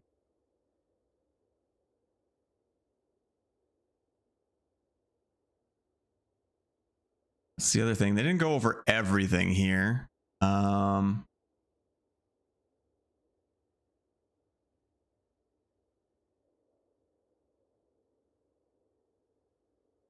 Wondering what they have for like spells and stuff to protect John.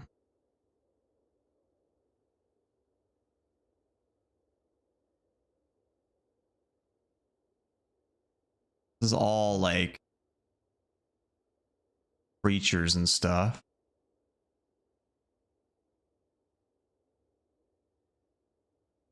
Stern Protector comes into play. Return target artifact or enchantment to owner's hand.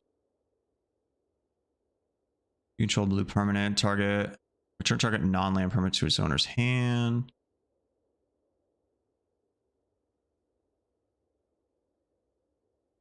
So it looks like this one doesn't really play spells and stuff.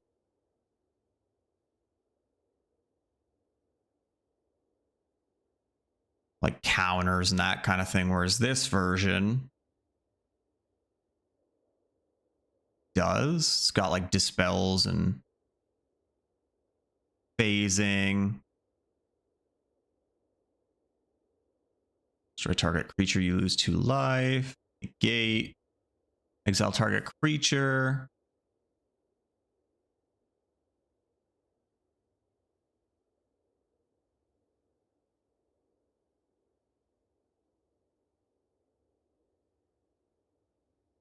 Do 2 target creatures controlled by different players. Return those creatures to their owner's hands.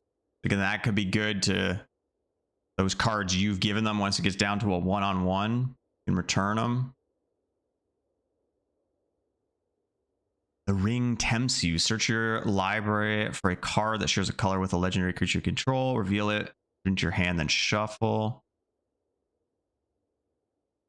I wonder what type of creature or what kind of counters this deck has. Is it a popular deck?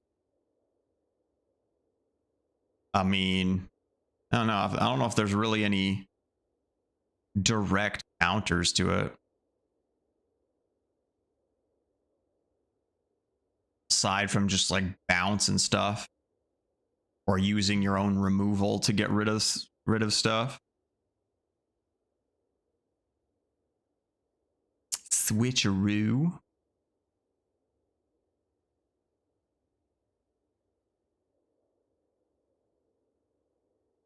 Oh, damn. Each player sacrifices 6 creatures. You create 6 tap 2/2 black zombie creature tokens. So they can't sacrifice the cards you give them, but anything else they play, you can make them sacrifice. Ugh.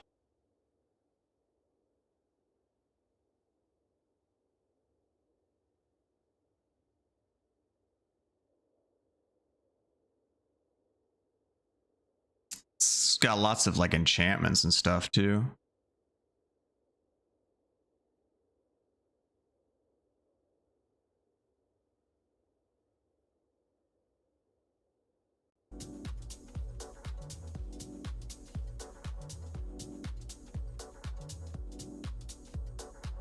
My only problem with the one they have built is it just doesn't feel like you have a lot of ways to protect your own John.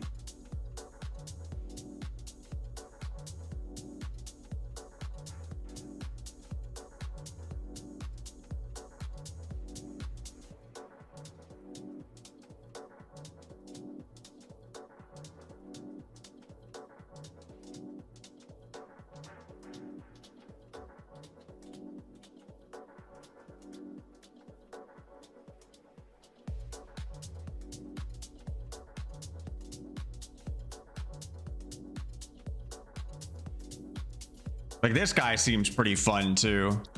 This feels like a fun card to give to somebody. Whenever Ebon Blade Reaper attacks, you lose half your life rounded up.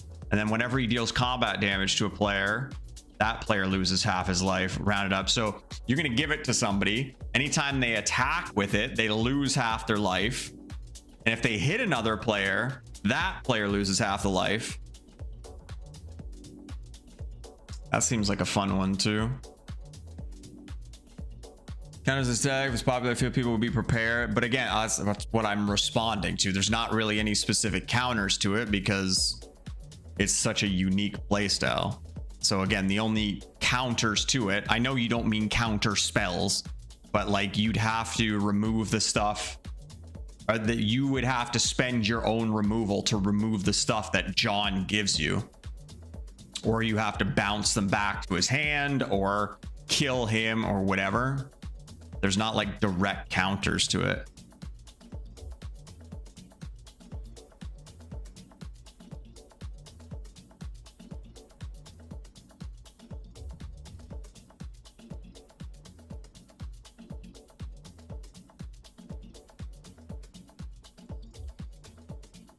I almost want to mix like this deck with this deck.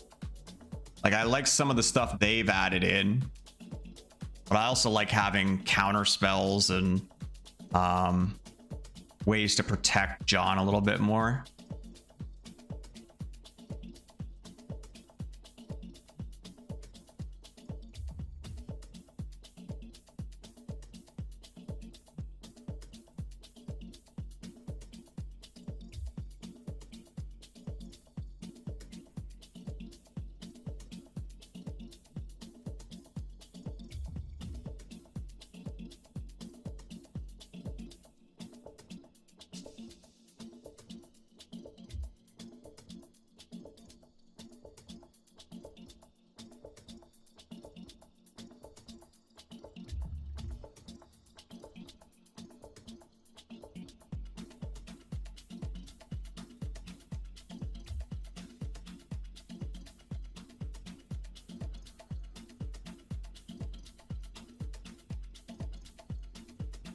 Let me...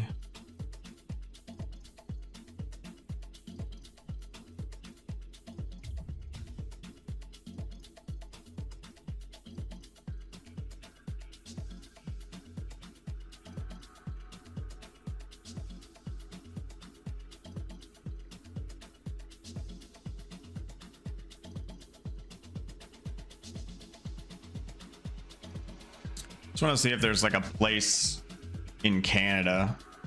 God,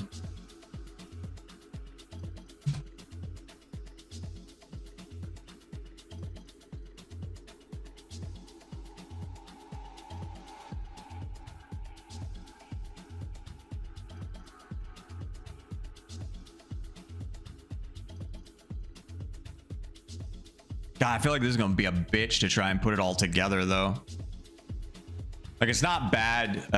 If I was American, it'd be fine because I can just go through these American sites, but I'd have to like input everything into these Canadian sites.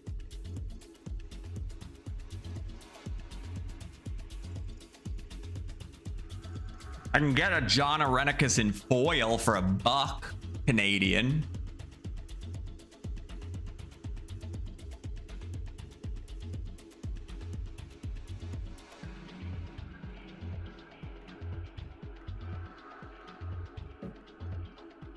What is this?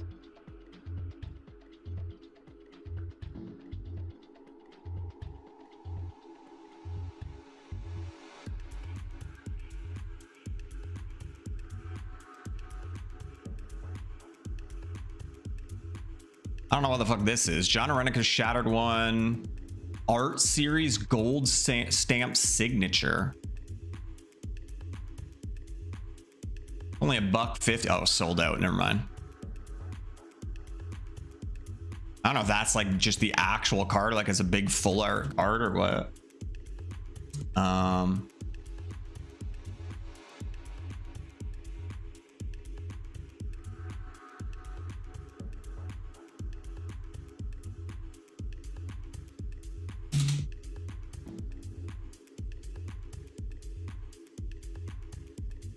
That's just bringing me here again. Oh,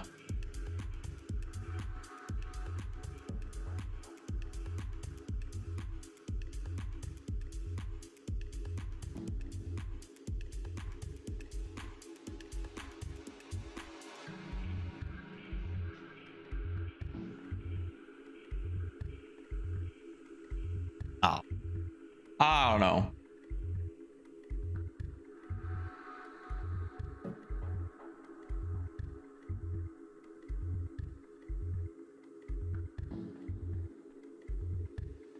Yeah, that's the pain in the ass part, is trying to look up every single one of these cards.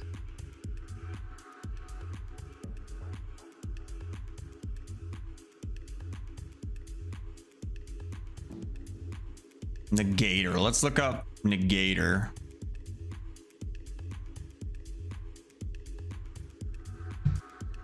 Jesus Christ.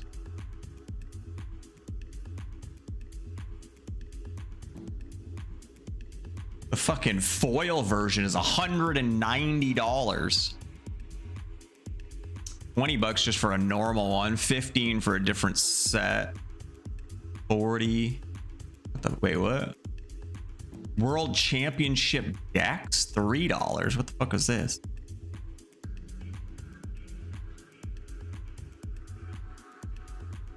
That's so much cheaper.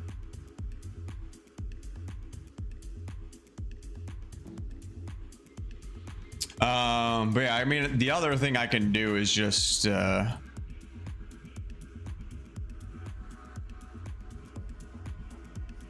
buy. It's only $87. $87 on TCG Player, $86 on Mana Pool. And then see how much shipping is to Canada.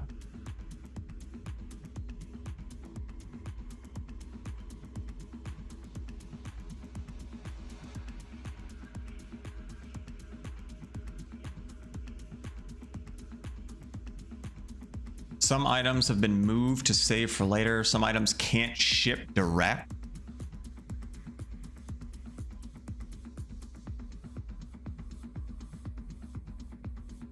It says free standard shipping, but I highly doubt that would be.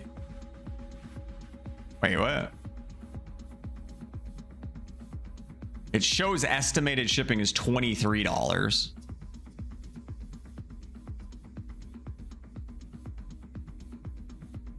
Package is 13.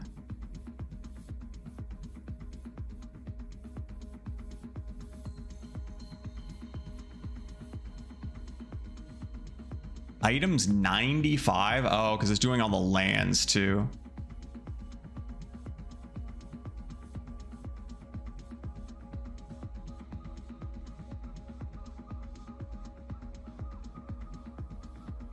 All the basic lands as well.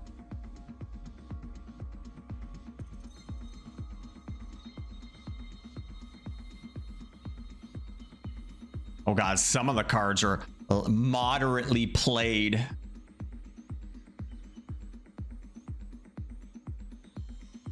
Oh shit, they all have different shipping prices and stuff too. Oh my god, because that's shipping each individual package, right? And there's 13 different packages. The big one is free, but then this one's $2.99, $1.27, $2.99. It all fucking adds up. $4.99 for that one.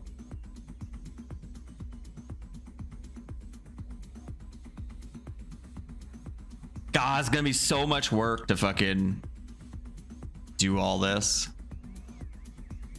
I have to go through, remove all the basic lands because I don't need those.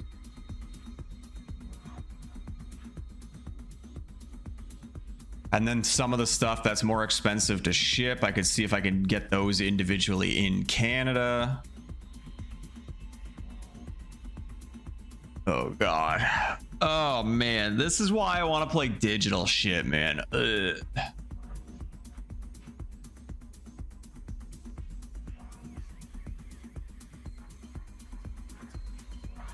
So much work for a deck you might not use. I would use it though. That's the whole reason I'd be buying it.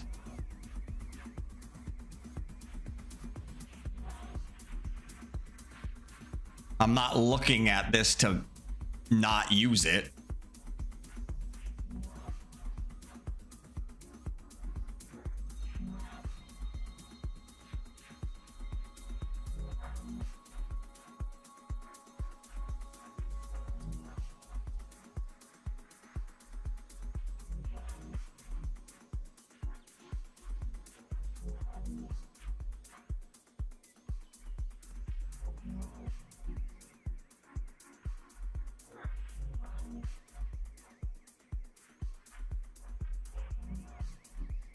What's this card do? What?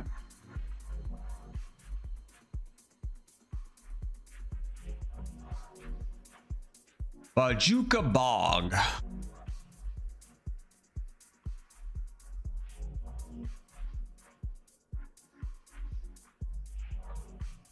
$2 here.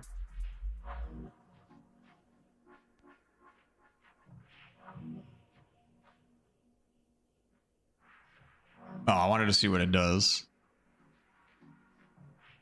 Enters play tapped.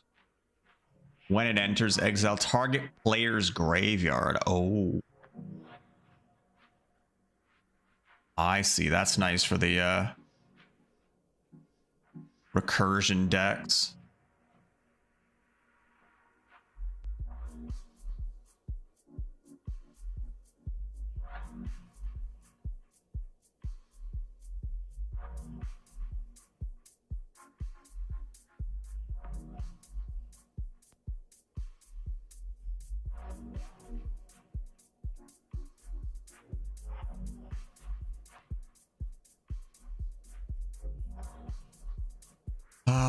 Oh god, how do I do this?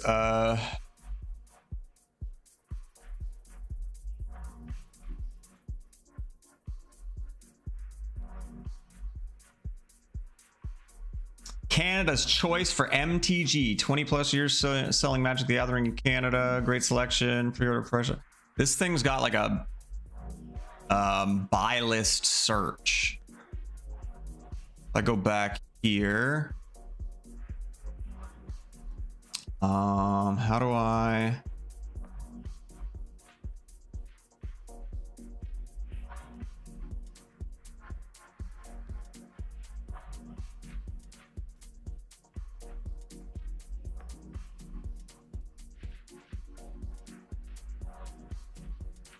Deck exported, copied to clipboard. Let's see if this works. Where do I put this shit? Oops.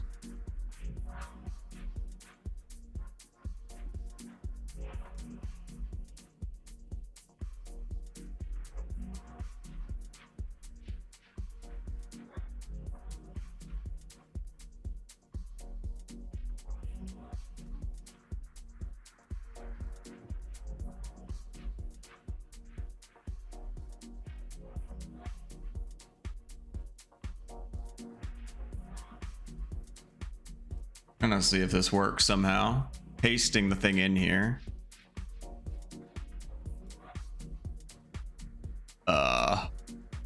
Wait, do I need all this stuff in it? No search results. What the fuck? I don't know if I need those little tags on the miscellaneous downside beaters. That's like a specific thing here where they have them listed.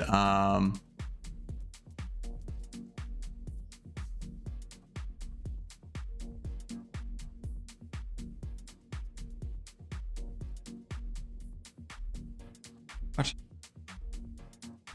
They broke their website. Okay, can I like copy this?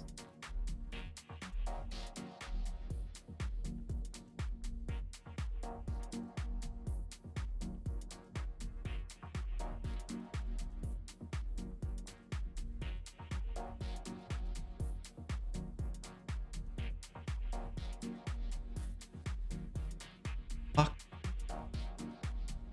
I'm just gonna try one thing. Maybe I don't need all the extra shit on there. Ah, okay. Fuck, I gotta go through and remove all that shit? Jesus Christ. There's a pain in my ass.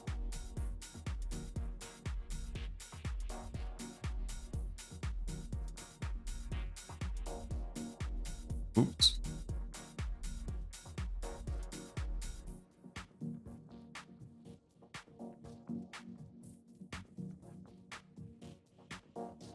Maybe there's another way to copy this shit, but man.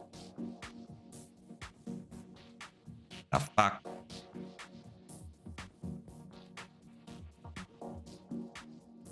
I'm just gonna test it like this for now. I see a lot of out of stocks though.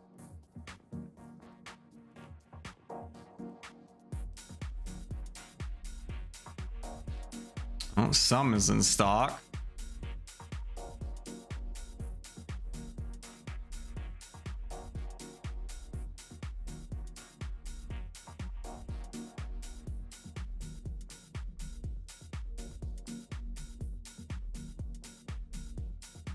God, this is gonna be a lot of work.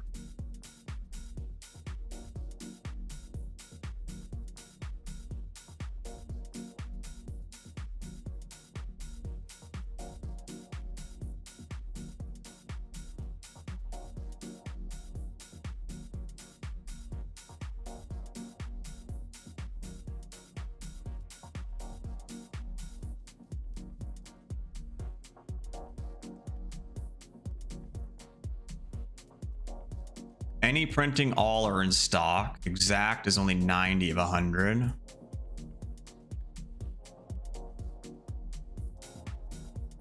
$31 packages. Holy fuck.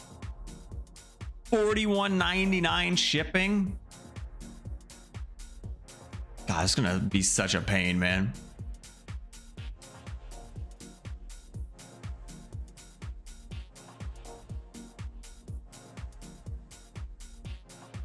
What the fuck? They're charging individual shipping per thing? Oh, it's because it's coming from all different people. Dude, this is gonna be a nightmare.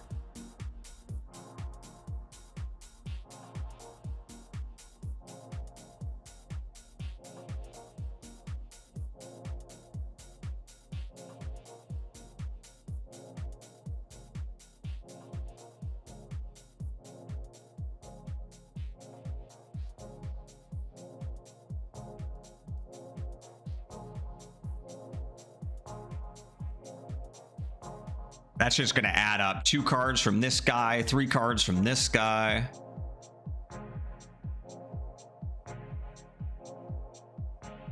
Oh, fuck me.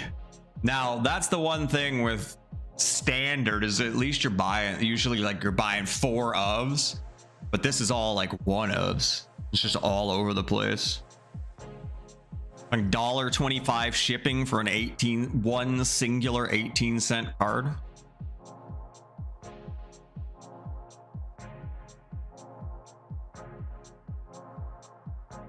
Holy fick.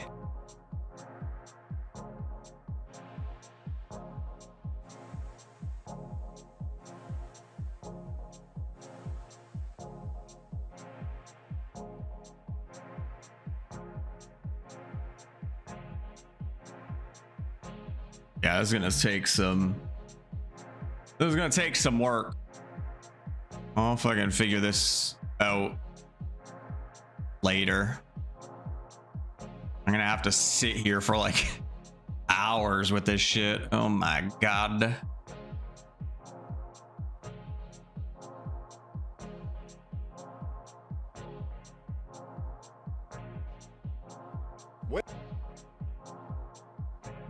Hello everyone, for this week's Deck Tech, I want to revisit my first video to ever hit.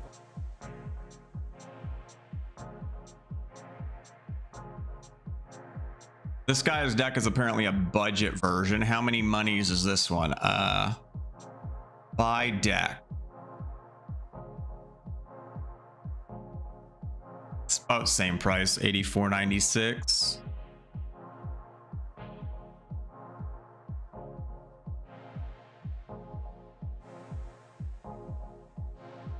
Oh man.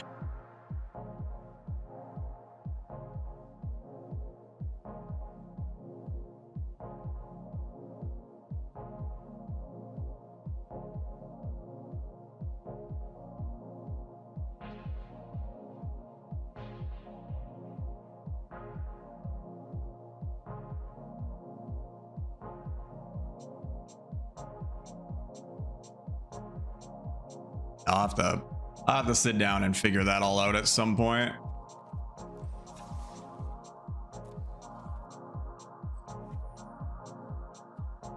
Oh, what's this? Arena Open Day 1 Traditional. Oh, these are the money tournaments, aren't they?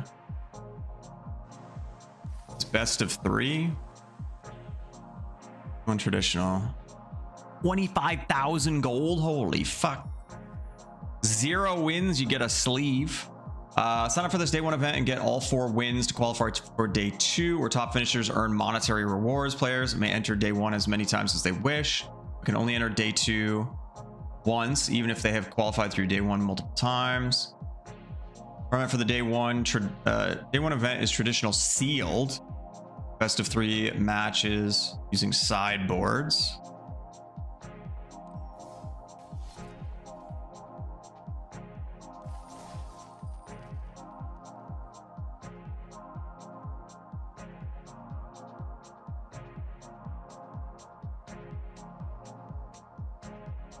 Not available in all regions or territories. Void. Okay, what?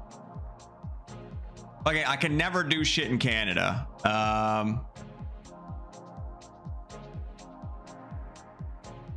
Anytime there's like contests or whatever, fucking never open to Canada.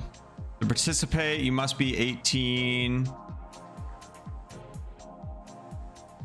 You only participate as long as your participation does not violate applicable local laws. You're responsible for blah, blah, blah. Open. Boy, we're prohibited, including the following regions: Belarus, Congo, Cuba,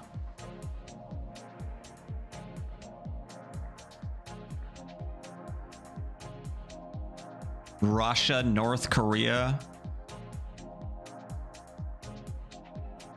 I don't. Canada doesn't come up in the search.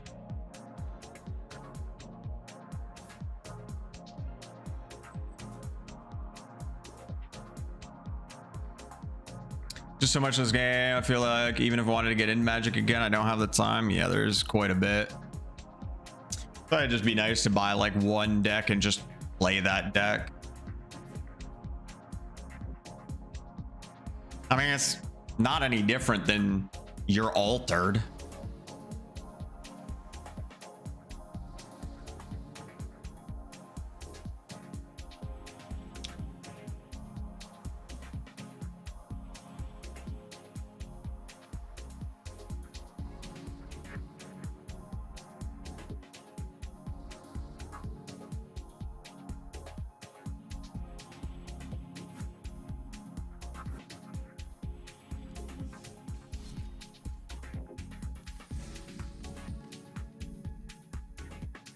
Oh, damn. If you lose one best of 3 once, you're out. Damn. Although not as complicated since it's new. Easier for me to keep up with being... I mean... Again, like... If you're playing standard Magic, you're playing the newest cards. So you're only really having to learn that. Maybe if you're playing like Historic and stuff where everything's legal...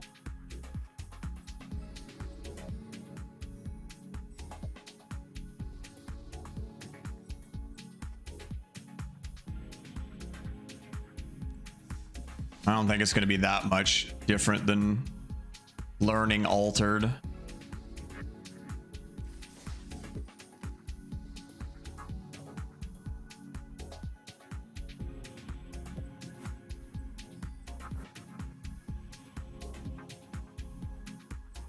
Is that $5 or is that $50? 5,000. How many monies is that? 5,000 is... Oh, Jesus Christ. Wait, no. Like a little over $20.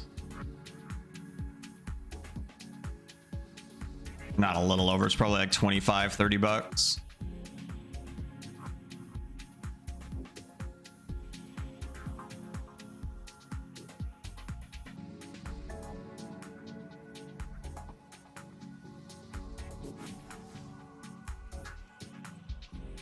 Which I mean makes sense. You're getting what? 1, 2, 3, 4, 5, 6 packs.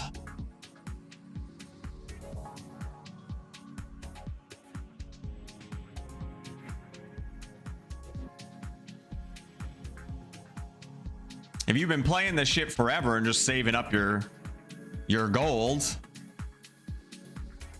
that's like 25 days worth of saved up gold. Maybe a little less. I guess if you know this is coming, you just save.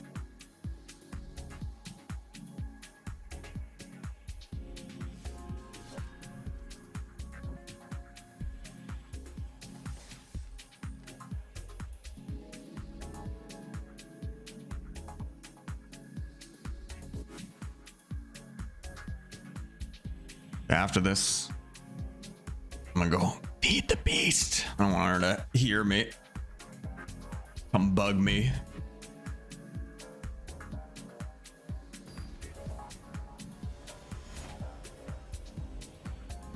Man, I bought Eggos and I forgot fucking butter.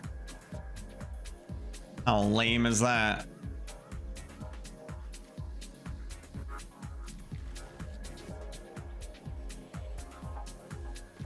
Land cycling, got that guy. Bit of that. He's gonna be later.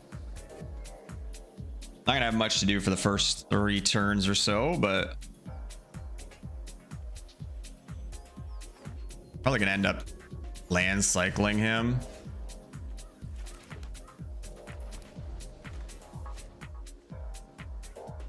We'll see. We don't really need the land right now, so maybe not. Although it does help us get to the kick point for him a little bit quicker. It would get us to 5. Let's see. This guy, target creature gains haste. Got it.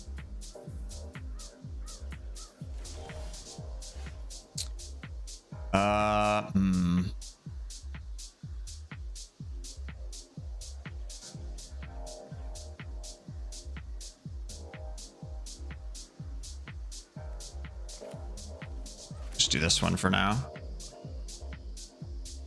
Could have land cycled there, but I'm not going to do it unless I actually have to. I don't think that could be a threat later. We can actually just play out, and we have enough mana to get to the kicker on this. Oh god, a little worried about all this haste.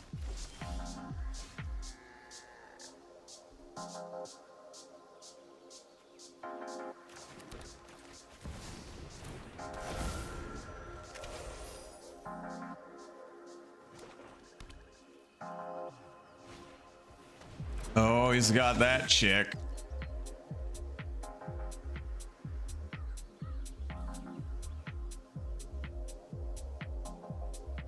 Well, he doesn't have removal.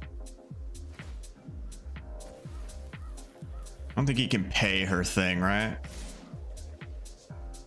Yeah. He's got 1 mana open. I'm worried he's got a combat trick though. So I might actually let it hit. Take the 5 here. I don't want to risk it because I can battle it on my turn.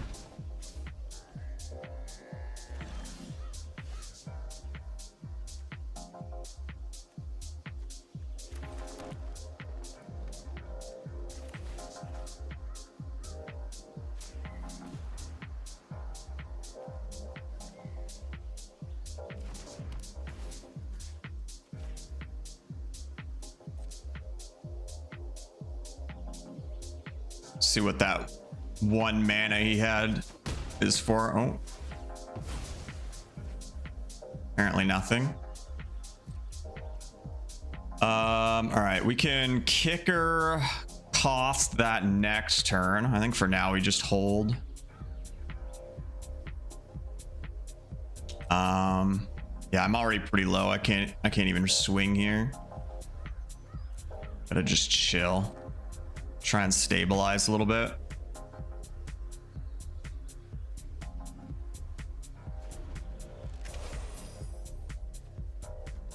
We do have some combat tricks, or a combat trick.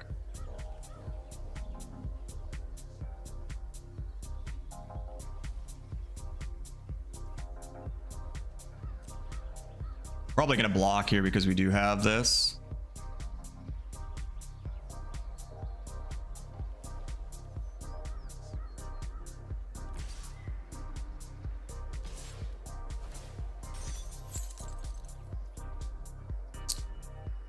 And then when you do, target creature can't block this turn. Oh, that's rude. All right. I guess I can't block.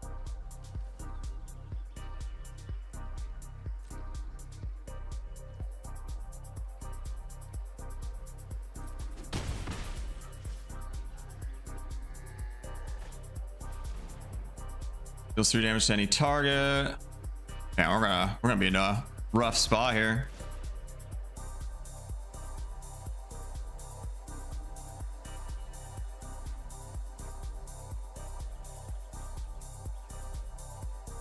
Wait, really? He could have hit me in the face. Might be trying to kill me here. Just 2 damage to target creature or planeswalker. Well, fuck you, bro. Good, spend your 3 removal.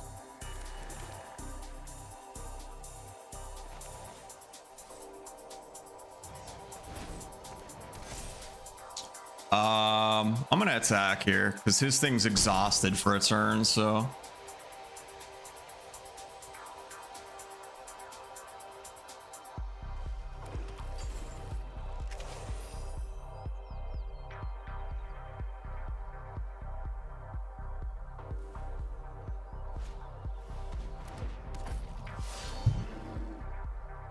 Exer, when you do, gets +1/+1 and menace until end of turn. Okay.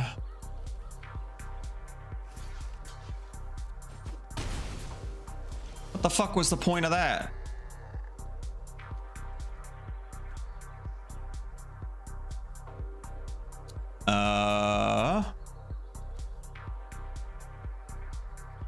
I'm very tempted to full swing here, but I'm also scared too. I think I'm just gonna swing with him.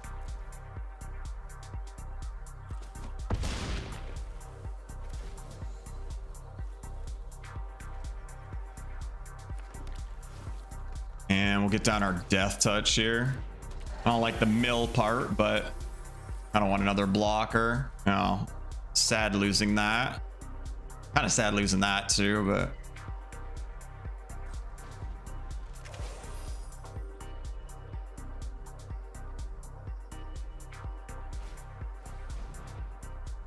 Not too scared of that.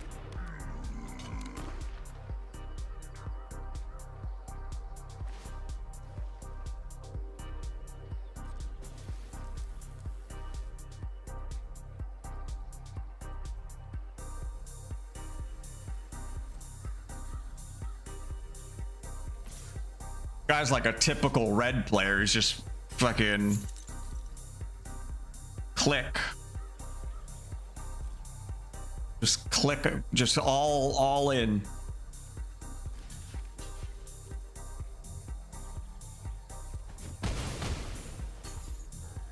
And he's hurting me here, but a little bit of life from that. That's nice.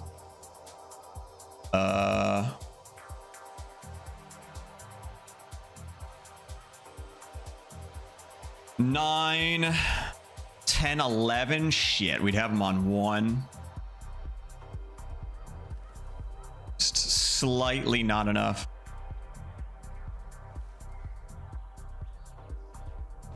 Damage. Play this guy out. Nice big boy.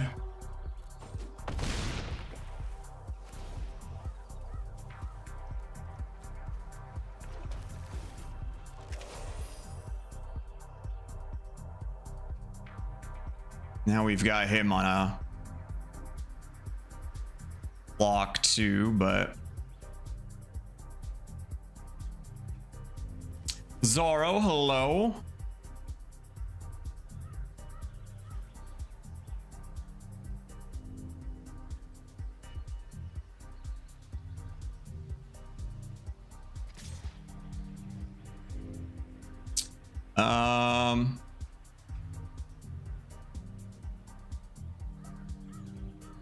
I'm trying to decide whether I double block here, just in case he's got like some trample to push extra damage through or something, you know? Is there any reason not to double block? There's no way you can kill both, right? Like, I'm gonna double block. Fuck him. If he's got Death Strike, yeah, Death Touch, we're fucked.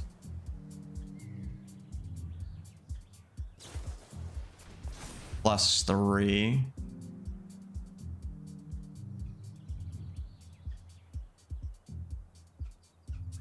Oh, he did get trample. I mean, it wouldn't have been enough to actually kill me or anything, but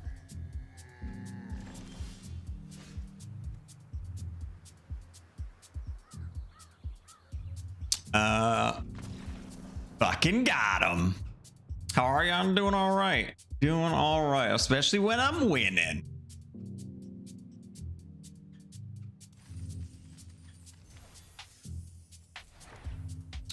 Starforged Sword. Gift a tapped fish. When Starforged Sword enters, if the gift was promised, attach Starforged Sword. Starforged Sword. The target creature you control. Equipped creature gets +3/+3 and loses flying. Is it a bird trying to carry a big ass sword? I think it is.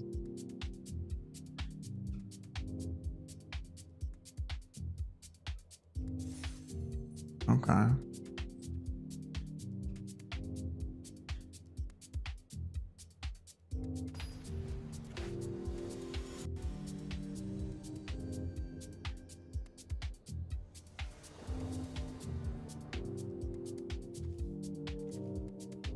We got our anime waifu.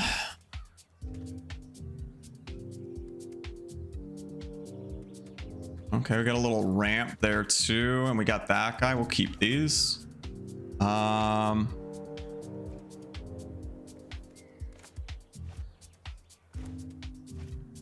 Sure what order we want to play these out, but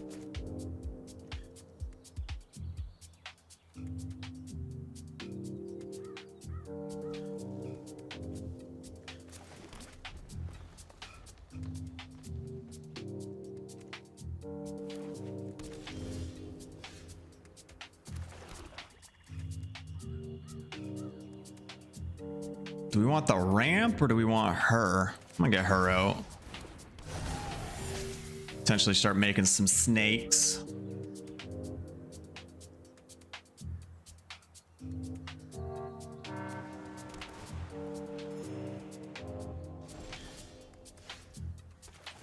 Yeah, I have to pay here. So I might actually do that just to start getting some snakes. Or go playing out our own stuff, but we get some little snakies going.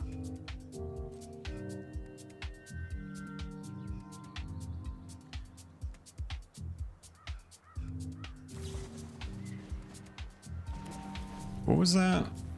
Target creature becomes red and gains haste until end of turn. Oh, I guess he was just doing it to draw a card. He really wanted to draw a card. 2/3 with life link.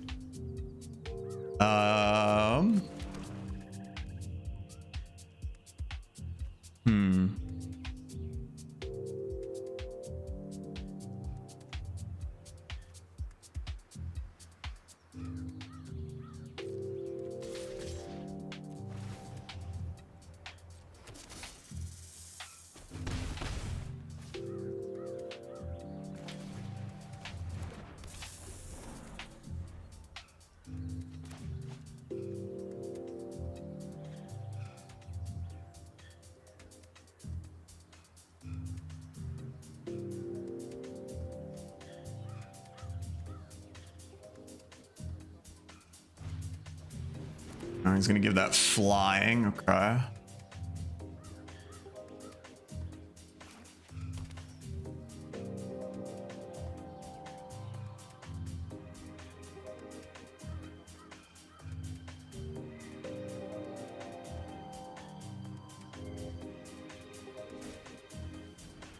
Our creature can't block this turn. Did that give him card draw? Is that? Yeah, he's not really getting full value at a lot of that stuff, but I'm okay with that. I think we're getting him out here.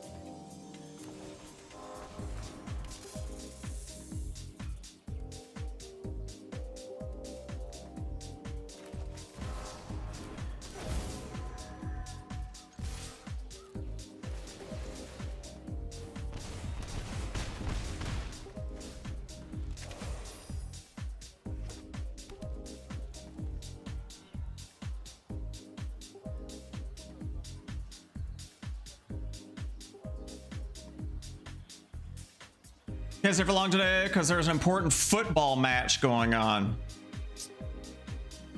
Don't lie to me, there's no such thing as an important football match. Nobody even watches football.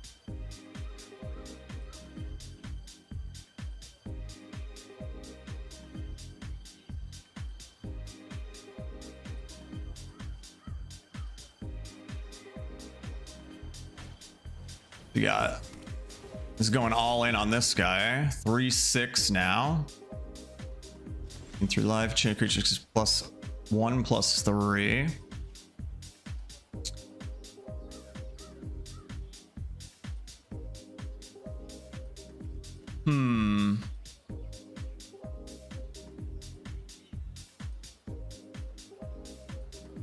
Tempted to full swing here, I think.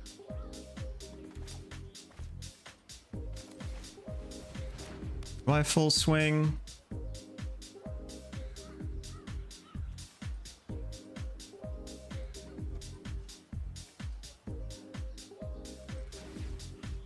I'm actually gonna put this on her.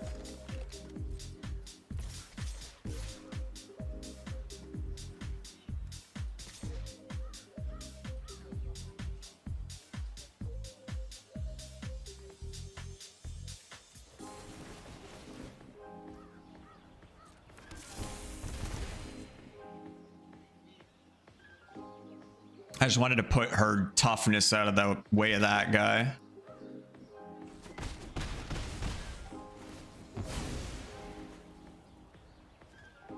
Start getting some ramp. To me, it's important. It's the Pro League final. Oh my gosh, who's gonna win?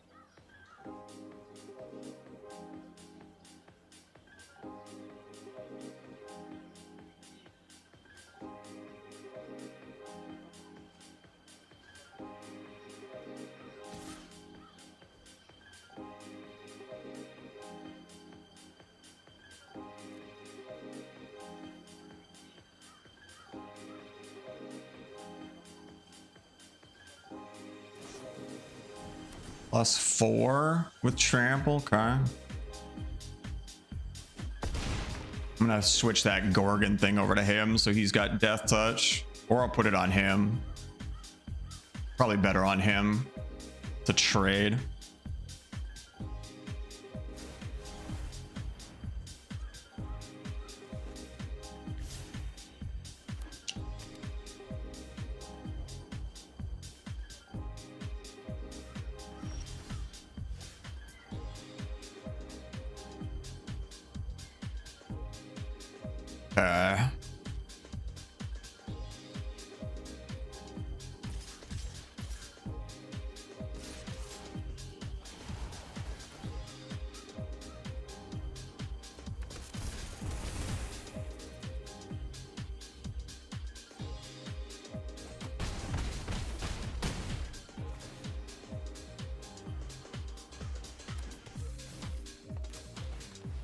Shit, can I afford to move that over? Shit, I think I'm 1 mana short.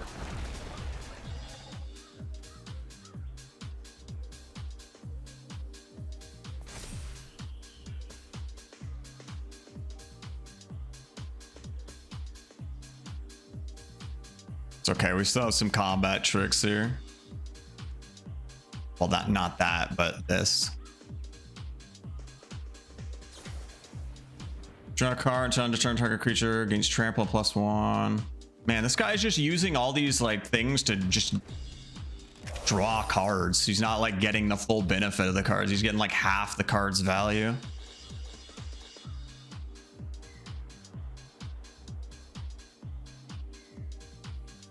So as of right now, we can block that guy and not die. So that's good. But I do want to get Death Touch on him to make sure it dies. Enters, deals X damage to target creature and opponent controls, where X is the number of instant sorceries in your graveyard. Okay. I think we wait and make whatever it is hexproof. No, no, no. You gonna concede? I would.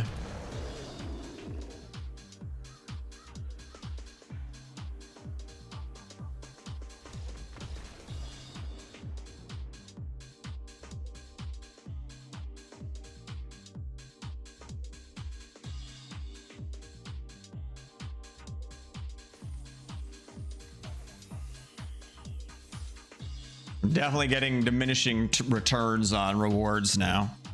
We're already maxed out. We're our weekly shit. You only get 15 wins a week. Who's only winning 15 times a week?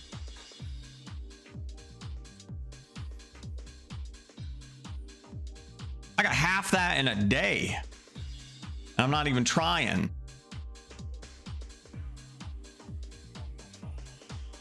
That's some bullshit.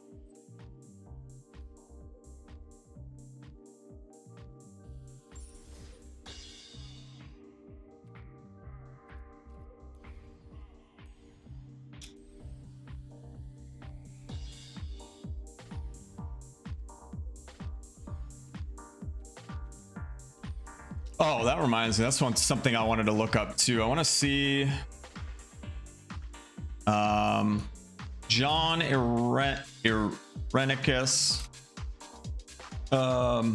Precon.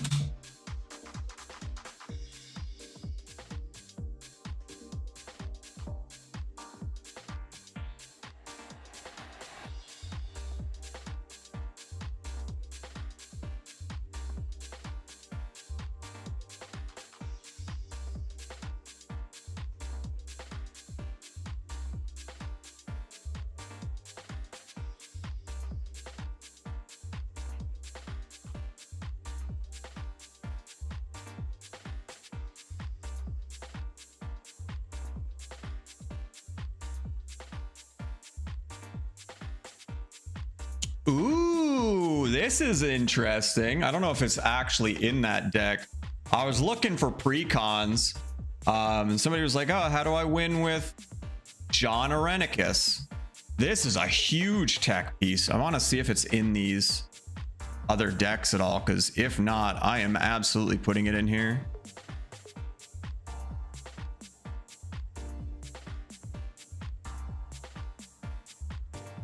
And it's free. Basically, it's free. Yeah, I don't see it in this deck list.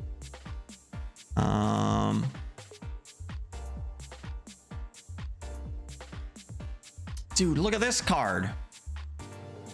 So again, context. With John Irenicus, you give creatures to other players, right?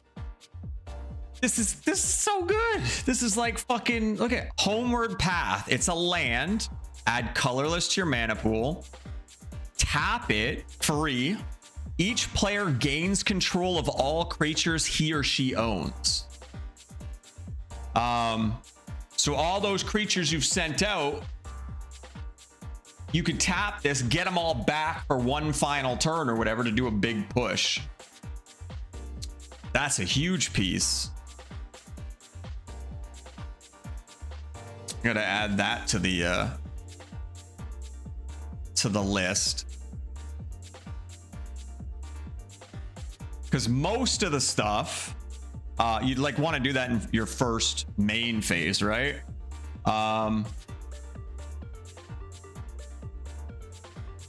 Most of the stuff, it's like at the start of your turn or whatever. Where is it?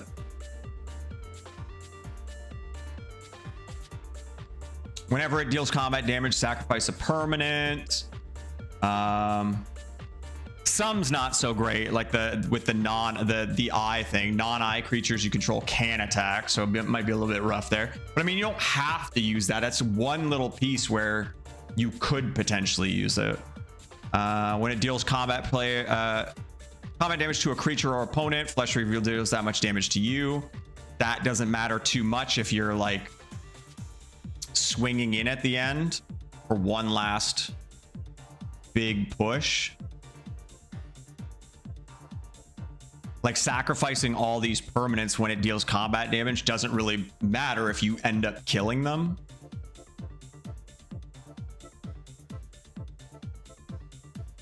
At the beginning of your upkeep, discard a card. If you take that back during your main phase, you don't have that. Beginning of your upkeep. Cannot play summons or artifacts. Doesn't really matter if you end up killing them. So obviously there'll be some situations where you don't want it. Again, if you're up against the last player and he's got your eyes where you can't attack with the eyes, or if he's got both, I guess you could take both and attack with both of them. But yeah, you could find other ways, but that seems like a pretty good include.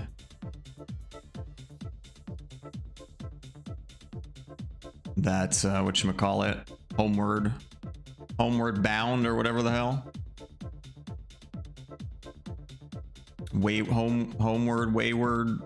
Homeward path.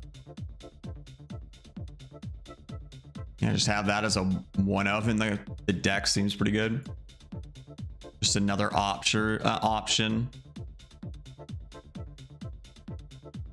Then there's brand. Similar. Gain control of all permanents you own for one. Oh, except it's red. Guess that wouldn't work in the black blue version. Unless I don't know if any of these decks run like add one of any color type lands, you know.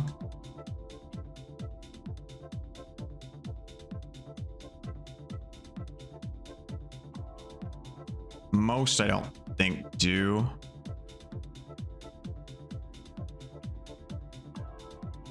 Oh, this one does. Command Tower. Add 1 mana of any color in your commander. Oh, in your commander's color identity, which is black, blue. I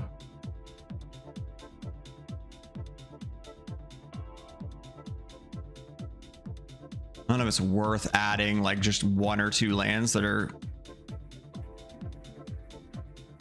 Exotic Orchard is add 1 mana of any color that a land an opponent controls could produce. I guess that could help, but you'd need a red opponent or a red opponent.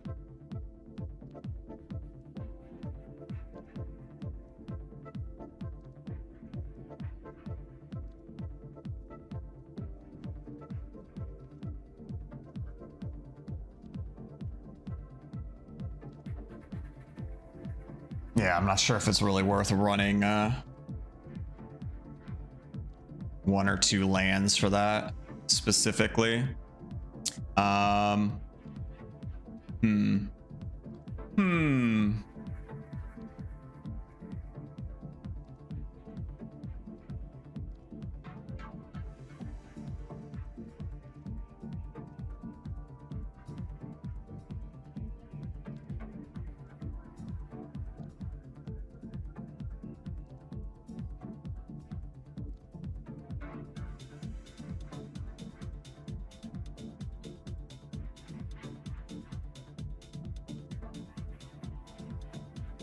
Oh, here's a potential downside with that though. It says each player gains control of all creatures he or she owns. I don't know if they get summoning sickness.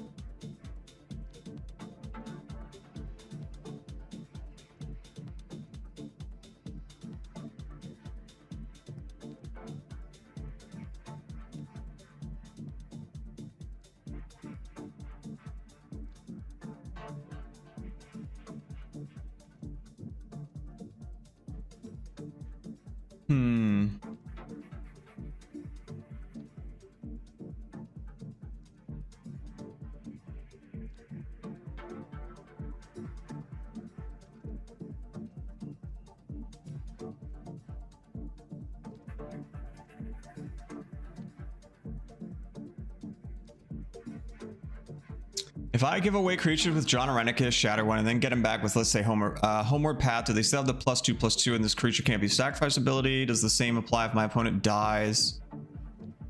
The creature's returned to me. A creature affected by John Arenicus' first ability will gain. This creature can't be sacrificed for the rest of the game. Just that it will be goaded for the rest of the game. So both effects won't end. For example, if the creature changes controller or the player targeted by the ability leaves the game.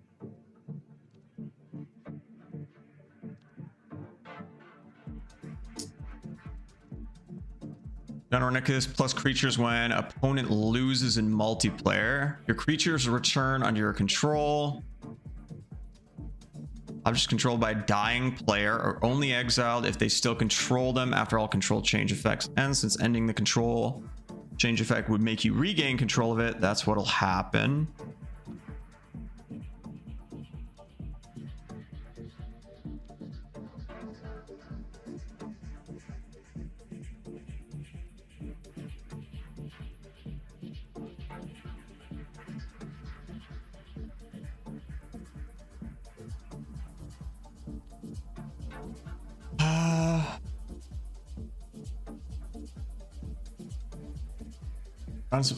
Does it lose and the can't be sacrificed claused? No. John's first ability can generate 3 continuous effects. Player gains control. Creature is goaded. That creature gains. This creature can't be sacrificed. This scenario, although the first effect, even above, will end upon the player leaving the game, the other 2 effects will remain.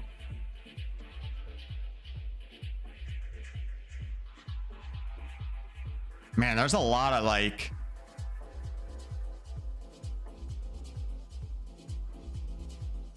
complex shit here that I'm just not sure how it works.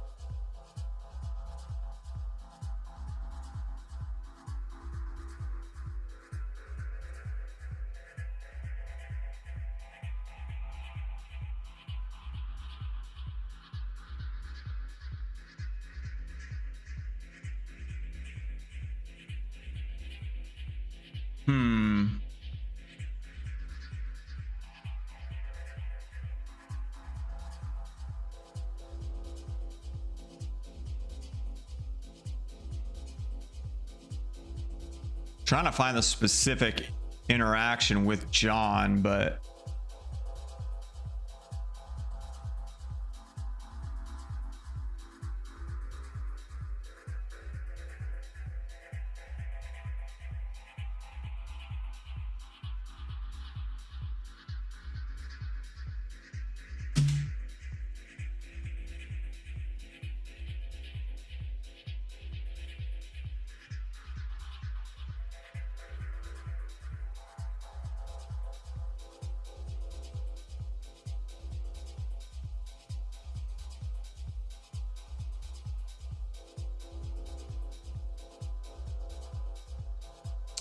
the goaded part, it says it attacks each combat if able, and attacks a player other than you if able. That will, but what will happen when there's only me and another player left? Will the creatures attack me because there's no other players left to attack? I believe so, yeah. Yes, if there's no other valid players to attack, then it will attack you. Interestingly, oh my god, interestingly, if there are 3 players left, and you go player A's creature, and player B has a propaganda effect, the goaded creature will also default to attacking you. I don't know what propaganda is. This is why having some ways to get your creatures back, like Homeward Path, is so important in John.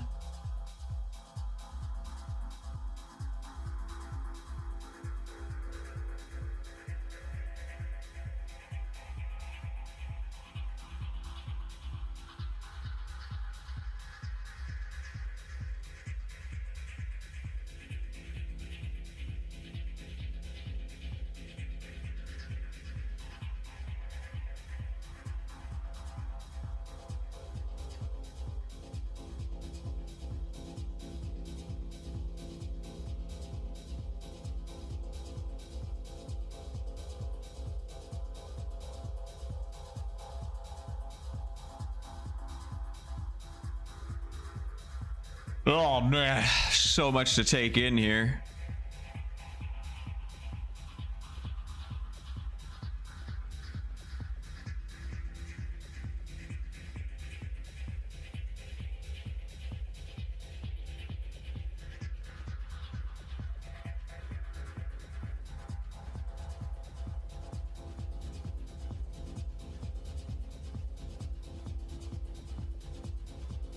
There's so many different versions of the deck too.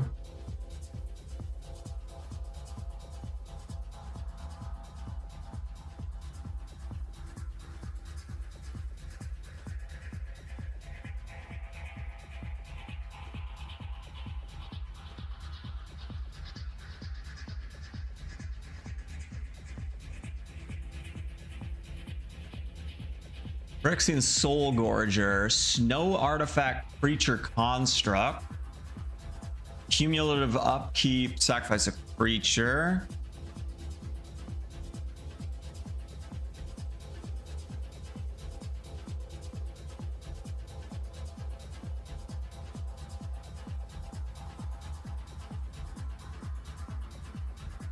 Oh, how does that work? At the beginning of your upkeep, sacrifice an age counter on this permanent, then sacrifice it. Wait.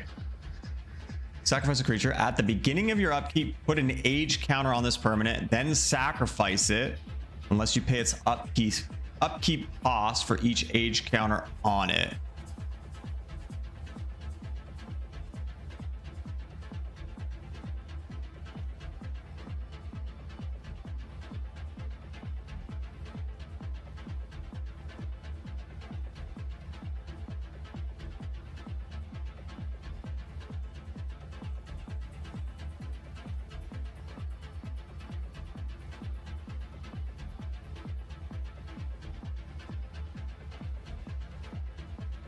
They don't pay and can't sacrifice it. I just give my opponent a goaded 10/10 until turn 5.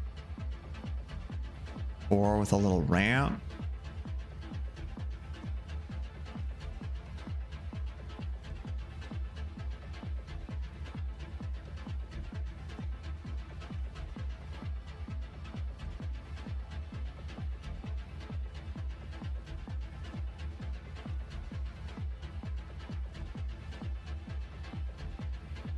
Give the creature to someone that gains. Creature can't be sacrificed, so the opponent will not be able to sacrifice it. The age counter will go up. At some point, they will have to sacrifice their own creature. No, the age counters continue to go up, which might actually help someone who is running a deck that cares about counters. But they will never actually have to pay the cumulative upkeep. Failure to pay means you have to sacrifice the permanent with the upkeep. No one can sacrifice a gifted permanent, so you don't pay the upkeep. The trigger to sacrifice it goes on stack. You can't sacrifice. The trigger fizzles. You have a free 10/10 without having to pay upkeep costs.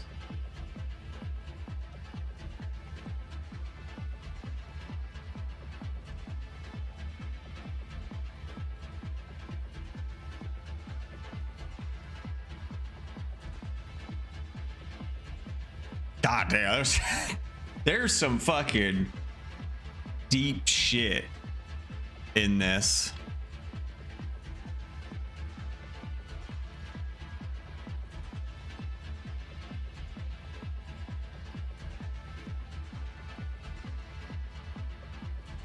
Oh man. But yeah, I still haven't figured out the Homeward Path thing, whether they have summoning sickness or not.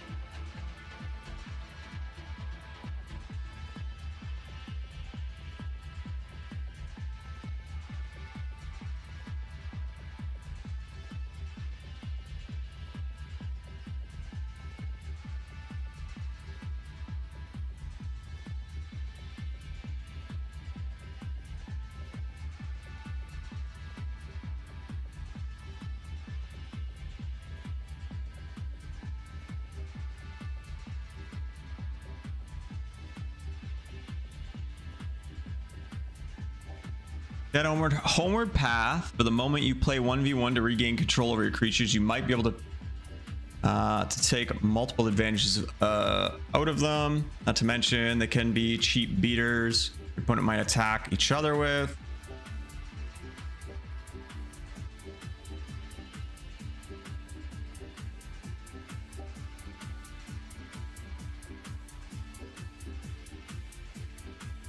This is kind of why I like digital clients and shit too. All the rules should be programmed in and I don't have to go searching for all this shit.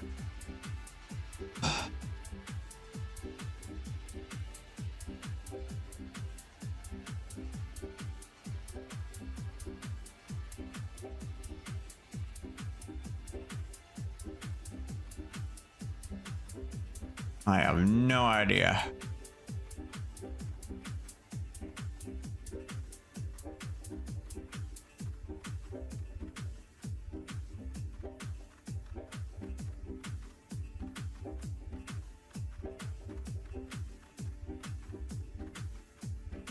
Oh, Jesus. So much stuff. Okay. I'm gonna go feed the beast. Yeah, I will be back in a little bit. Are you hungry?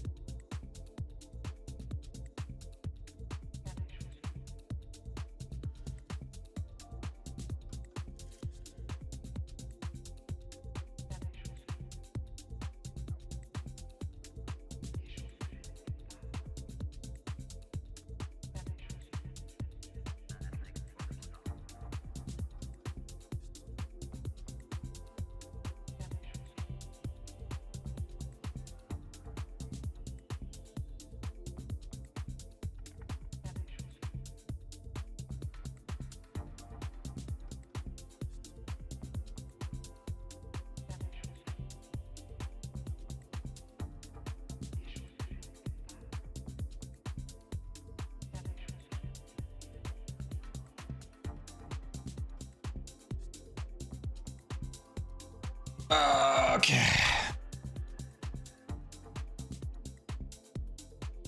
Something else I kind of want to look into is maybe turning a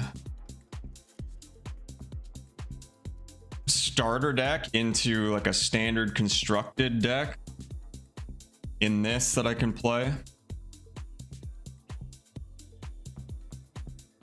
Let me see. Gosh, so many windows open. Fuck.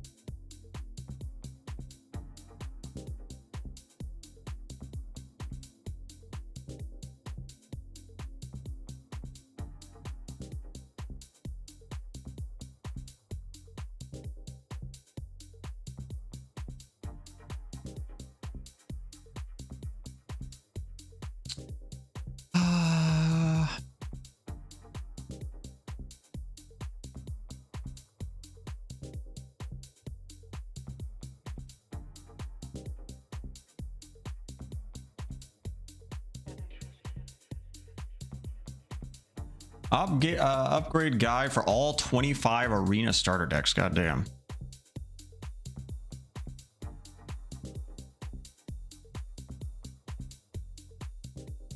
I wanted this in video format.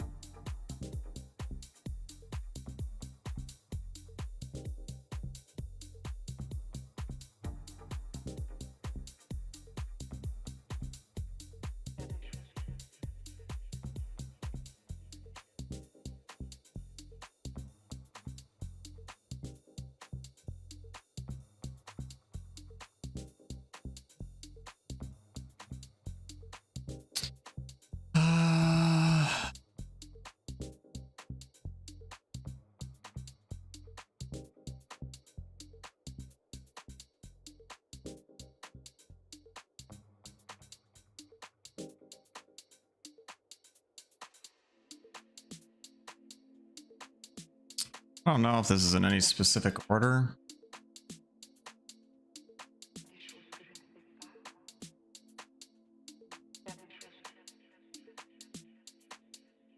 And some of these are older and might not include the new.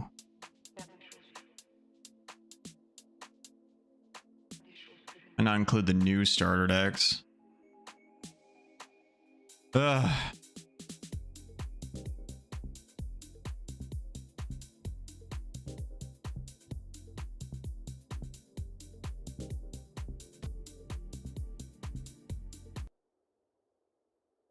A new rotation in standard means we're going to get 10 new starter decks added to our accounts, which you should have already.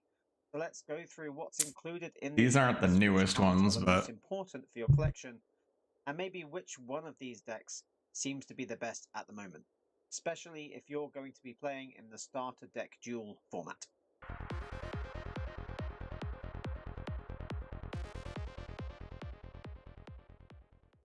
Welcome back to the channel. We're going to go through these 10 new starter decks in a small amount of detail. I'm not going to spend ages on each one because you can have a look at them yourself. and go through it in detail. I'm going to talk about basically the strategies that you'll have for each of these decks and the best cards in there. And then after that, we're going to go through which ones seem to be the most popular and the most effective in starter deck duels, which are really important, especially if you're a new player. So first of all, we have the Ancient Discovery deck, the red and white deck that is based around mostly the Discover mechanic. We have Atali's Favor, we have Geological Appraiser, which are really good. We've even got the Curator of Sun's Creation to double Discover triggers once per turn. And we've got some other cards that also do the same. Daring Discovery, discovers 4. Get the Mother Load is a really fun card to do. It can Not be a sure if fun card this to do, which discovers 10. video is going to tell me what I want. The Hidden Courtyard and the Hidden Volcano that also discover. So that's the basic idea of this deck. You want to try and get out as much value as possible, as quickly as possible. And discovering basically lets you play extra things for free. The problem with this deck is there isn't really that much that's great that you can discover. And there are some cards that don't really work with this, like the Guardian of the Great Door. You can discover this, but you can't play it unless you're going to tap 4 other artifacts, creatures, or lands. So it's still not really playing it for free. Also, connecting the dots is kind of a waste. It's not a very good card at all. And Attentive Sunscribe is the only early creature you're going to be able to play, and it isn't that good. Okay, but it's not amazing. The best strategy you can have with this is try and get out as much as possible with Tinker's Tote, making some extra 1/1s, maybe with Anim Pakal, making some gnome creatures, and War Leader's Call to make them more stronger and ping for some damage, and maybe attack with On the Job.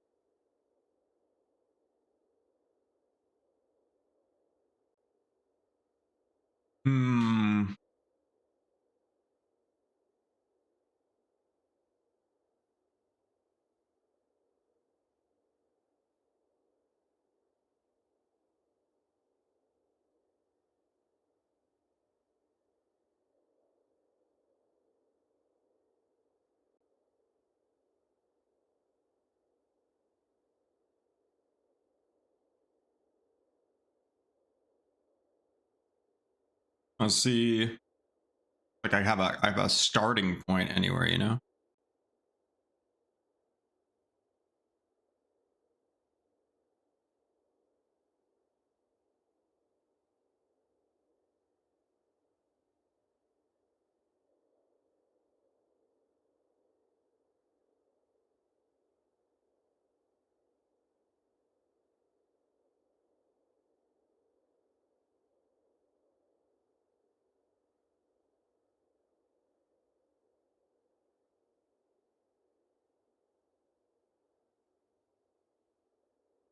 Like I don't want just like normal standard decks. Those I'll have to build and put quite a bit into.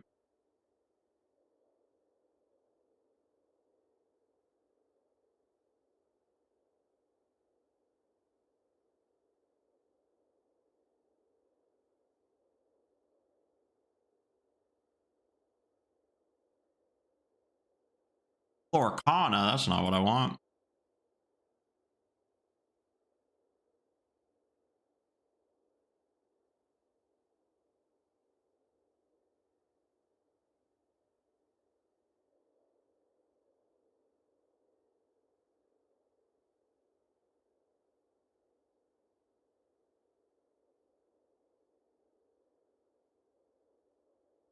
Like so much of this is kind of old.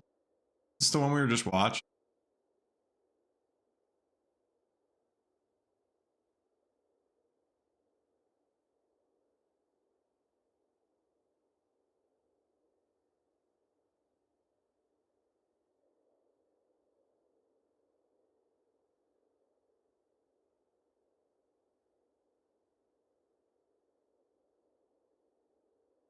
And yeah, it doesn't even have the new starter decks in here.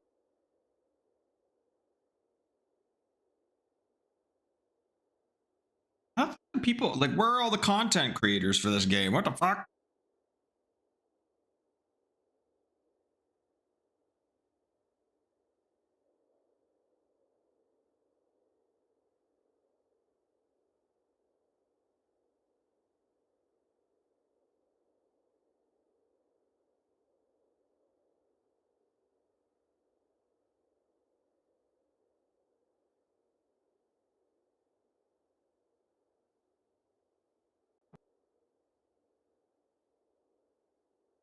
Hey mages, welcome to today's video. Welcome to the channel if it's your first time here. Today I've got 5 new 0 rare decks for you. 0 rare, just commons and uncommons in all of these decks.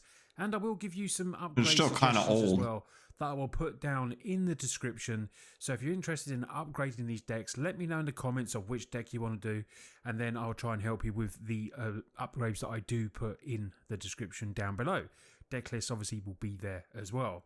But what I like, I do like to put out a few times when sets come out, different kinds of 0 rare decks if we can, just to keep it fresh. A lot of people do them at the start, but I like to, see if I can brew quite a few decks that way, so it keeps it fresh for you. If everyone struggles with wildcards and you just want to play potentially something different, but just want to use your common and uncommons and save your rares or something, maybe for if you like one of these decks, you can upgrade it. So yeah, without further ado, we're going to get on to the first deck. I just want to mention my sponsors, Card Market, because if you do like to get any of these cards in paper, check out the link in that description as well. We said description a lot today. There's a lot in the description. Always check it out. Anyway, let's get on to the first deck. So we're going to go 0 rare with the first deck of Blue Flash. Now, a lot of you will know if you've been on this channel a while, I am a blue mage. I love blue cards. For good or bad, I just love playing blue. This is a really cool deck that revolves around Flash. So Flash is, you may cast a spell with Flash anytime you could cast an instant spell. So for you new and beginner players there, which is what these decks are great for, this is a deck that is played, can be played in opponent's turn. So you're leaving your mana up as blue does. We've got counter spells and we've got, stuff to interfere with opponent's decks, battlefield, and everything like that. And then we just gradually build up a board if we're, as long as we're allowed to, should we say. That is the idea of the deck anyway. So, it's good in practice. But what's good about this as well, when you've got creatures with Flash, you can actually, after a wrath like Sunfall or something like that, where opponent thinks they're going to get rid of our creatures, we can play it after that, because potentially normally they play that turn 5 and tap out for it. And we also have ways where we can actually bring creatures back.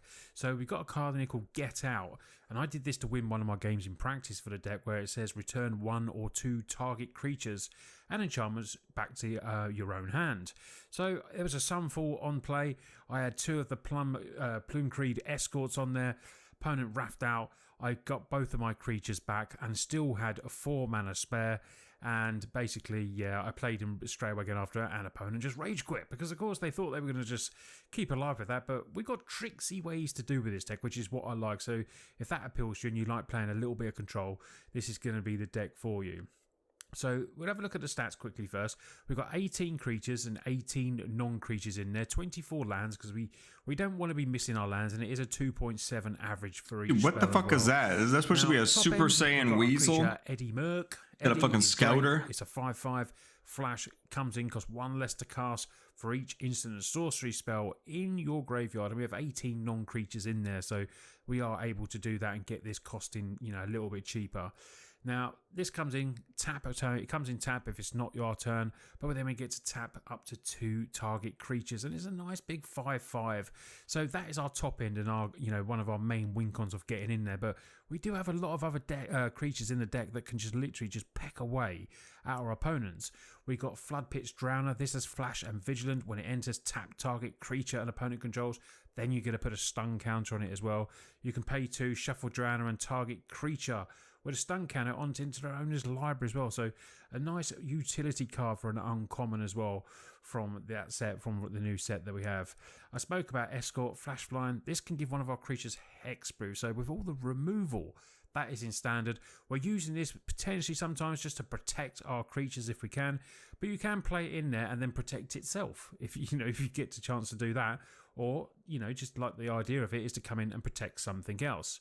Chrome Prowler enters, tap target creature controls, opponent controls. So you can see the idea of this deck. We are tapping down creatures and we're, countering some stuff as well, just so we can keep that battlefield clear for us to keep pecking away with these little aggro-ish creatures that all have great abilities as well. Fear of Imposters. When this enters, counter target spell, but its controller does get to Manifest Dread. But if you're stopping something massive, do you know what I mean? You're stopping a Sheoldred coming down. It's worth that risk to have this in the deck. And it's Flash and another counter spell that we can have here, but in the form of a Flash creature as well. Look at I the don't spells think we this have. is, So into the Floodmoor, I've put this in there because it's As great is just for paper. returning opponents' creatures. More keeping the battlefield clear if we can. If we can do the gift promised, if we have to, return target non-land permanent instead. So it means we can target something else. We have to do a few gift tap fishes every now and again, but we do have flying in. Yeah, I don't care one about of our blue. creatures. So for you red mages out there, we've got a 0 rare red deck. We have I don't care about red either. now we have a nice white deck here. I've spoke about mono white auras before, but this is a 0 rare version. It's cool. I love this deck. 2 more decks to go, and we have a 0 rare Delirium deck. Last deck, we're going graveyard theme. So in this 0 rare version, it is going to be Golgari. When we upgrade it, we're going to be adding a little bit of blue. Mainly in the upgrades will be the lands. As you can see here, the deck runs these absolute beaters. The Swarm 6/6 Menace Death Touch, Arriving Necrozam 5/5 Death Touch, and Hollow Marauder is a nice 4/2 flyer as well.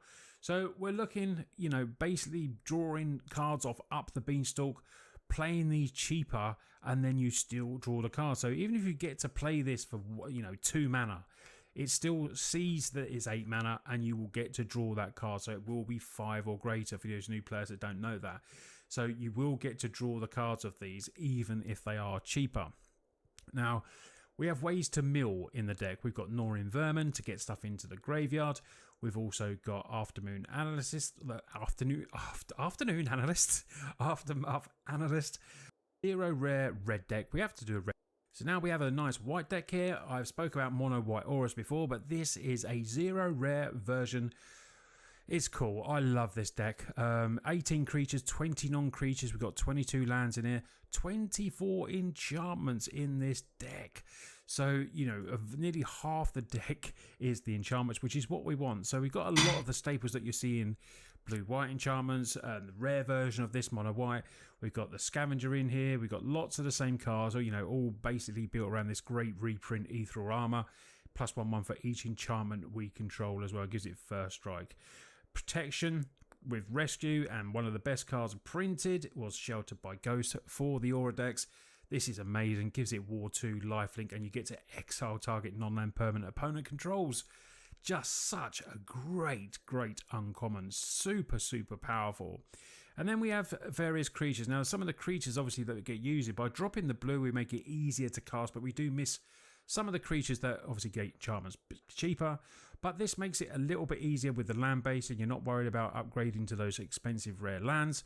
We still have some creatures that can do some real good stuff. So with Fear of Surveillance is an enchantment creature with Vigilance. When this attacks, we get to Surveil 1.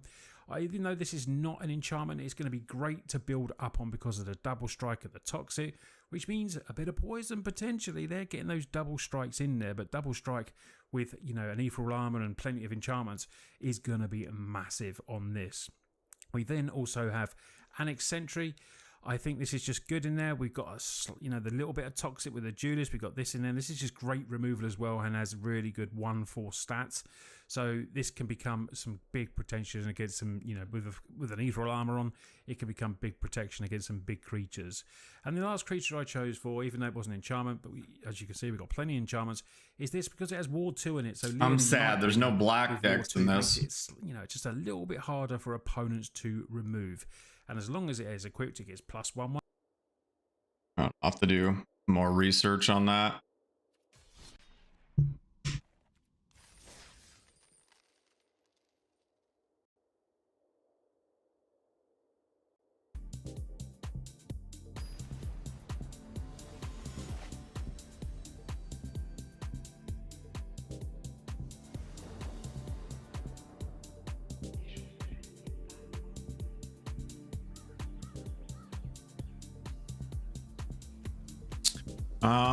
What do we got here? We're a little slow. We don't have any creatures until turn 3, which isn't great.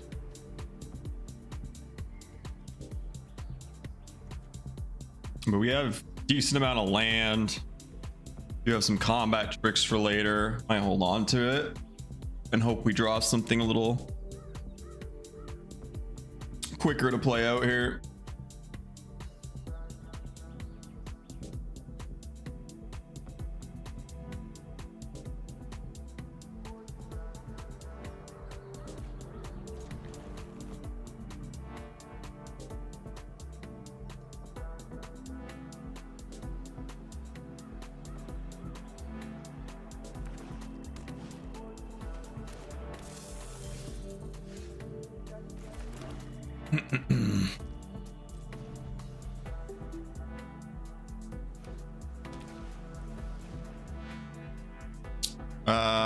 Surveil 1.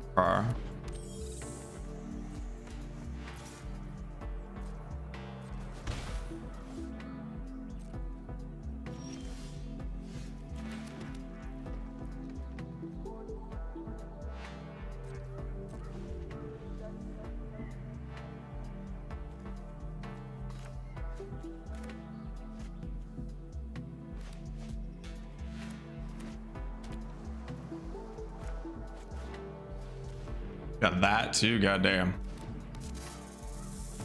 Actually have to go with this. Actually block. Kind of rough. This ended up being a really bad start. It's way too slow.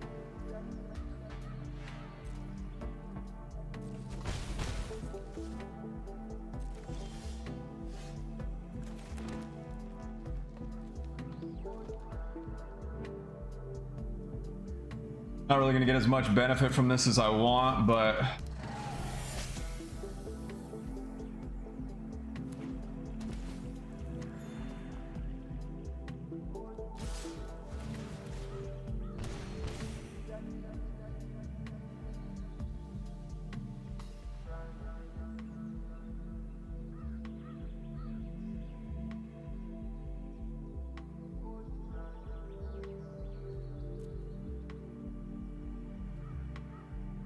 very bad start for us here.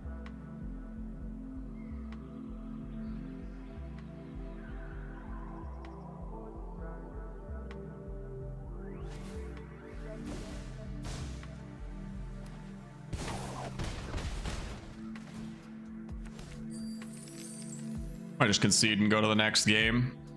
See what we draw here, but let's just move on. Had a way too bad of a start there, and he had a super good start.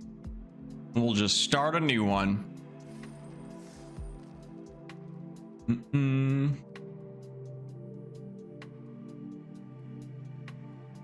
The nice thing, I can just fucking scoop and not waste time.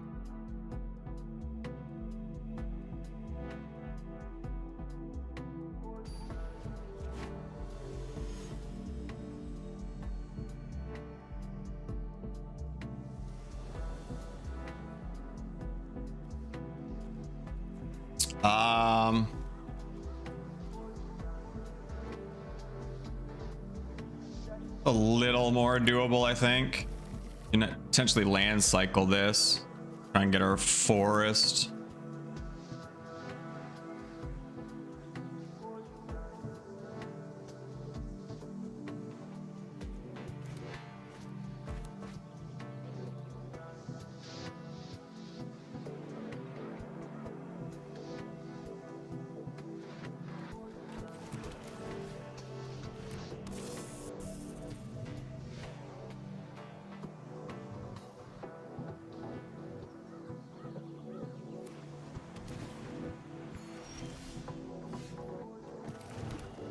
Yeah, we're gonna have to.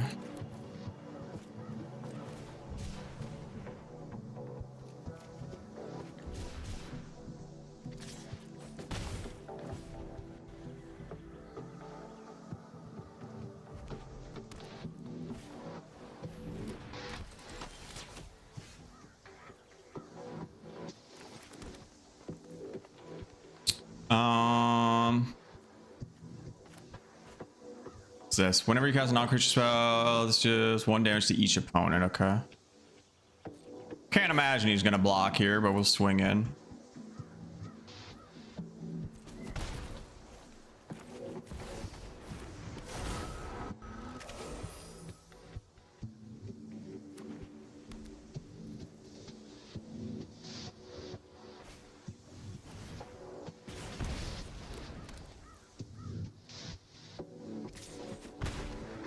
What did he do? Oh, pacifism.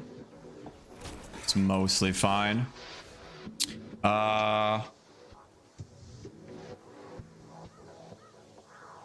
What's that considered? That's an aura.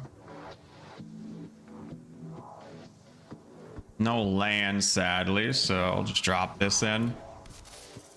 Wait, what? That's an aura. That is one of my creatures with an aura. Fucking stupid. That is extremely fucking stupid.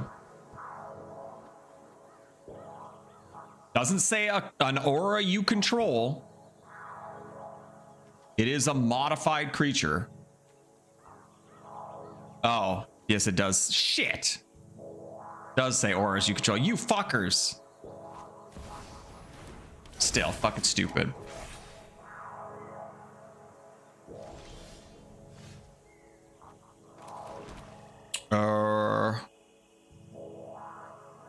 One more land for that.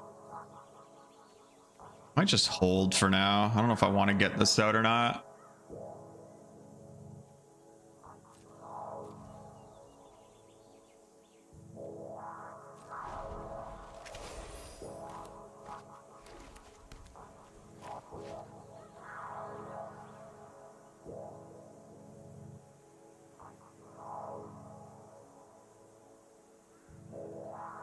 Yeah, removal for that. Good, do it.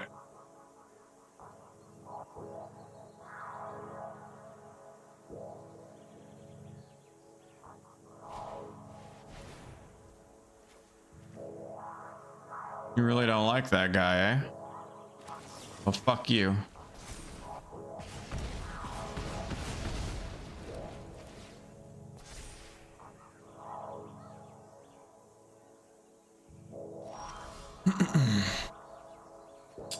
Sick, the slow land, what I don't need.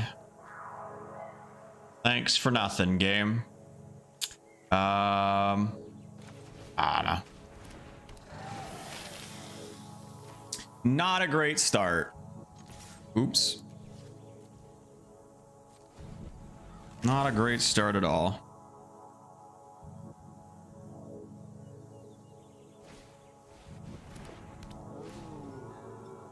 Can get some real bad starts in these games. I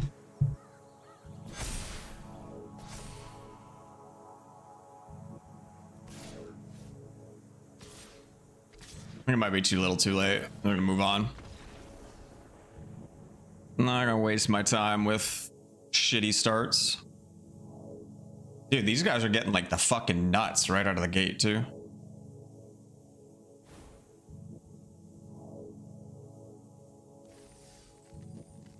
On to the next one.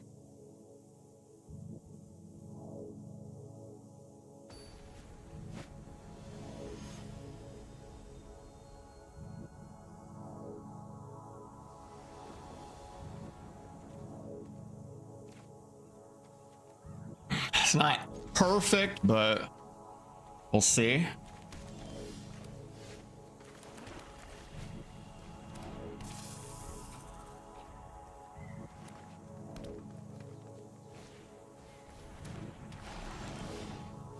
Lots of slow land here.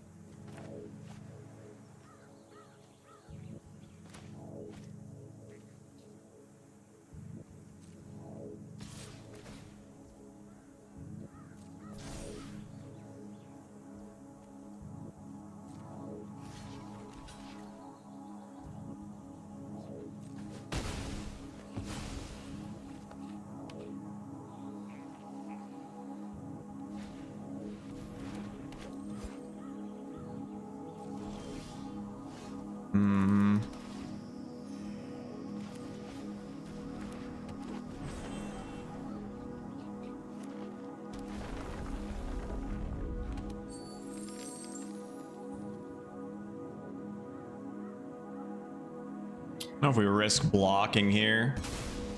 Oh god. Where the fuck did that come from? You had that much land that quick? God damn. Huh. Well, I can't. Oh, yes, I can. Not this turn, but eventually we can reach it. Won't be able to hold this up. Oh wait, yes I can. What the fuck? I'm dumb. I'm dumb.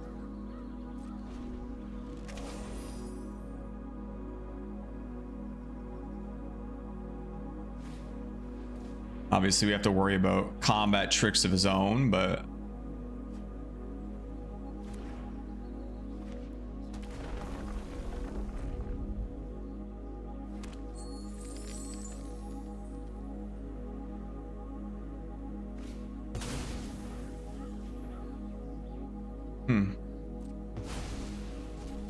neato.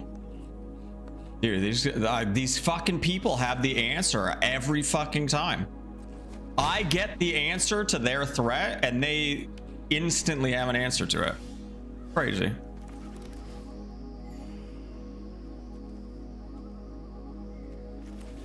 Absolutely crazy.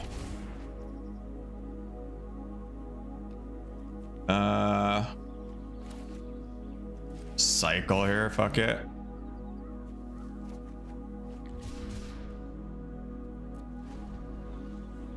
Where the fuck's all my removal? Why don't I get fucking answers? Unanswerable answers. Where are mine?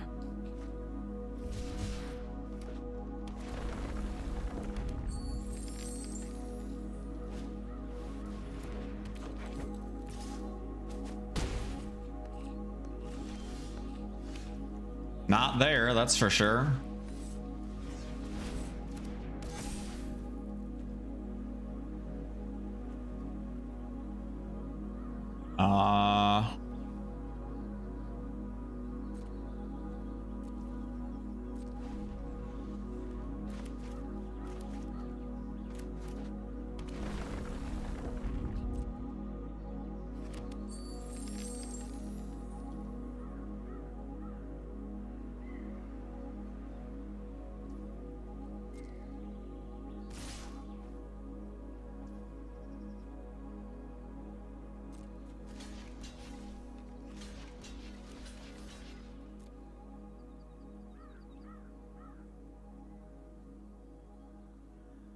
What do you got? Your shit's still gonna die unless it's indestructible, that's for sure. 3 + 3. Giving it to that? Oh well. Do that and make sure you both die.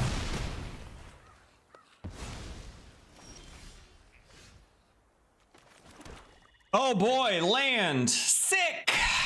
Thanks, game! So useful.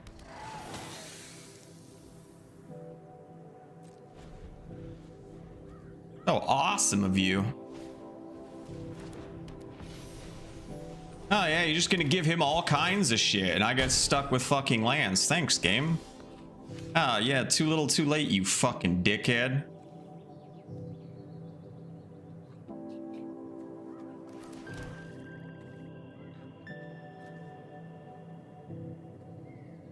Thanks, game. Thanks for fucking nothing.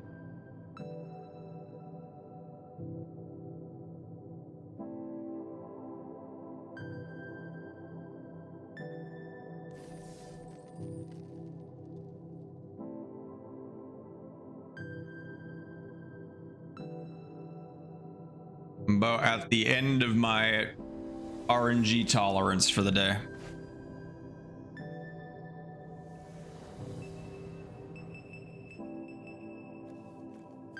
I'm not even gonna look at this hand because fucking doesn't matter what I think. I always seem to get fucked somehow, so we'll just go with it.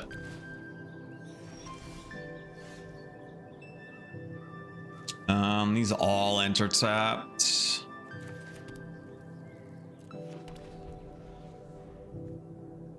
Might not need that for the cycling.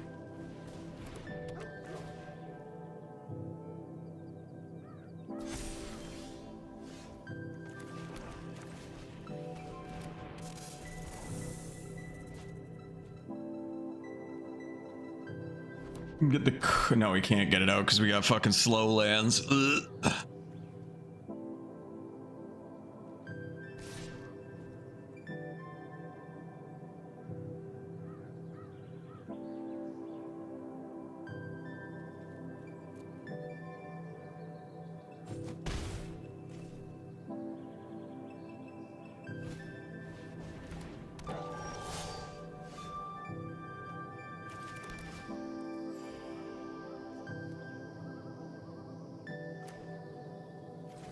Might as well.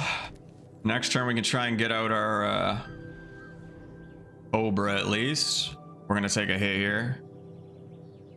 You exile the top 2 cards of your library till the end of the turn. Play those cards. Oh boy.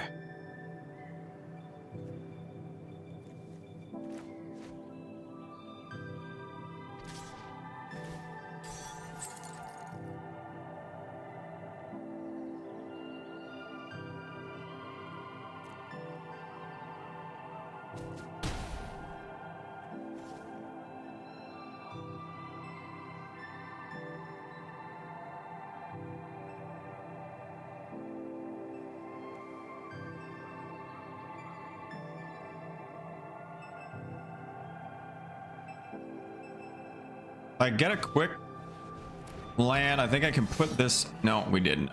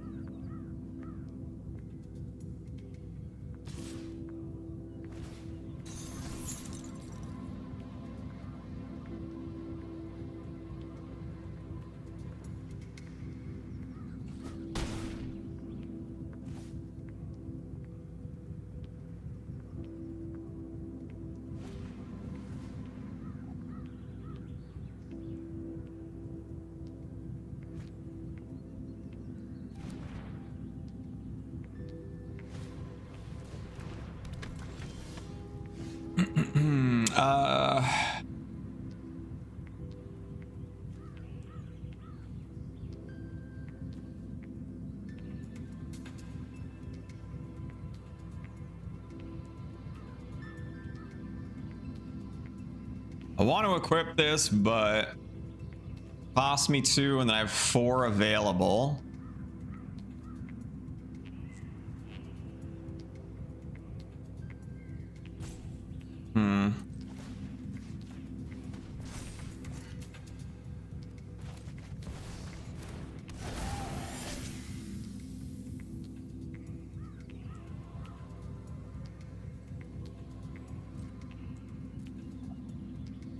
It's gonna have to do.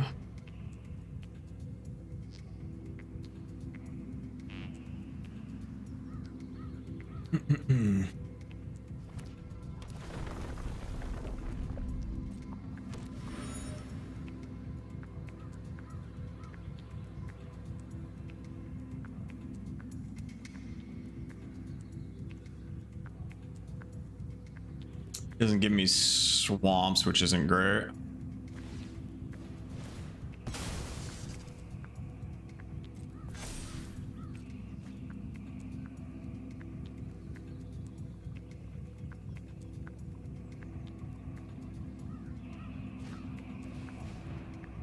Does 3 damage to any target.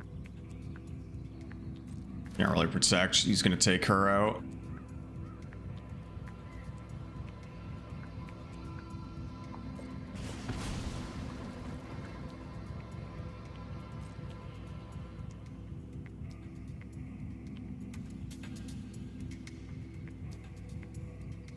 I'm gonna cycle him.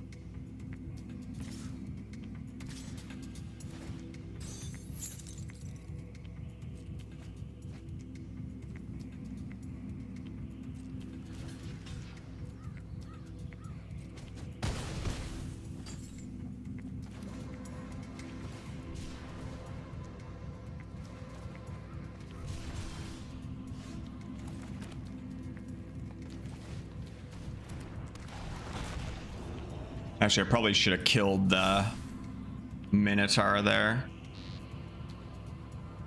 Actually, I still can. Oh no, it's power. Fuck. Thought it was defense. I can do this though, actually.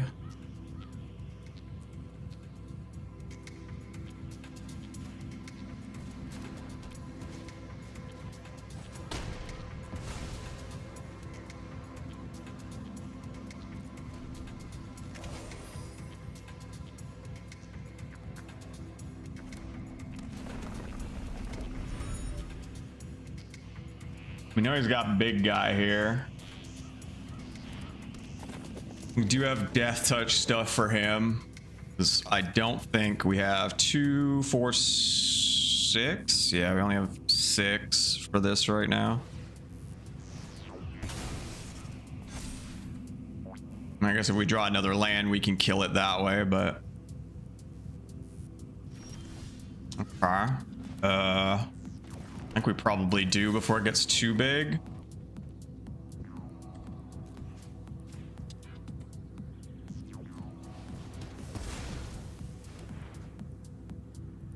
And we're in stabilize mode. He's still got 1,000,000 cards in hand.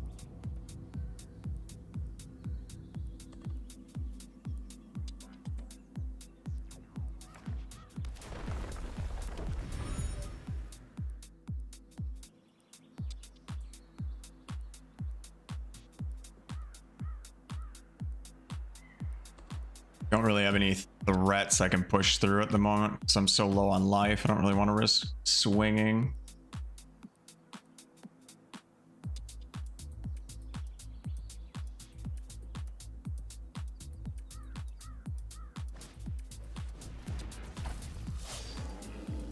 But the can't block guy. Dude, he's just drawing 1,000,000 cards.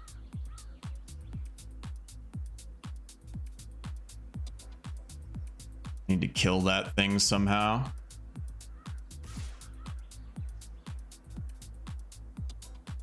Surely he's got a combat out. Gonna make my snake unable to block.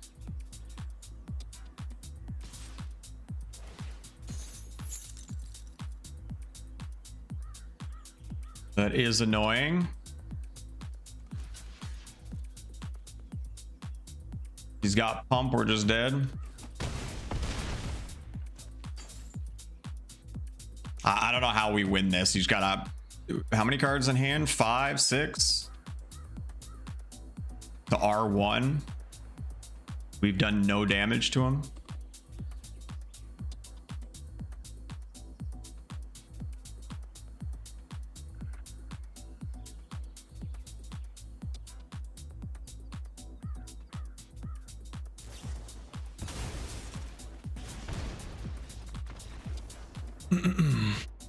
Yeah, we've been just getting fucked. Everybody's got the nuts and we draw a bunch of dog shit when it's too late.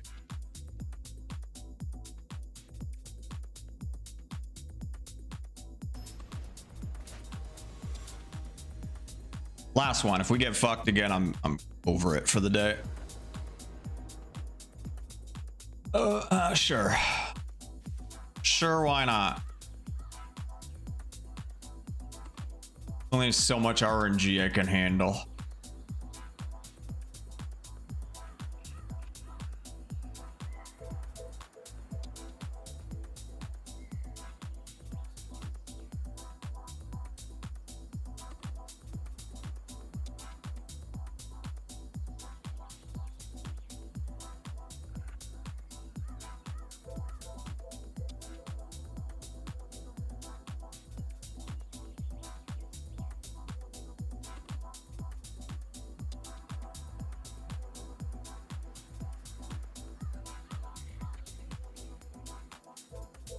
Come on, Jimmy. There you go.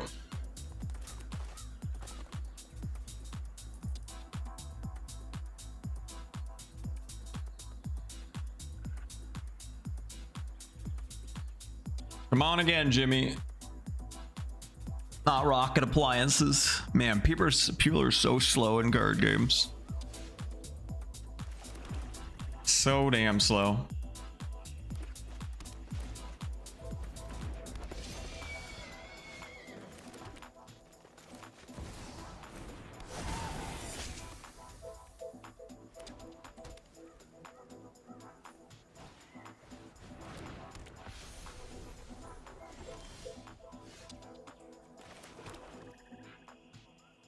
combat trick for her? Don't. Not yet, anyway.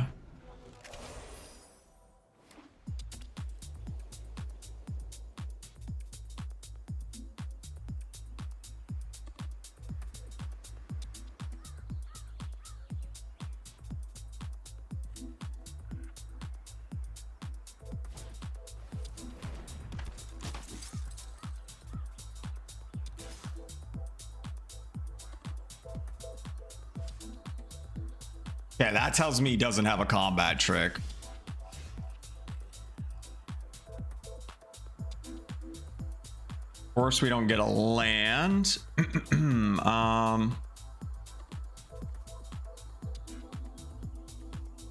That would have been too helpful.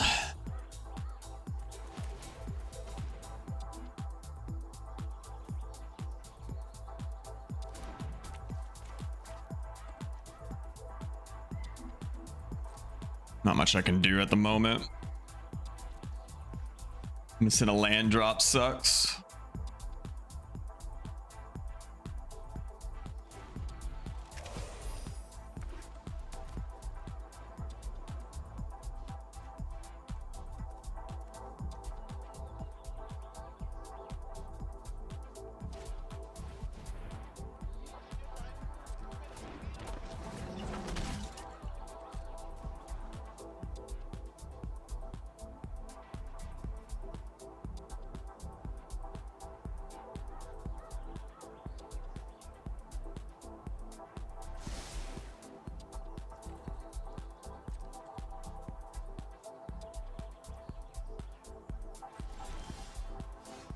No land again. Sick. If we hold up both of these.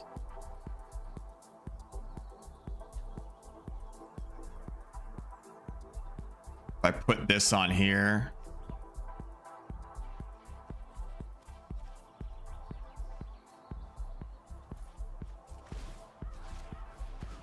Would have preferred if that would have held my...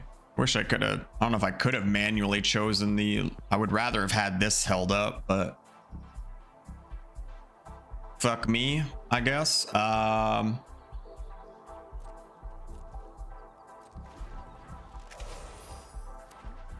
she's gonna have removal now. Flying lifelink at the beginning of your end step. If you gain 4 more life, this turn could... Oh boy. That's fun. Hope he doesn't start gaining life.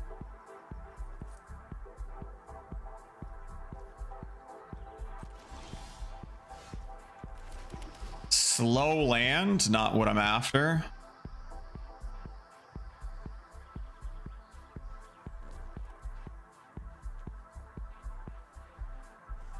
Can't really swing here. I gotta be careful. Always on the back foot.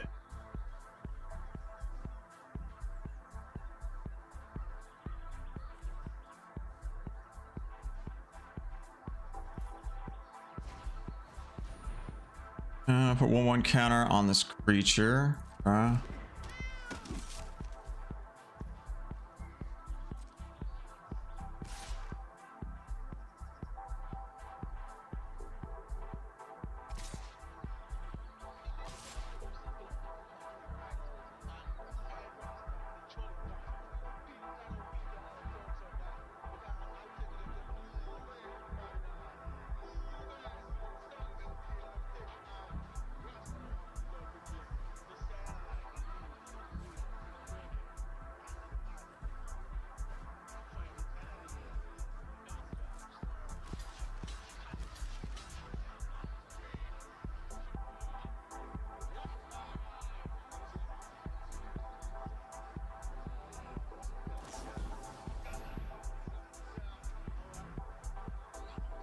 +2 gains flying.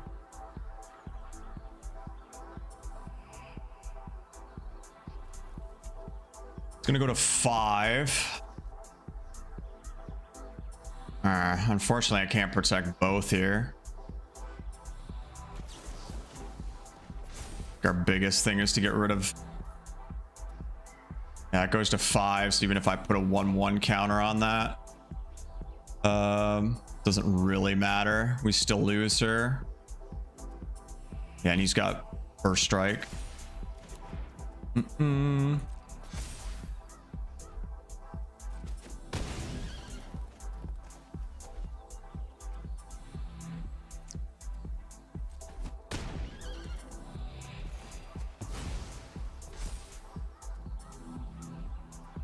Just for the turn? Yeah. Oh, as long as you have 25 or more life. Well, that's kind of not awesome. We're in a really bad spot again. As usual. Missing land drops. All that fun stuff. We're just constantly behind.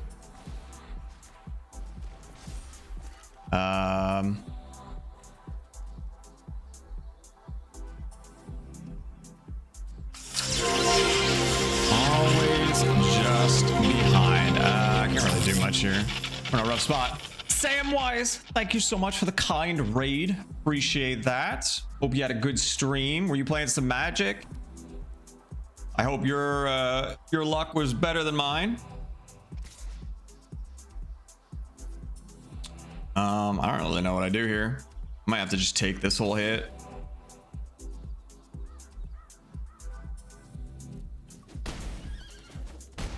We are just always behind. Let's see. Can't even really swing back right now. I think I just have to hold these up.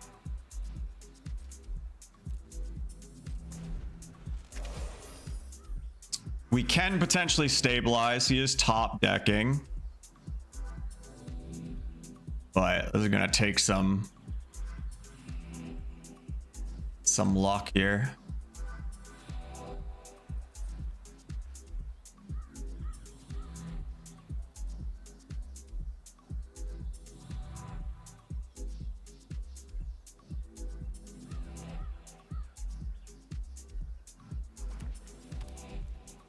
See, that's a rookie mistake. Never play your land when it's your only card in hand, when it doesn't really do anything for you.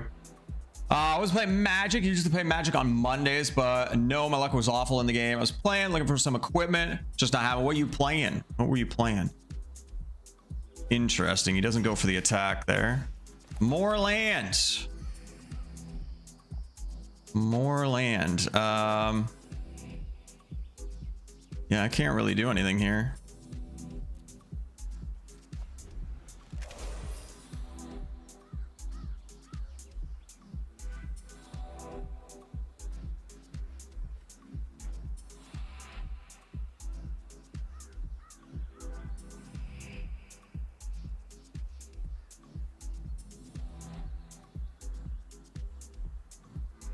What you got over there, Jimmy? What's your one card?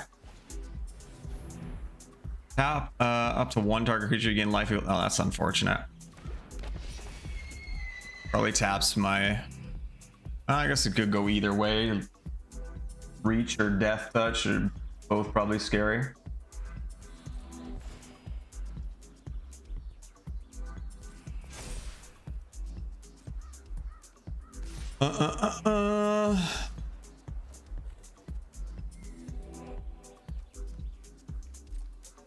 Block this son of a bitch.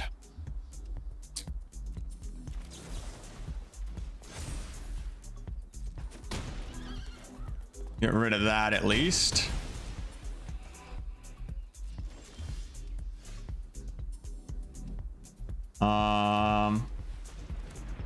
Of course, now we can't keep this up. What do we lose there? Mostly land, so that's good. I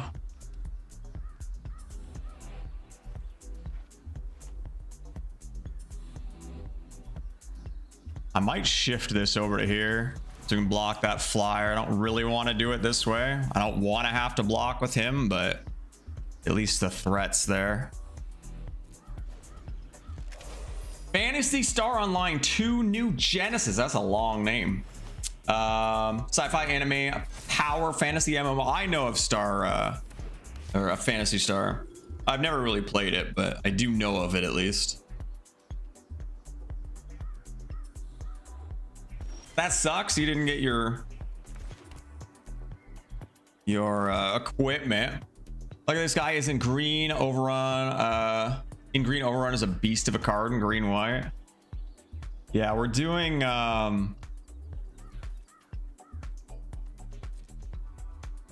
Jumpstart right now. So I don't know what this guy's got. All I know is I've been getting some rough goes. Lots of missed land drops and lots of answers to my answers.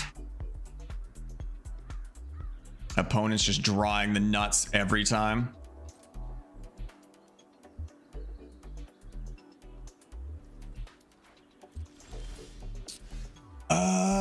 So now we're just like in heavy stabilization mode.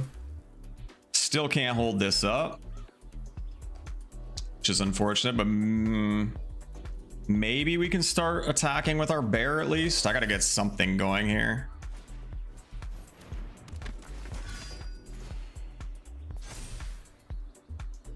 That 7/7's a bit of an issue. Sounds like the average MTGA experience. Yeah, I definitely don't miss that about card games.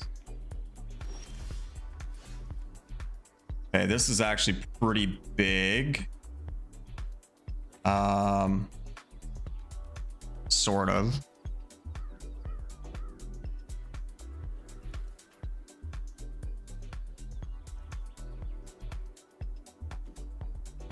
I think we got to do this. Okay. We're going to do that. We're going to throw 1, 2.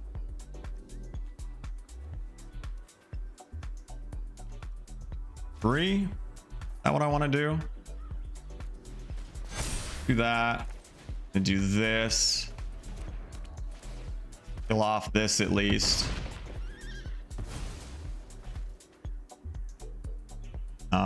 I can't really swing yet.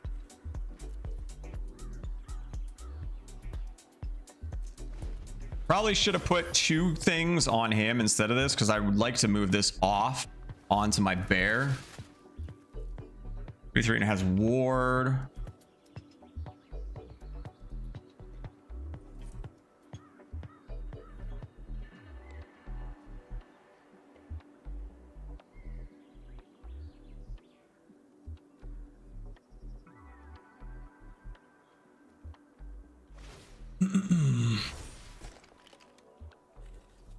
Five first strike vigilance life link. Okay. That doesn't help. Yeah, I don't know how I get past any of this stuff right now.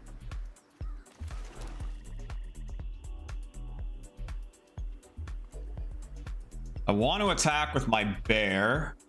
You would have to block with a lot. It might be worthwhile, but then I'm worried about the swing back.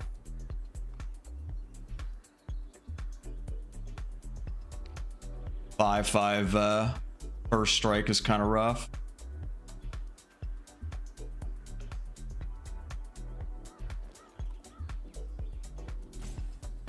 I don't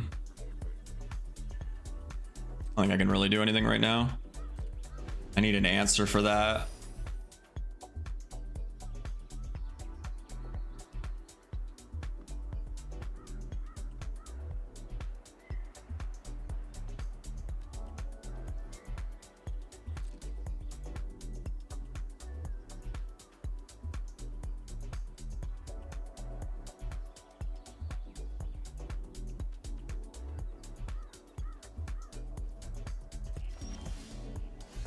That is not an answer for that. Yeah, I'm tempted to move this Gorgon over to the bear, make it an 8/10 with death touch, but yeah, I'm worried about the backswing.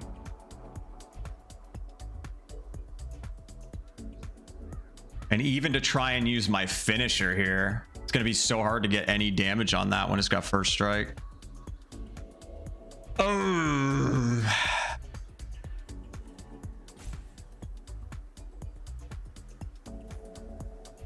I don't think I can do anything. Do I want to get this out at least? Sure. Their body on the board at least.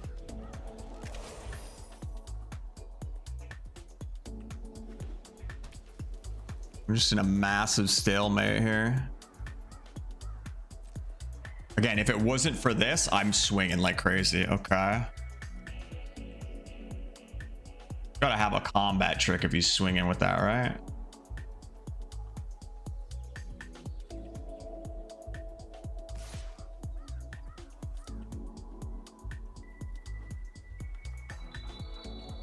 I gotta just hope he...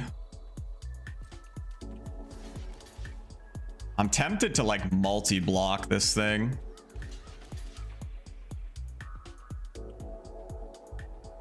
Just to make sure it dies, because that's like a huge threat right now.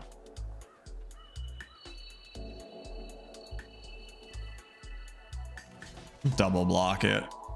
Let's triple block it. Fuck it. Make sure it dies. See what happens.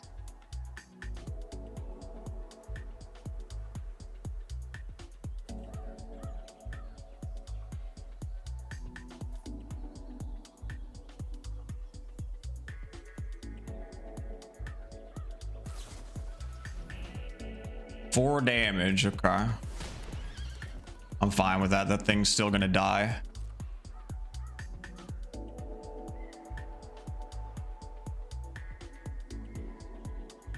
Two biggest threats die here.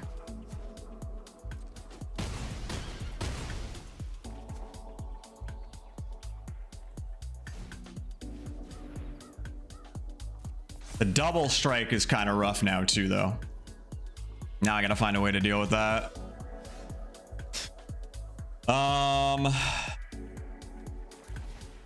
And we're back into the stalemate.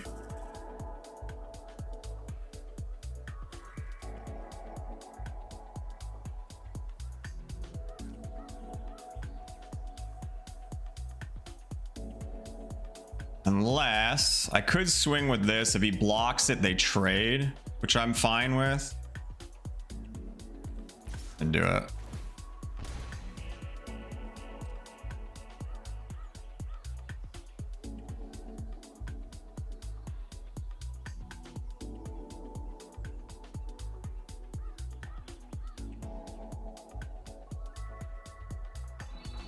Might as well now while he's tapped out and has no cards in hand.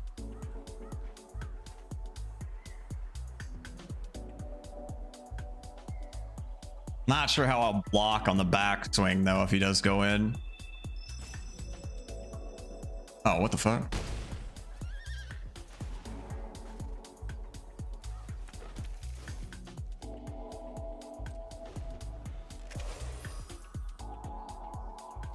Sadly, I can only do this on my turn, so even if I do damage to him,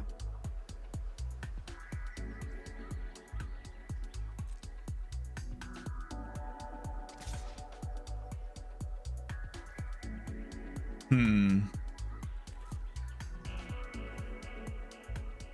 I afford this? I can. I can make that 8.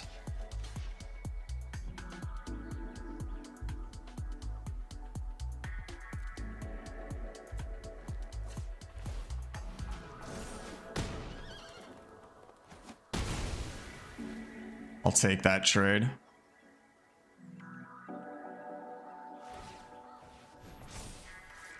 Now he's got a 5/6. Oh, that's huge too.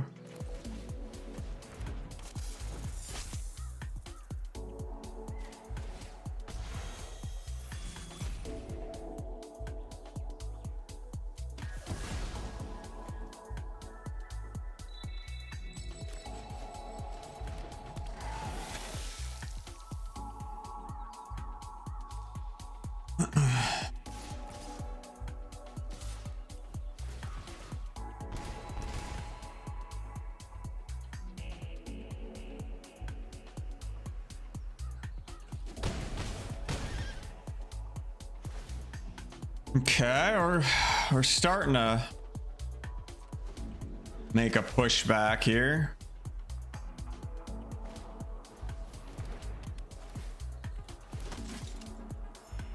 Don't care about equipment too much.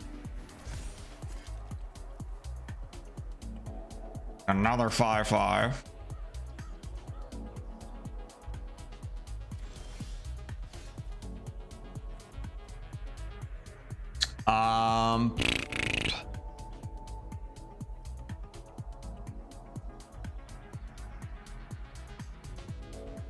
We just keep swinging here with our death touch stuff.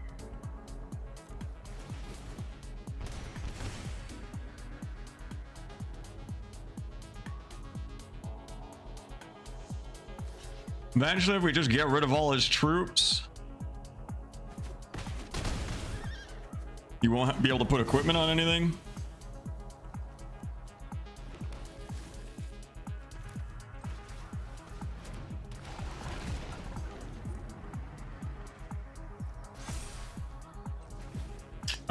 What do we want to put this on?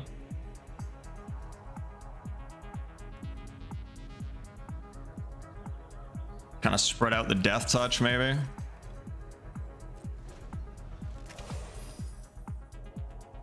many cards do we have left? We only have 9 cards left. He's got 14. We need to kill him like soon.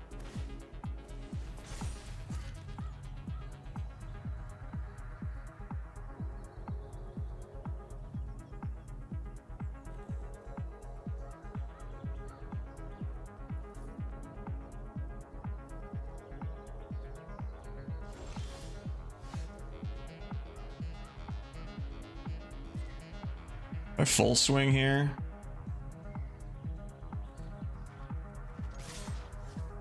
Keep him back.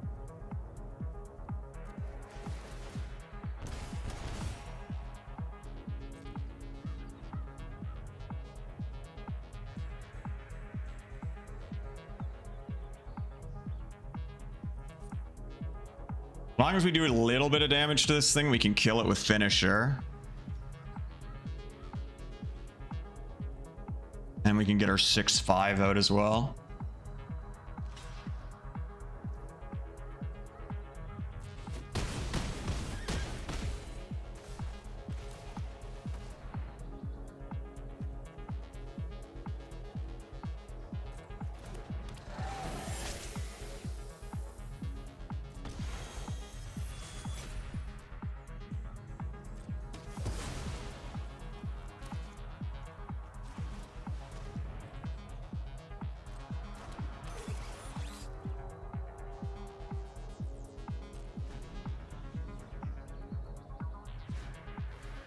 What is that thing?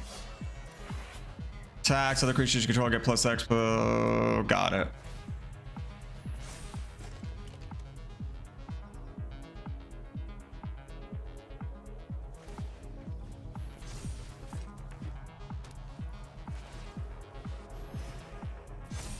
You're gonna be able to gain a ton of life though. You can pay that at any time. It's only 1 life, but and he gets a 1/1 counter every time. And a swamp. That is not what we want. Only have 3 death touch at the moment. And then a 6/5. The 6/5 will kill him. So I think we swing.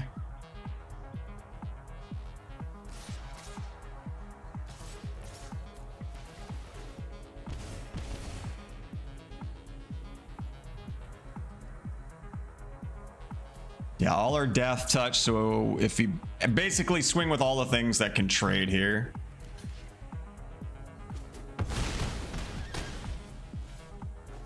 All right.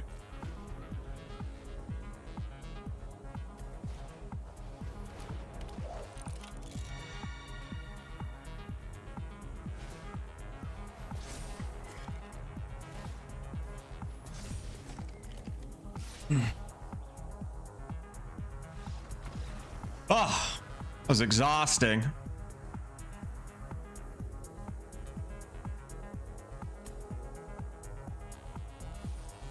I did not think we were going to be able to stabilize on that game. I thought we were going to be in a real tough spot.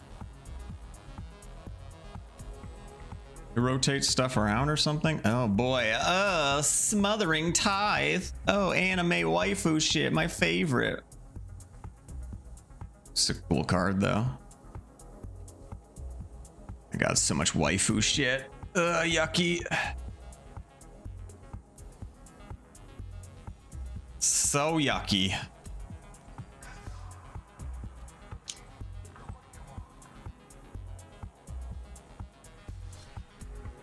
I don't have any more money or any more gold to make a new deck.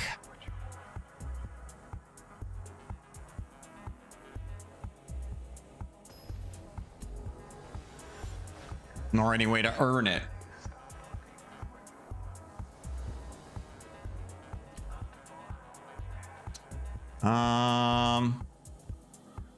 Okay, it's not great. I'm gonna keep it though.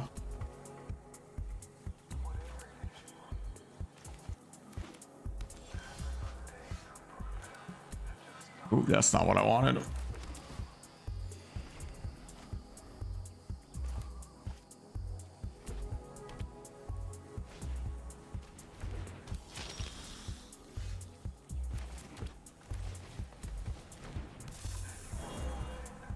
Death Touch Vampire.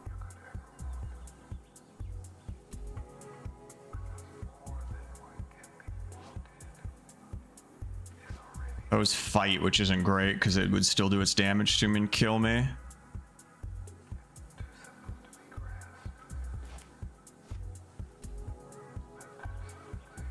I don't really want to play this guy until I have something modified, but that guy might have to die at some point. A little sneaky snake.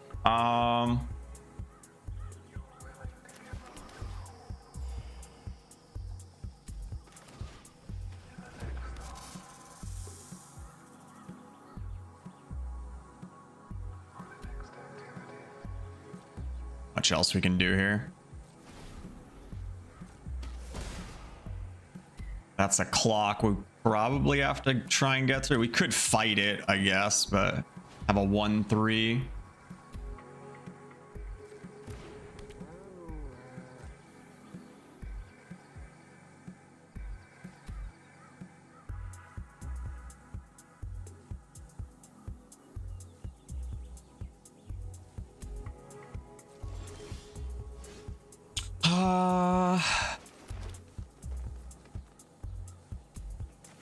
Might fight the cat, actually.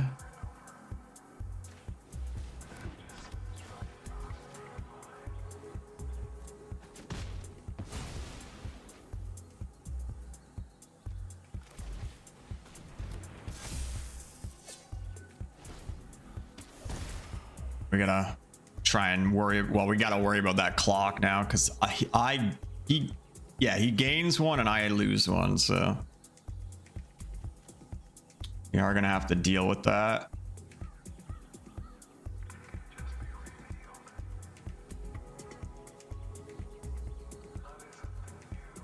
It's gonna be hard to swing into with that vampire, the Death Touch Vampire in the way.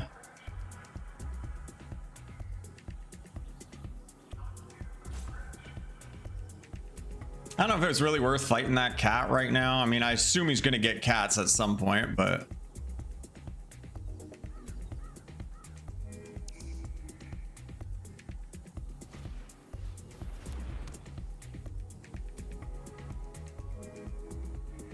seems like a poor use of Pacify, but like a very poor use of Pacify.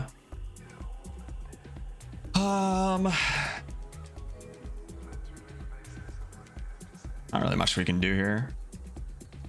Can't swing either. Yeah, this is the bad part. He's got me on a clock and I can't do anything because of that vampire. I could be swinging if it wasn't for that. I might have been better off killing the this instead of the cat.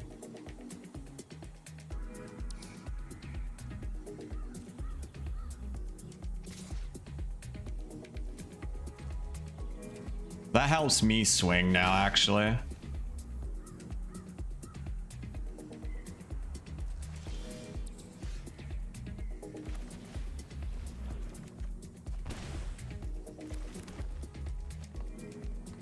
Can we kick this?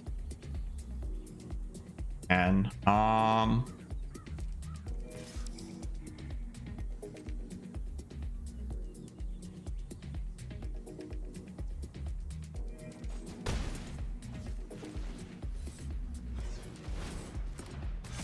And then here's hoping he doesn't have removal until next turn, or I can have this up.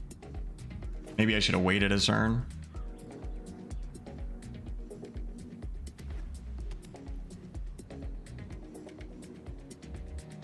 But I can't really afford it right now. I'm getting behind.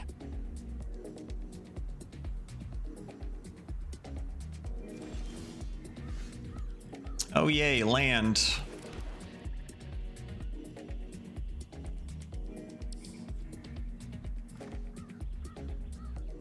Tempted to throw this on this and just keep swinging with it.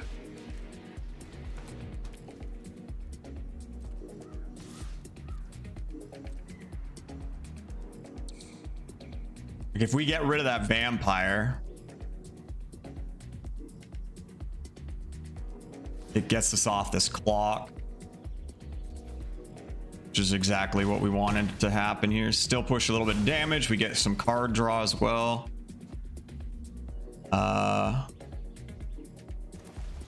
Get this down. Now we can actually get some pressure.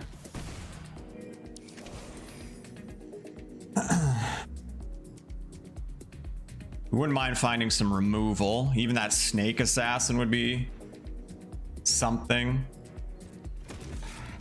But we can start pushing, at least with our bear. Or both, really. We got to get him on the clock instead of us.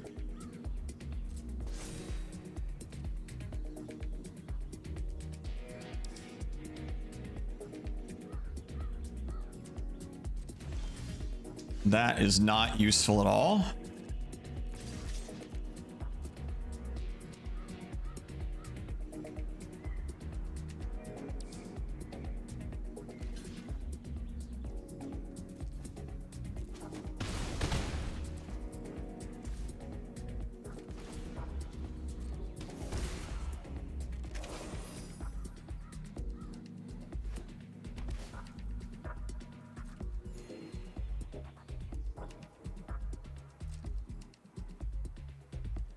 Worried about what he's got there. He's got 4 cards in hand, but he hasn't been playing anything. So much land.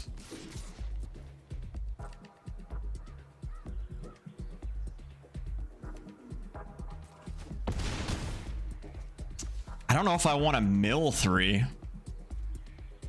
With how much land I've drawn, I feel like there's probably not a lot of lands there right now.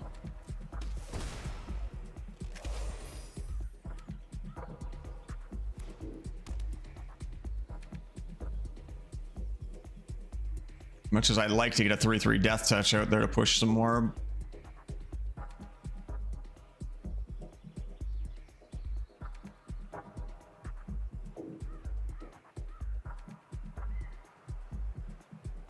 I don't really want to risk losing some like removal or something.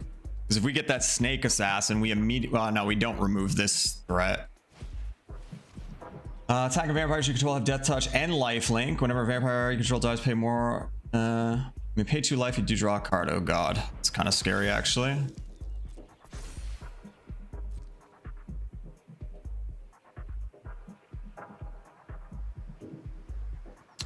Now even the snake assassin doesn't help us there because it's a black creature. I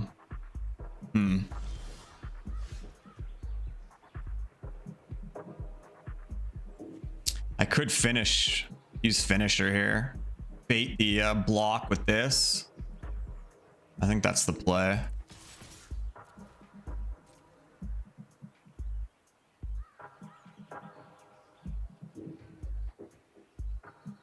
We probably get this out. He has to block here.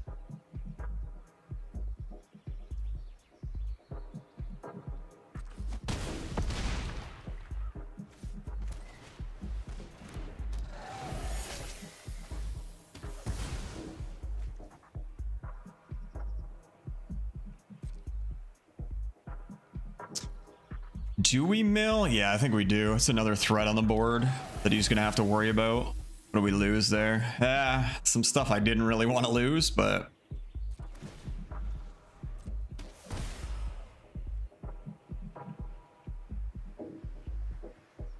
so we swing with all 4 next turn. So he's on 4. If he blocks 1, he can't let these through. He can't let this through. And this has trample, so we push a lot of damage. They're vampire.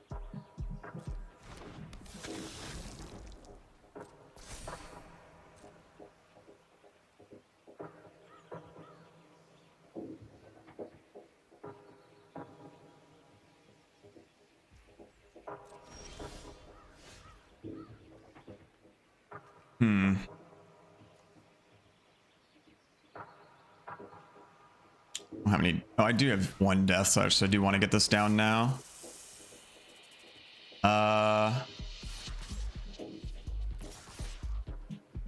We just go in with these ones.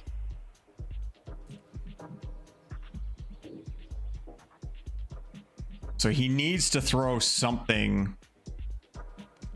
Yeah, that in front of that. He has to block the other stuff too.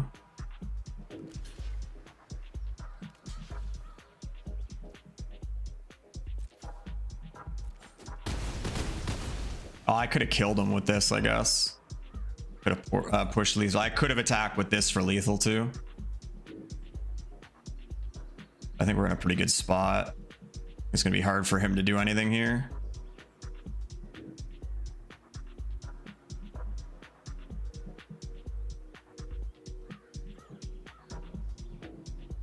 Concede? Not many outs there, I would imagine, aside from board wipes, which I don't think are in this format. Or maybe it is, but rarely.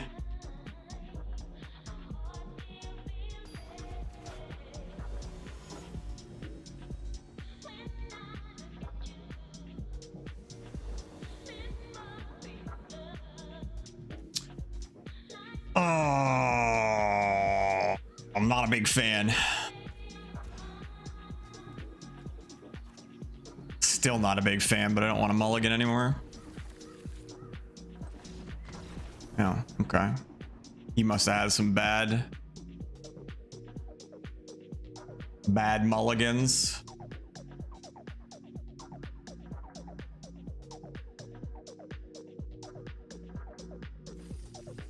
He just saw my name. He was just intimidated. Tin Street Gossip. Well, I'll take it. Although I don't think wins are doing very much for me anymore. I'm getting 25 gold a win. And that's only for 4 more wins, and then I start earning absolutely nothing.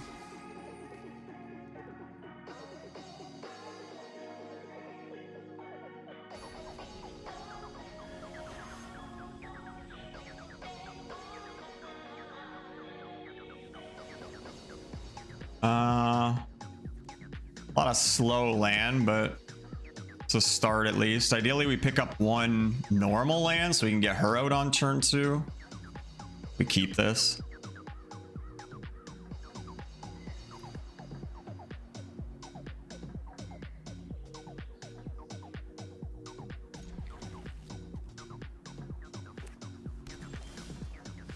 Not a normal land yet. Come on, normal land off the top ropes, please. Por favor. Thank you.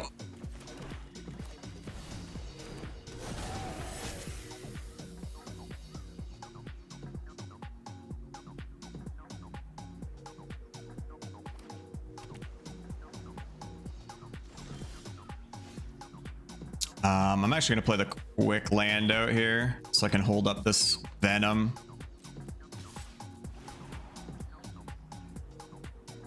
How do I like not auto pay? I gotta hold up what, black? Little sneaky snake.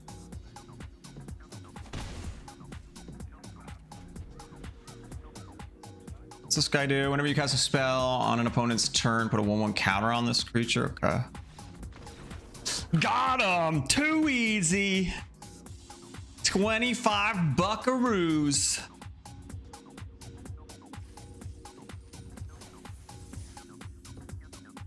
I don't think he liked my snakes. Maybe he's got snakeophobia. What's snake phobia called?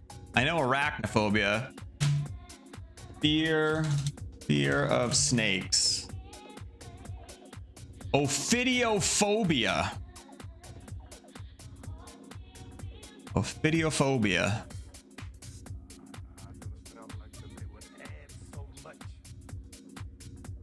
Maybe he's got ophidiophobia.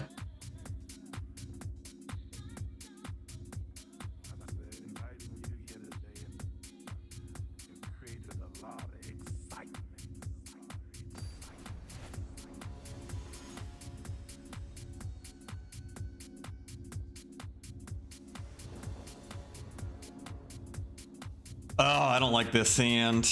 I don't like it at all. Okay, actually not better. We need a swamp real bad. I'm gonna keep it and hope to the gods of magic that we find us. Thank you.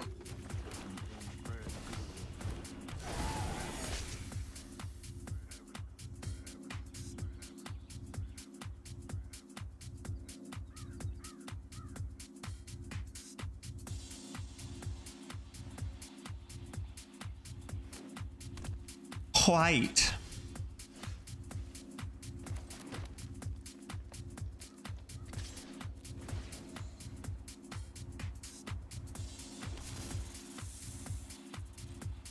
Block it, you bitch. Nah, you're not a bitch. Well, yes, you are. Technically, you're a bitch.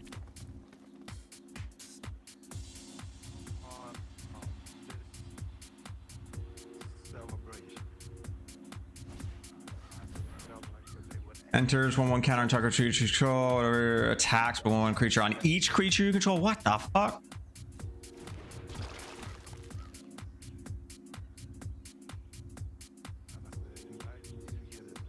That's spooky.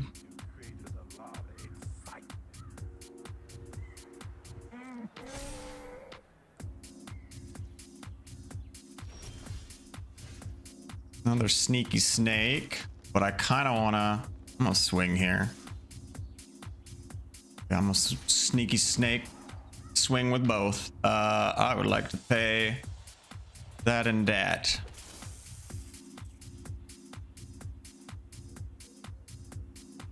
Block it. I don't have a oops. I don't have a combat trick. Fuck. What a bitch. What an absolute bitch. He's a bitch. He's a little bitch. The cuck is in your cup. Let me clean your eyes. Oh no, not the unicorn. That's annoying. Well, I guess he's only getting. I almost hex-proofed that to be able to block here, but.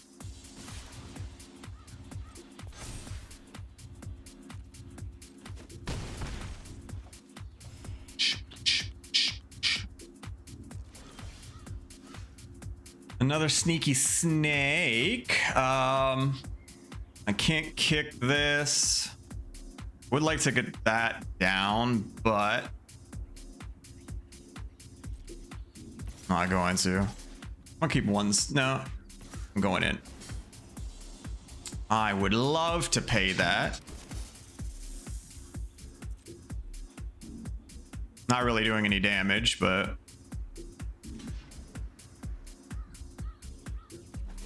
No, I mean, I'll take getting rid of something. We can hold up our hex proof.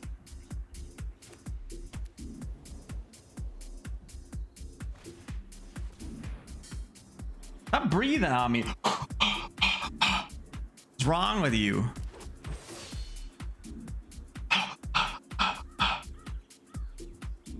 No, I don't think so, lady. Oh, that thing's gonna get a little crazy too, potentially.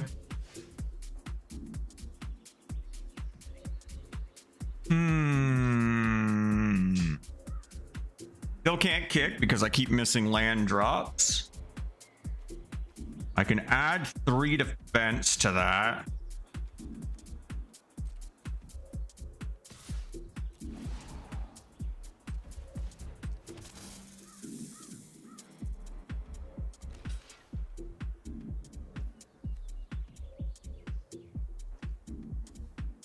Like, I kind of wanted to save that for the hexproof in case this guy's got removal. I might have to use this.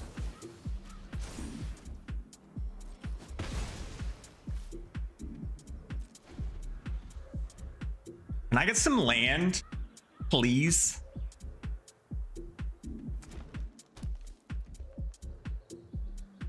Man, I got no like actual attacking threats right now, which is the problem.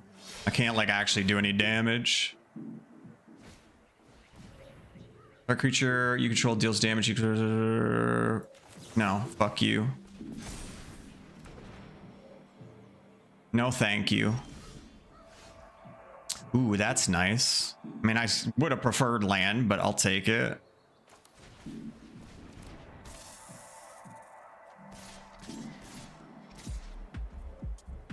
Keep 1 snake back. 1 extra snake.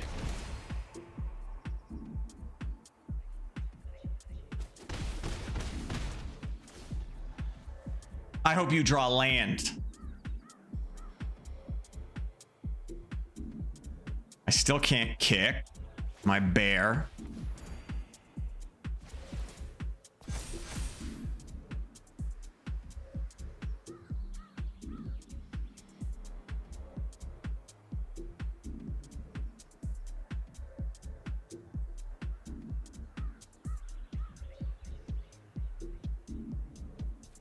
Probably gonna get him out next so he can start swinging too.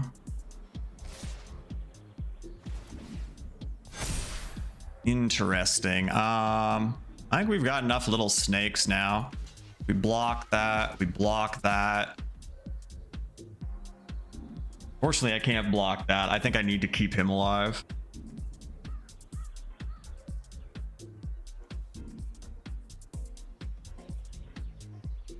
Because this guy's a threat. I want to keep her, but I don't want him having all this shit.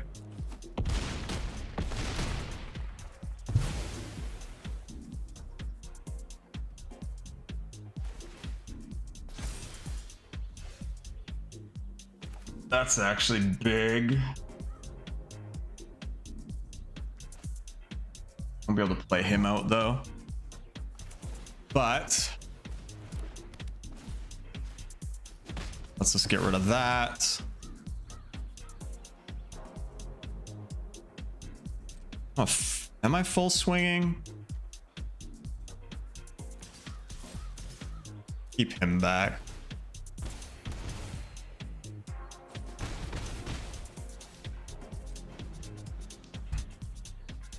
Dude, I haven't seen a land in 8 million years. Flyer's kind of rough.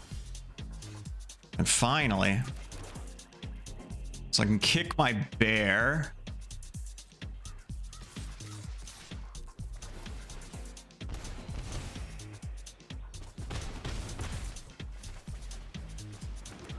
But I think we're gonna go snake because he procs my Blight Fang.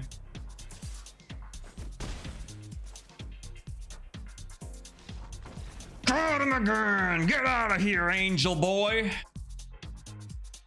Give me my 25 bucks. Oh, not 25 bucks. Arbiter of Woe. That thing looks goofy. As an additional cost, cast a spell, sacrifice a creature. Flying when this creature enters. Each opponent discards a card and loses 2 life. You draw a card and gain 2 life. Oh.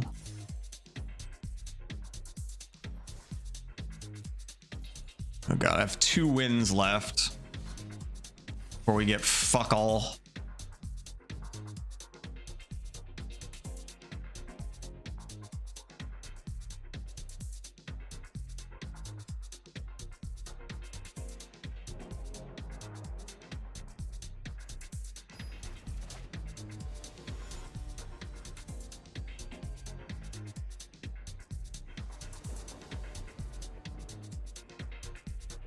Okay, that's not bad. Not great. If I can draw our anime waifu, that would be amazing. Get her out on 2 and then this out on 3. We would be very happy. Otherwise, we're kind of slow here. Oh my god. Fucking ask and you shall receive. Most of the times not, though. Only problem is if I play him out, I can't make snakes with her.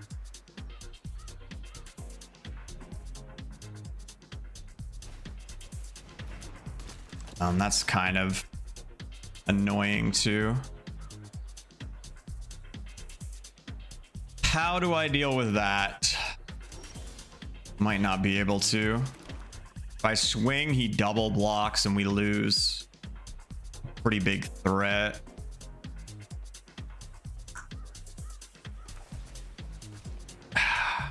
Unfortunate.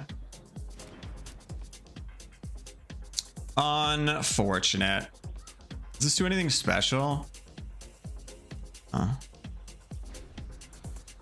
Yeah, we only would have had enough damage to kill one of them. That is poopy. Oh god, of course.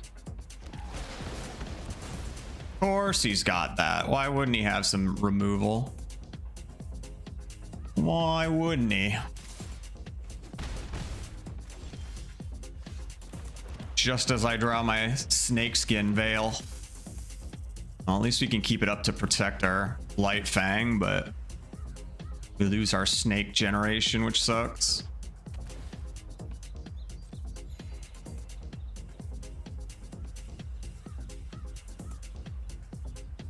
Bet she's got more removal.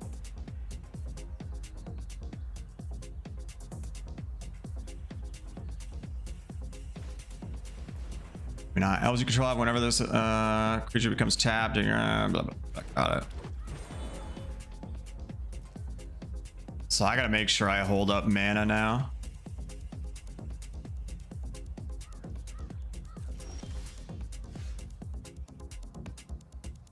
Which this doesn't let me. Fuck.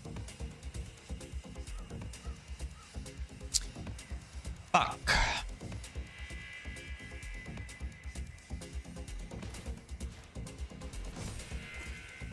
Can't really swing here either. Back to games being on the back foot.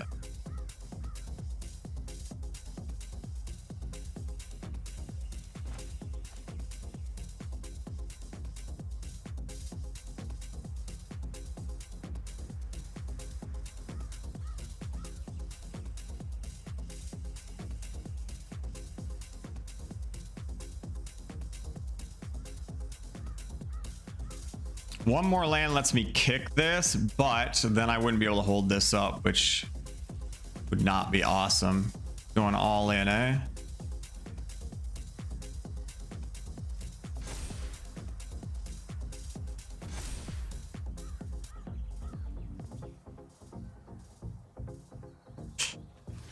I'm gonna risk it.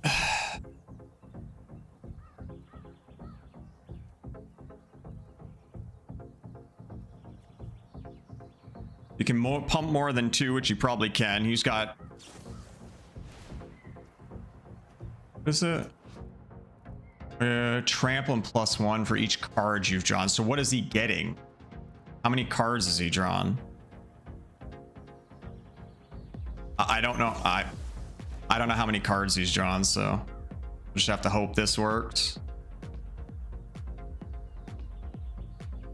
Probably has more removal too. If he does, we just concede here.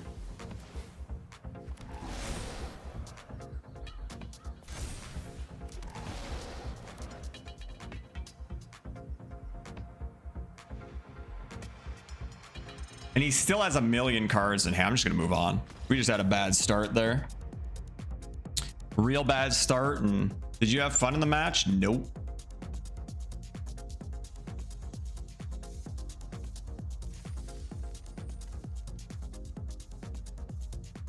Even with the fucking nuts draw, his was just more nuts.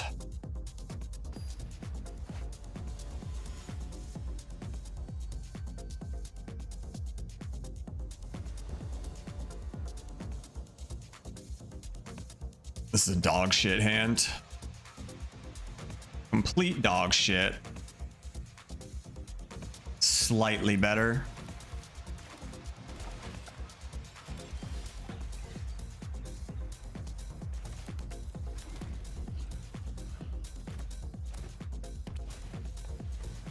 Fuck is that thing? Other object control +1/+1. Whenever you cast an elf spell, you may pay 1 if you do draw a card. Okay.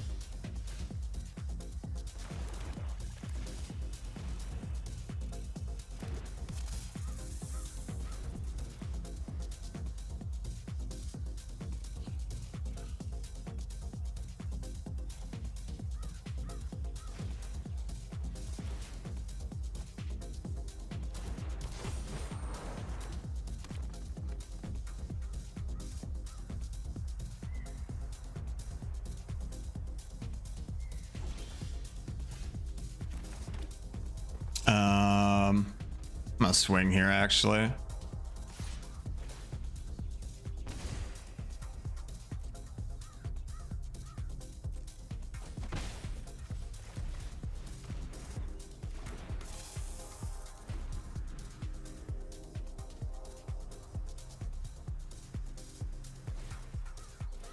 Now this guy's got that fucking elf too.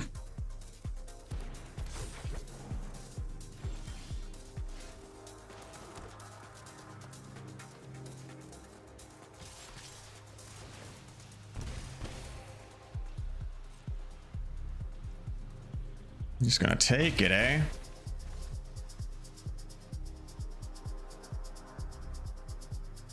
Let's do this. He won't have a counter on him, unfortunately, but just want a blocker out there.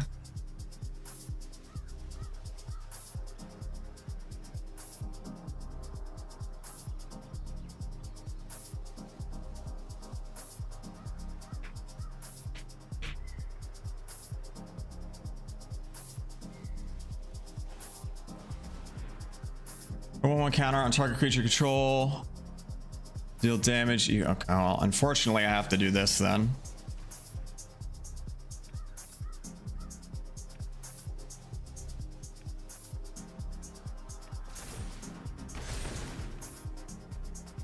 Of course, this motherfucker doesn't have the battle cards where he actually has to fight. Fucking ridiculous.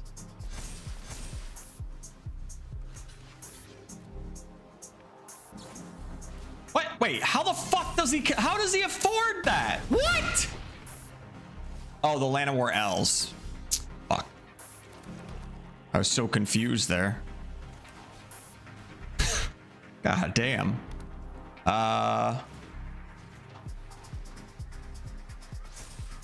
Damn, and none of his shit tapped there either. Okay. I shouldn't have put that on. I'm stupid. I should have held this up.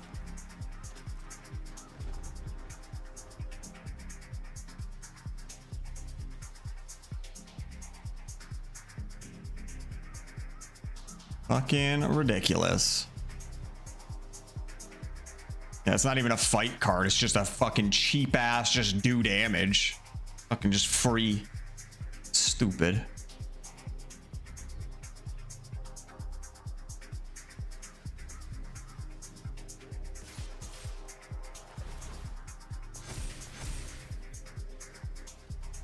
Who's he getting the counter from? What is that from? Wait, what? Oh.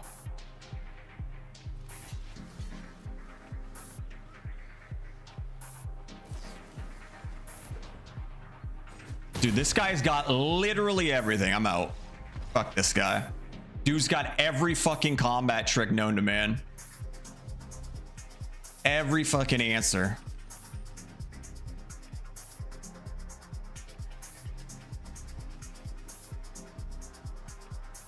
Not wasting my time on that shit.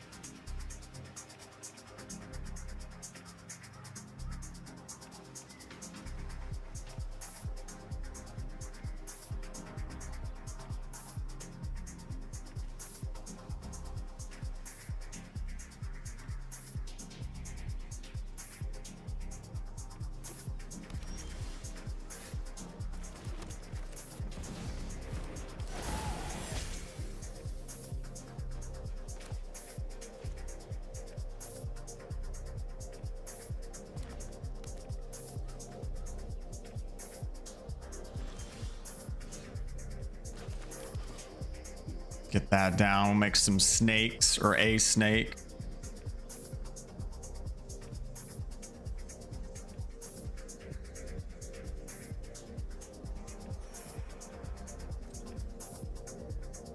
Got some removal. What are you taking? Are you looking at my shit?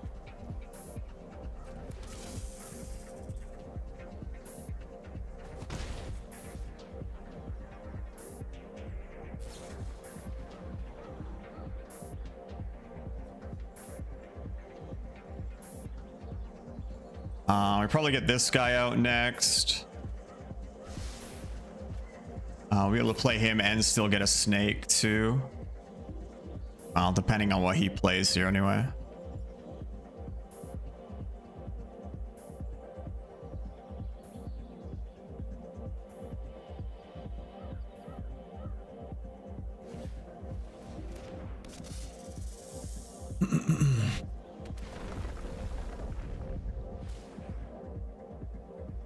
I wonder if we kill that. Our battle.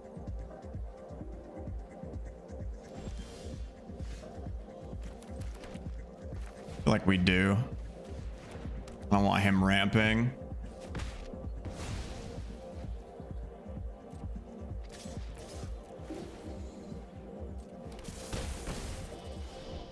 No ramping. Would have been nice to get him out because we could have kicked him next turn, but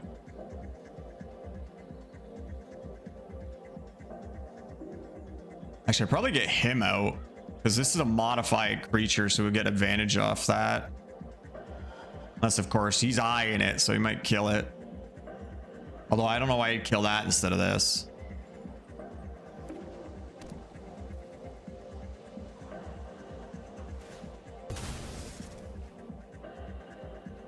I would probably play him out for the ramp, depending on what this guy does.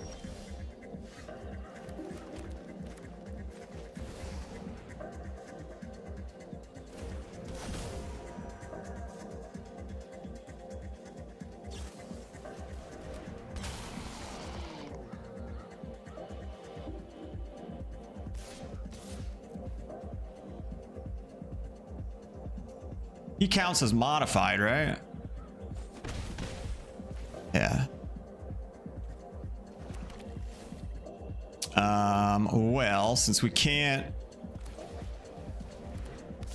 snake it up, I feel like he probably should have. It might have been better to play that and kill this.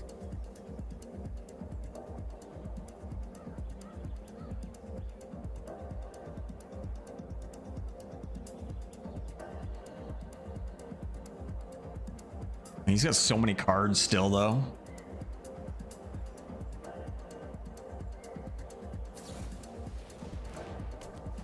What is that? Oh, I can't untap.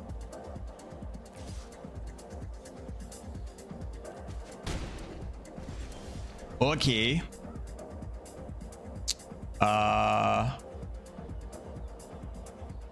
1, 2, 3. 4 or 5. I can do both. Okay. Let's see what we get out of this. We'll kick this. Might as well swing with him too. I don't need the land up or the mana up.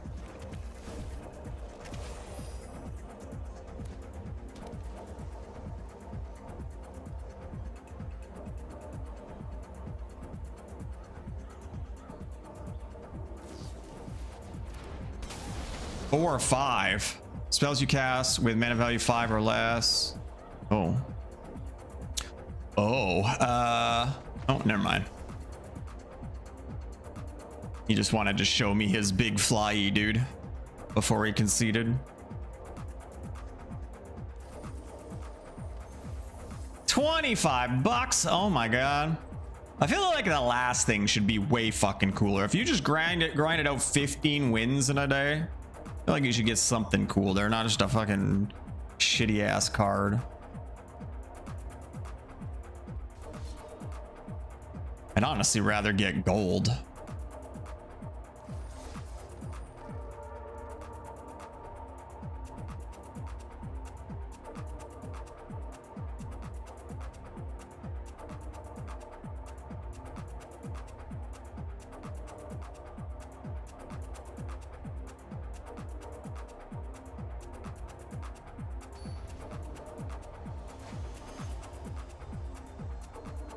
Case Killer 51. That's the shit. This is not much better, but at least have a turn 2.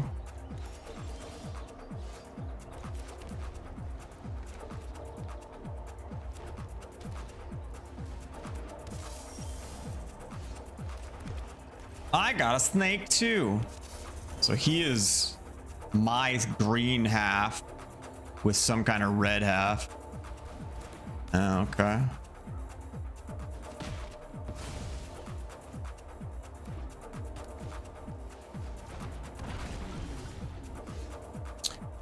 Get that down.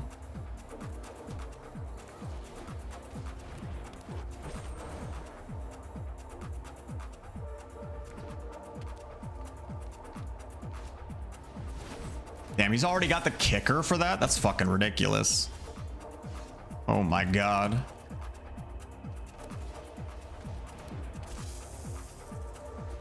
Guy's ramping his fucking dick off.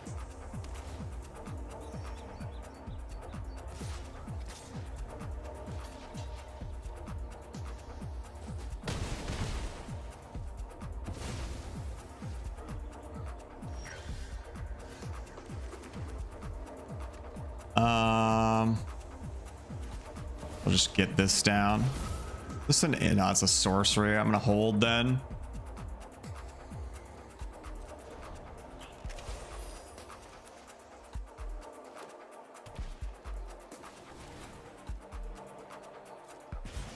He's got ramp into dragons, and I don't. I guess I. Can he afford that? Yeah, he can. How about no? Not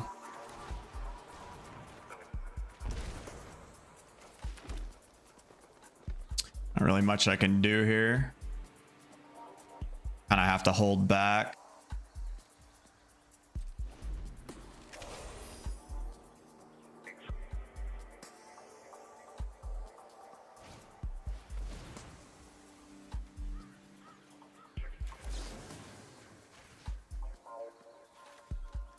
Shit, I can't read what it's doing.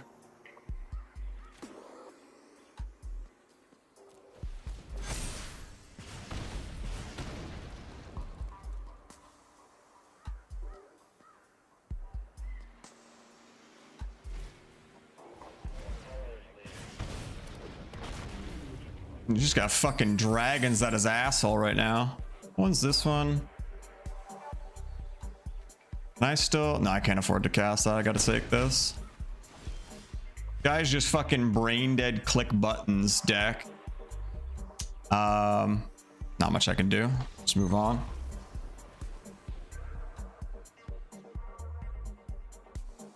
Dude just got the nuts. I'd be done if it wasn't that I have one win to get, but I'm done after that. I'm over it. It's enough magic for the day.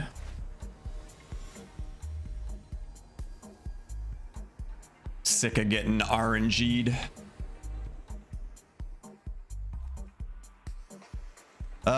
This is a dog shit hand. This is better.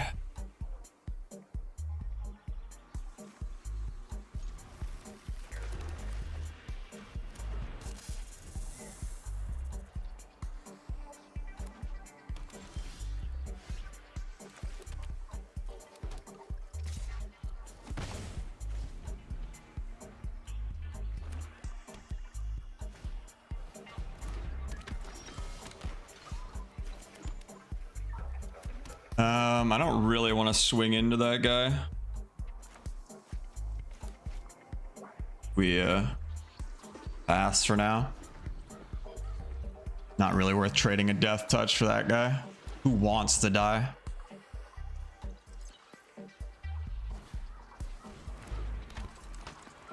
That, on the other hand, I mean, I don't like that he gets treasures or has a treasure outlet, but probably better off saving our removal for a bigger threat.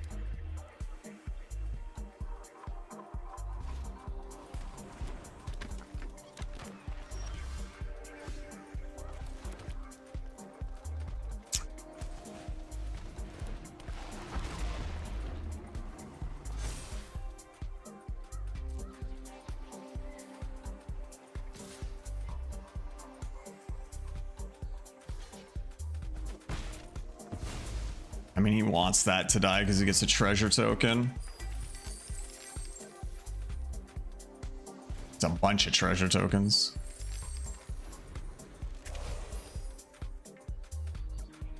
He's gonna have crazy mana here. That shit, when it dies, return it to its owner's hand. Not too worried about that.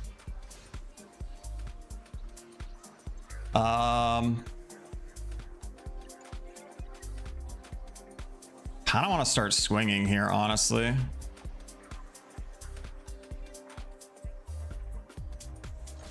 Need to push damage.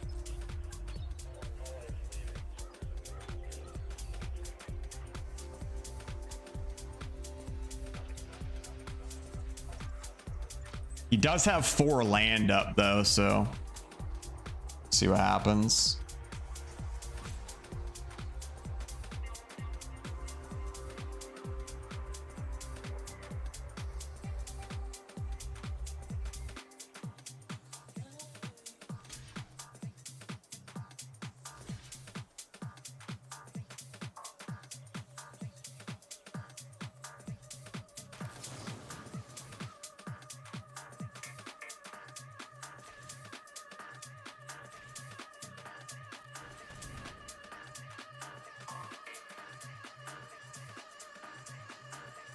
What's he got? Counter spell?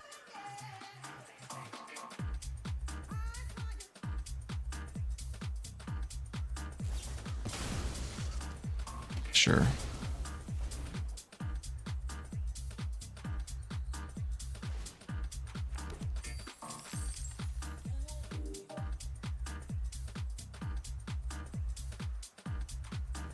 Press the button, dude. Pick up the pace.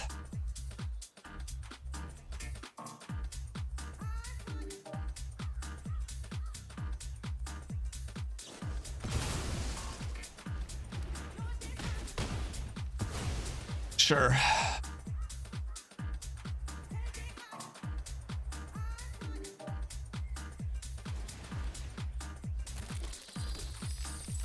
That's so much treasure.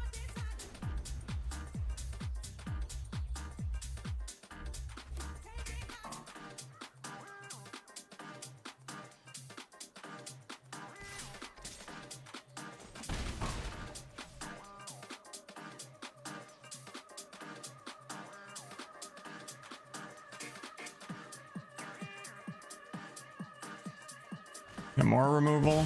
Yeah.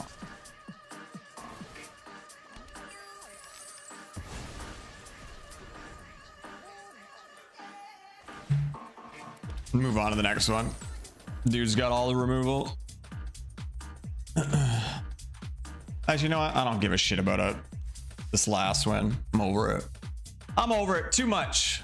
Too much R&D G for one day. What's tomorrow? Saturday? Yeah. I will not be back tomorrow. Yeah, we'll see. We're just gonna try and survive until the 3rd. So we can play some Marvel Rivals. And then hopefully that'll carry us over to PoE. Anyway, thank you all so much for watching. Have a good rest of your evenings. I will catch you all next time. Bye.